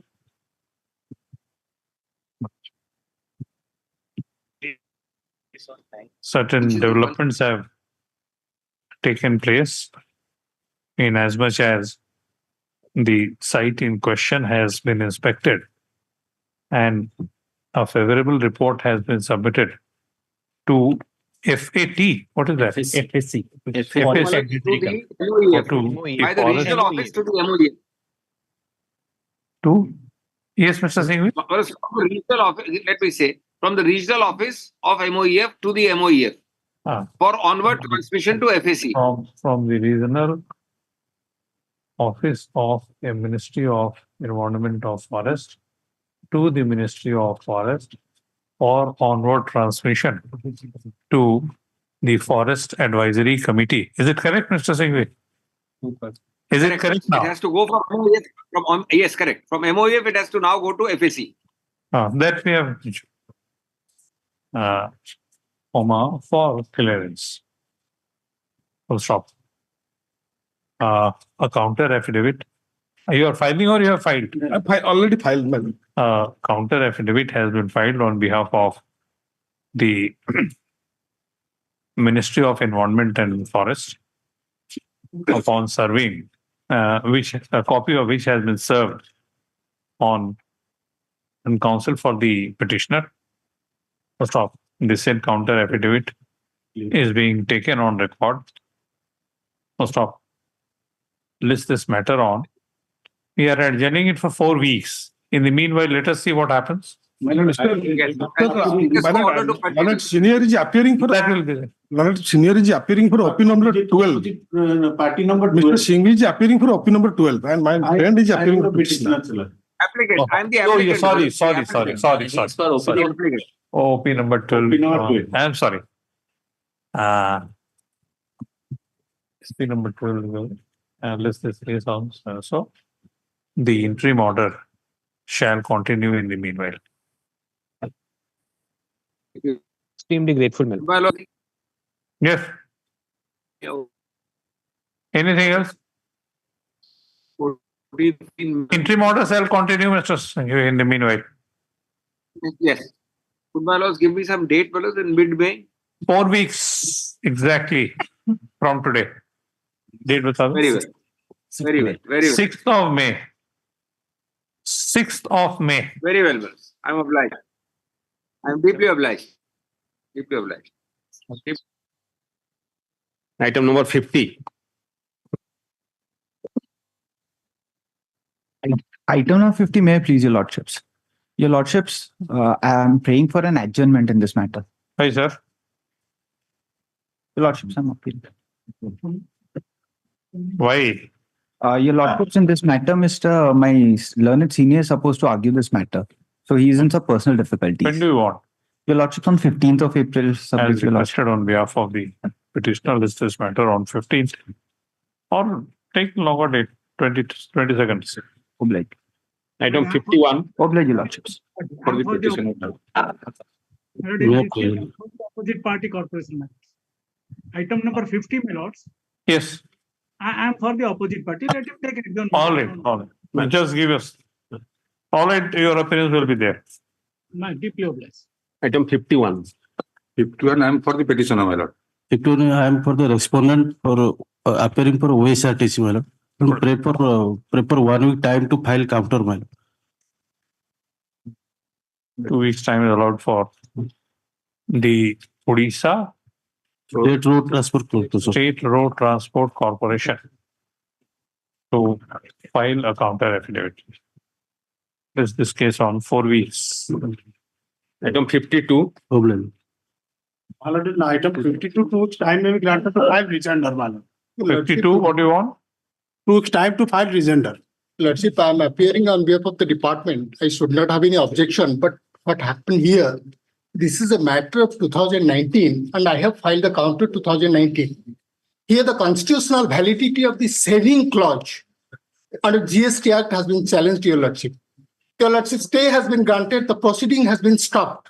Your Lordship, this is the audit and consequent to audit, the assessment should have been done, but the assessment has been stopped by due to the interim order. And all the high courts, Your Lordship, in the meantime, has passed the order in favor of the revenue by declaring it is validity of this. Not even for a single day. There is no question of granting time for filing the jointer. My lord, senior advocate Mr. Siddhartha is engaged in this case due to his personal difficulty, sudden illness. Let it come next week any day, my lord. Your Lordship, all the high courts have passed the order. Sometimes when you seek adjournment on such grounds, it becomes very difficult for the court to decline. But we are embarrassed also at the same time. All right, as requested on behalf of the respondent by way of opposite party by way of last indulgence. Oh, sorry, on behalf of petitioner. Yes. As requested on, I am for the opposite party number 2. All right, as requested on behalf of the petitioner on the ground of illness of senior counsel. List this matter. The matter is adjourned till next week. Discuss case on is made clear that the court shall not grant any adjournment, and if any adjournment is short, the interim order shall be ordered to be vacated. Gratefully. My presence is kindly noted. Yes, noted. Item 53. Well, item 53, I am for the respondent, my lord. Well, the state has preferred the seat appeal, my lord. I need some time to get myself prepared. State has, what problem do you have? The state has preferred the seat appeal. Well, I need some time, my lord. It had preferred this writ appeal in 2000 when? Well, I am the appellant. I am for the appellant. He is seeking time in. I am for the respondent, madam. Appreciate, but when was the writ appeal filed? It appeal filed 2021.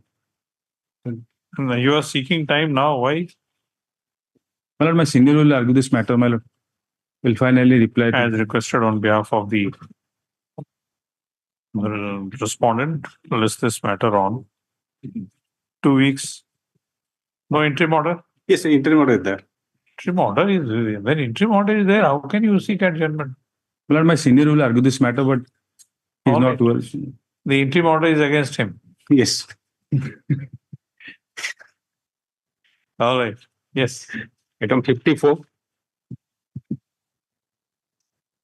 Lordship, in item 54, in some of the matters. ଟିକେ ଶୁଣନ୍ତୁ ବର୍ତ୍ତମାନ ସିଷ୍ଟମରେ ଆପଣମାନେ ସେପଟକୁ ଯିବେ ମୁଁ ଏପଟକୁ ରହିବି We are always in left side. We are trying.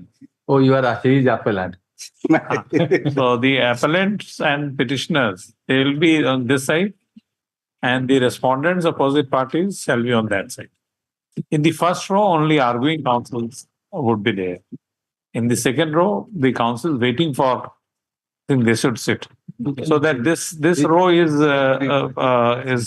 vacant for the counsel who have to argue.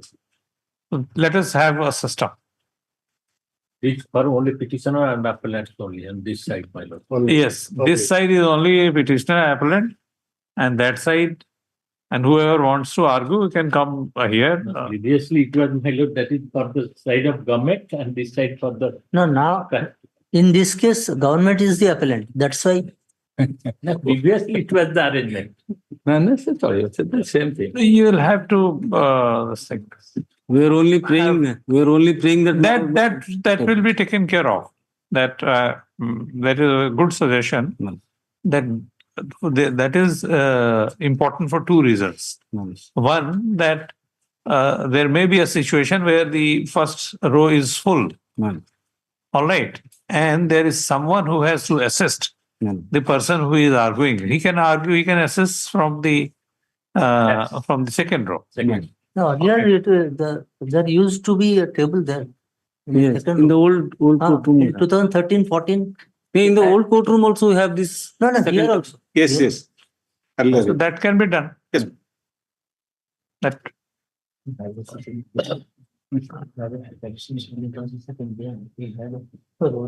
is very good. Table, I think during Corona period, it was removed. So that we'll keep our files there. Not here. We'll keep it vacant. Right, we can understand. Now, where will you keep your files? Or we can have some arrangement there also, like on the side for keeping the files. Side tables. Tables also. We will see. Yes. Item 54. May I please, Your Lordship? In item 54, there's a batch of writ appeals. There are some matters.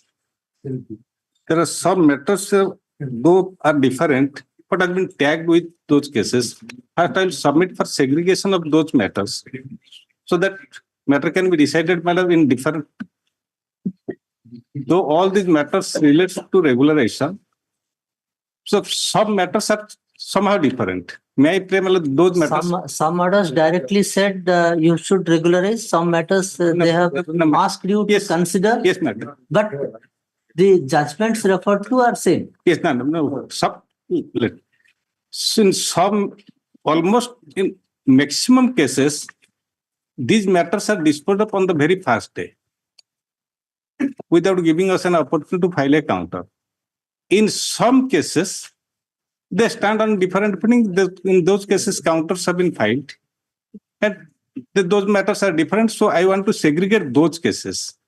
If Your Lordship permit, I can give those numbers. Those matters can come. How many cases are there? Around 100, more than 100 cases. So you can prepare a chart. Yes, I can. Yes, my Lord. Your Lordship, giving you sufficient time, you can prepare a chart. My Lord. categorizing the nature of Yes, my cases. lord. Philosopher, All right. give me 2 days time, I can give. All right. The chart is with my list also. It can come on Thursday. Yes, my lord, I will give by Thursday all that chart. By Wednesday, you give to the. Yes, my lord, it will come on Friday, Thursday, perhaps a holiday. Thursday is holiday. Then Monday. All right. Yeah, I will give the chart by Wednesday or by tomorrow, by Wednesday, and let it come on Monday.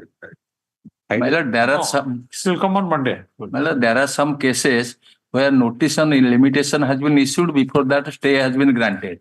We are supposed to file counter to the limitation application, so that we also require one week time. Some cases are there. But How an interim order can be granted without condoning the delay? that has been done. So that has been done, then you could have done something. But you also did not do anything. All right. I have 7 numbers of cases Sir, in which I ask you, it will be categorized. Every Categorize for them. My cases may be has segregated. jointly requested on behalf of the parties. List this matter on, these matters on Monday. Yes, my lord, I will give by.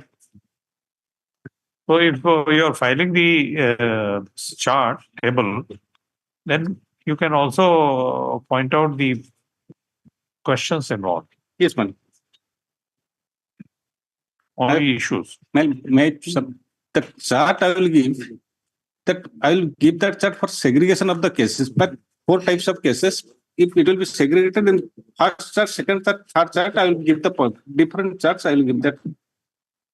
In some of the cases I found, referring to those 2 judgments, yes, Honorable Apex Court, considering those 2 cases, regularize. Yes, yes. Considering those 2 cases, And regularize. consider regularize. Yes, ma'am. Directly regularization alone. Yes. So you just have a synopsis of All if the you cases. can. Yes, ma'am. I'll try. All those cases, my lord has seen that on the very first day that has been disposed of. My lord, in those cases on the first day matter have been disposed of, my lord, state authorities without filing any petition for modification or without filing an appeal then and there within the period of limitation, took the responsibility to them, tried to overread the matter, and by interpreting the order thought themselves as the appellate authority and rejected the claim of regulation, though specific order by this honorable court that regularized. They rejected claim of regulation by overreaching the order passed by this. You could have filed a contempt. Have you? My lord, you could have filed a contempt petition. Contempt is filed. Contempt is pending. Then thereafter the writ application is filed after contempt. No. Yes. Item number 55. 55 may I play tomorrow? 55. Actually, there is a stay operating against me, my lord. Tomorrow, I am praying for tomorrow. I am praying for tomorrow. Praying for tomorrow.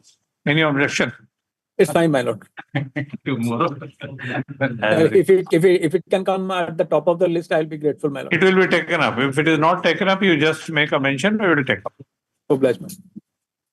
As requested on behalf of the estate, list this matter on tomorrow. Item 56. My lord, 56, my lord. I am for the appellant, my lord. I am sick for pray for sick time, my lord. Because my arguing counsel is facing fever, my lord. Viral fever, 15 days time, my lord. As requested on behalf of the appellant, on the ground of illness of senior counsel, has to argue the case, list this matter on 2 weeks, 3 weeks. My lord? 3 weeks. Item 57. 3 weeks. All right. Your lordship directed to the registrar.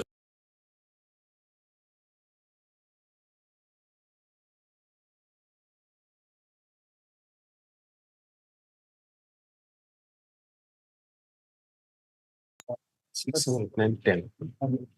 Correctly write down. We notice from the office note that the orders number 6, 7, 8, 9, and 10 have been wrongly typed inadvertently as orders number 5, 6, 7, 8, and 9 respectively. Stop.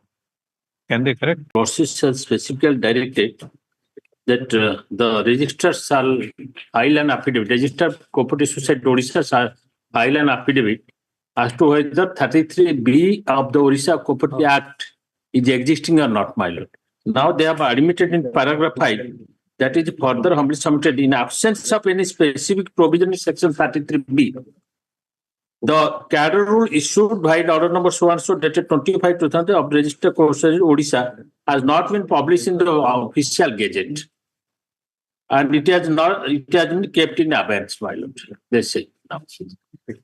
I've given that specific submission was that, my lord, the 33B is not existing in the Odisha Cooperative Society Act. So no power has been vested with the registrar to frame that rule, my lord. Have you checked up 83? They have admitted now. My lord, we have checked up. There was no 33A. No, 33A is there. My lord is correct. That is what is. The 33B. 33B for framing a cadre rule. In fact, my lord, the writ petition, my respectful submission to this honorable court will be is infructuous because we have never gazetted that rule, nor we have implemented that rule. No, you have said that that rule has been framed by registrar, but you have kept in abeyance, my lord. Yes. You withdraw that rule. The power is not vested with. Why? You are challenging what? My lord, I am challenging the framing of the Odisha, the common cadre of chief executive officers of PACs, SCS, LAMPs, and SCS Rules 2023, published by the registrar by exercising power under section 33B of Odisha Cooperative Societies Act. Then it is ultra virus. It is ultra virus. My lord, can you see my annexure A/2 for a moment? What we have done? You have kept in abeyance. Let me. No, what have you kept in abeyance? That rule. We have not published that rule. That rule has not been published. No. Then your application is premature. Yes, that's what I'm saying. It has not been published in the Gazette, my lord. Yes. Yes. So if it has not been published, yes, and if it has been kept in abeyance, then where is the question of? My lord, they said that in paragraph 5, they said that 33B is not there, my lord. That power has not been vested. That you will also observe that from paragraph 5 taking into account paragraph 5 of the affidavit. Yes. That it is further on some that in absence of any specific provision under section 33B, the cadre rule issued by so and so of the Registered Cooperative Society Odisha has not been published in official gazette. Therefore, they have admitted that 33B is not there in the Odisha Cooperative Society Act. 33B is there. No, you say that the power is not vested. The petitioner in the present writ application has questioned the validity of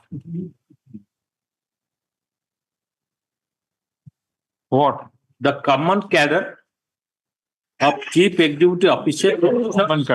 Common cadre of chief executive officers of PACs, SCS, LAM, PCS, and FSCS rules 2023.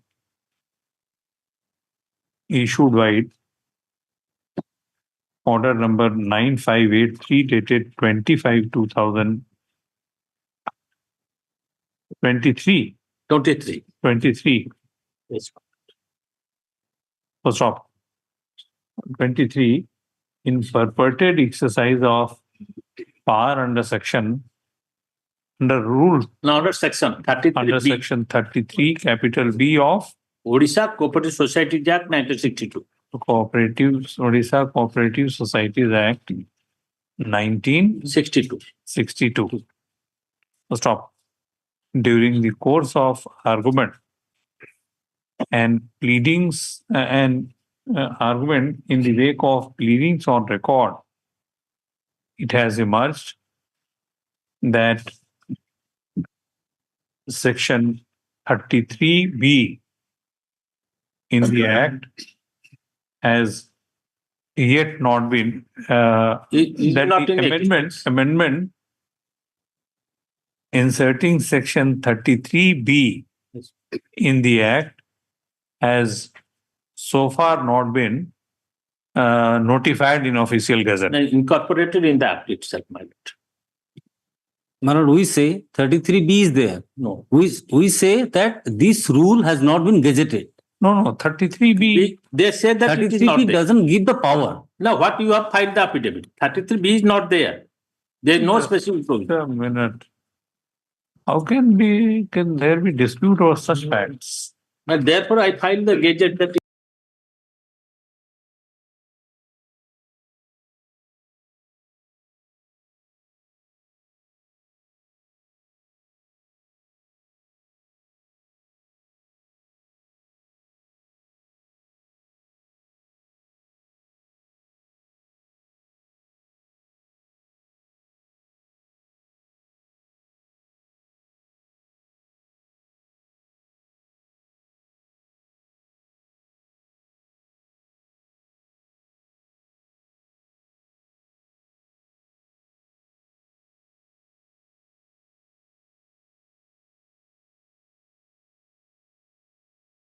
Odisha Act of 11 of 2004. No, therefore, yes, It is not Your Lords. Mr. Mahanti, 33B brought on statute book in 1983. Yes, my lord. The exercise of power under 33B, in exercise of that power, the cadre rules have been framed in 2023. These 23 rules have not been gazetted. Yes. So the registrar bringing those cadre rules with effect from 1/6/2023 has been kept in abeyance Yes, ma'am. Yes. in Yes. November 2023, right? Yes, ma'am. My humble This could have been No, your no, affidavit. my humble That is my submission, my lord, affidavit. you also Exactly. kindly appreciate my submission, my lord. When 33B was not, what B was there, that is completely separate provision was there. That was not dealing with the framing the rules in respect of cadre. Then that was, my lord, deleted from that, repealed from that. Report, it has emerged that the said rules issued by order dated 18952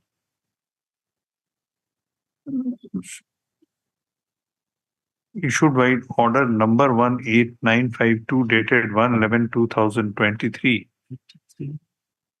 have not been notified and are in abeyance Yes. and are in abeyance. फिर से लिखा हो sentence को फिर से पढ़ो During the course of argument, in shades of proceedings and records from Matthew remarks that the said rules issued by order number order number 959583 dated 25/2023 have been kept in abeyance by an order dated 18952 dated 1/11/2023. So in such circumstance, the writ application in the court's opinion is premature. It goes without saying that we have not gone into the merits in relation to the contentions challenging the validity of the said rules. Yes. The application stands disposed of accordingly. Item 58. The copy of the counter filed by the state has not been served with the North Carolina. No, sir. No, sir. I will serve it in course of the day, ma'am, right now. No, it is stated by learned counsel for the petitioner that a copy of the counter affidavit filed on behalf of the state has yet not been served upon him. Stop. Let the same be served upon and counsel for the petitioner in course of the day. List this case on 3 weeks so as to enable and counsel for the petitioner to consider the said counter affidavit and file reply if so advised. Grateful mates. Yes, sir. I'm appealing for office part of 4 and 5. 5 and 6. He will give you. My lord, I'm sorry, my lord. Item 50, state has not filed any counter. Actually, I was surprised by my lord friend's submission. State has not filed any counter, my lord. There's direction to file counter, not to file. OP number 4. OP number 4 for my friend Mr. Patnaik. I'm appealing to 4 and 5. But you have filed counter affidavit. No. I have filed counter affidavit. Yes. State is to file counter. It is stated by the counsel for the petitioner that the conservative filed on Behalf of opposite party number 4. 4 and 5.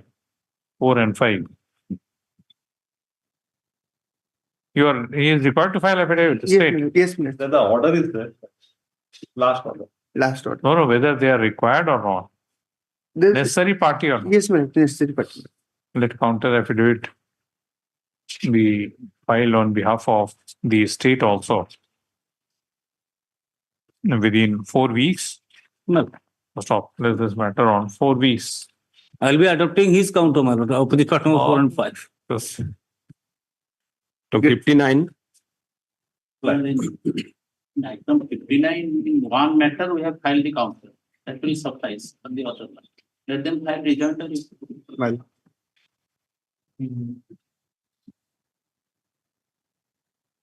How many matters are there? 2 matters. As requested on behalf of the petitioner, this matter on 2 weeks. My lord. To file counter affidavit. To file rejoinder to the counter affidavit filed on behalf of State. State of Odisha in WPC number 25133 of 2023. 20011 of 20011 of 2023. So stop.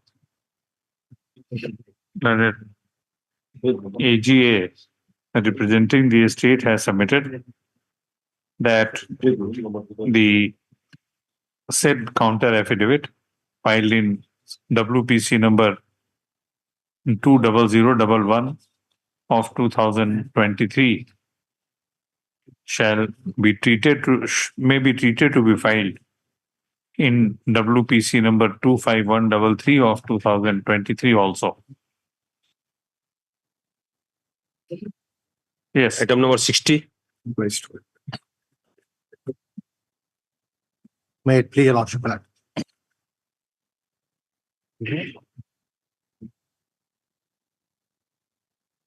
In fact, I have filed the contempt application, my lord. Only the opposite part number 1 has filed the, my lord, the show cause responding to, my lord. Application. My lord? Where is that? 61? 60, my lord. 60. So far as contempt is concerned, your lordship is ordered please to direct that lordship will deal with the main writ application and the dispose of the same. No, my lord, let me clarify, my lord. It's not your lordship director. I said from my side, my lord. Anyway. Let the truth let be said in the court. And when the matter of contempt had come up on the last occasion, my lord, or the occasion prior to the last occasion, my lord, my submission from my side was that the pleadings are over, and this is my 8th approach to this honorable court. And on every occasion, my lord, this honorable court either has quashed the order of, my lord, resumption, directed formula consideration of my application for, my lord, renewal. And on various occasions, this honorable court has given a direction to collector, my lord, to dispose of. And thereafter, ultimately, my lord, since the order is against me, I have come to a lordship, my lord. It's a Khasmahal lease, my lord. Law is very clear with regard to what would be the, my lord, status of a Khasmahal lease, even on expiry. And my lord, series of judgments of this honorable court, including the Supreme Court of India, despite that, my lord, I have been slapped with the order against me, so I have challenged that in this 8th writ application. Lordship may fix up and merely because the writ application has not been disposed of, or even if disposed of, my lord, then the contempt application will not be, my lord, automatically absolved. If he has committed a contempt on a particular day, he has to punish for that. No nexus with writ application. But I humbly pray, my lord, let me fix it to 23rd for disposal of the writ application, my lord. I have been suffering for so many years. Why not today? All right, it's time is. In fact, today I would have argued, my lord. All right. As requested on behalf of the petitioner, list this matter on. 23rd, my lord. 23rd, all right. Any problems? 23rd. Yes. And the interim order to continue, my lord. Interim order shall continue. Item 61. This is contempt application. The Lordship kindly have a glance to the affidavit that filed by the petitioner on 4th March 20. So what was the order? At page 9, Lordship.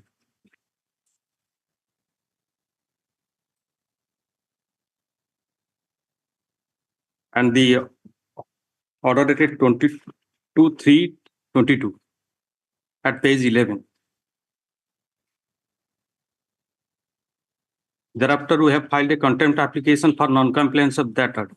Against that order, state has preferred SLP. That has been dismissed, Lords. That is why I have filed an affidavit on 4th March.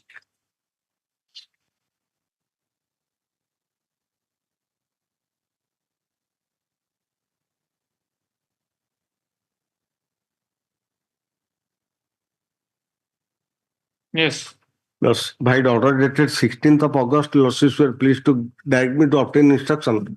On 3rd of September 23, I obtained an instruction that SLP has been prepared. Now my friend says SLP has been dismissed in February 2024, my lord. So now I have to comply your lordship's order, my lord. Lordship, grant me some time. In the meantime, I filed my compliance affidavit. 10th February. That has been dismissed on 10th February. As requested on behalf of the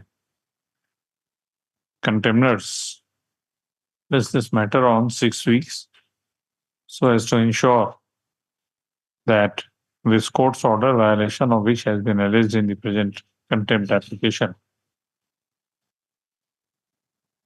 Okay? The requested of the contempt use this matter on 6 weeks so as to ensure that this court's order, violation of which has been alleged in the present contempt action, Is complied with. List this matter on.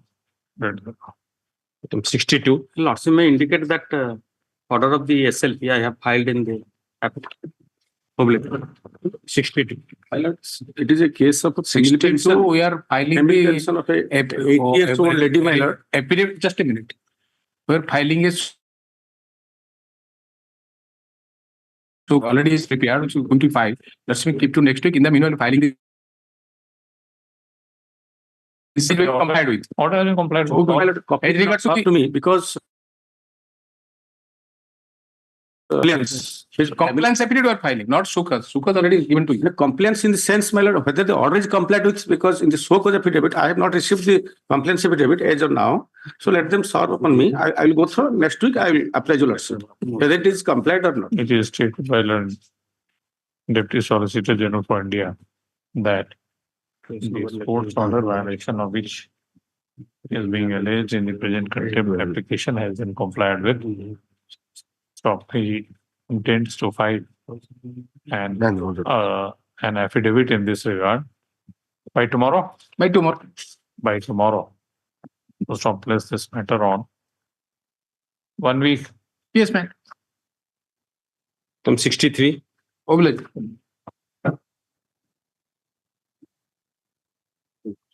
For 63, I filed the compliance affidavit on 21st February 2024, where I have stated that right annexer C to the compliance affidavit. The order has been complied with. The order has been passed by the Tahsildar in compliance with lordship's direction. There is no representation on behalf of the petitioner. London AGA has informed that this court's order dated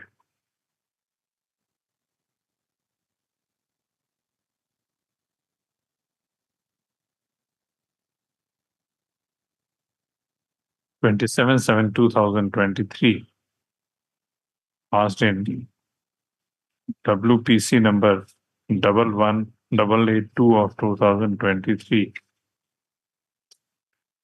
Sorry, 24/2023, passed in WPC number 11882 of 2023, and 27/7/2023 passed in contempt case number and की जगह पर read with कर दो. Contempt CONTC number 4901 of 2023 has been complied with, in as much as order has been passed by the Tahsildar. Yeah. Stop.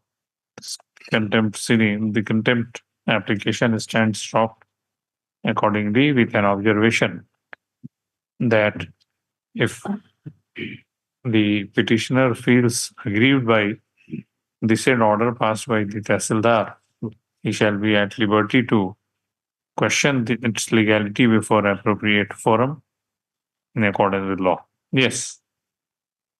Item number 64. Item 64, you'll also see kindly page 12 of the order, my lord. The petitioners are land ousted under the Khurda railway link project. And this is for implementation order? Yes. Page 12, para 6, you'll also see the order. Page 12, para 6, my lord. Against that order, we have approached this Honorable Court in Land Acquisition Appeal, my lords, and that is pending before this Honorable Court in Land Acquisition Appeal number 27 of 2021, my lords. Where is the order? Which page you are saying? Order was passed on 24/6/2022, page 11. If at all they have preferred appeal since 2021, they should have brought it to the notice of this Honorable Court before passing the impugned order, my lord. If at all appeal in question is filed since 2021, they should have bring it notice to the honor of this court, my lord.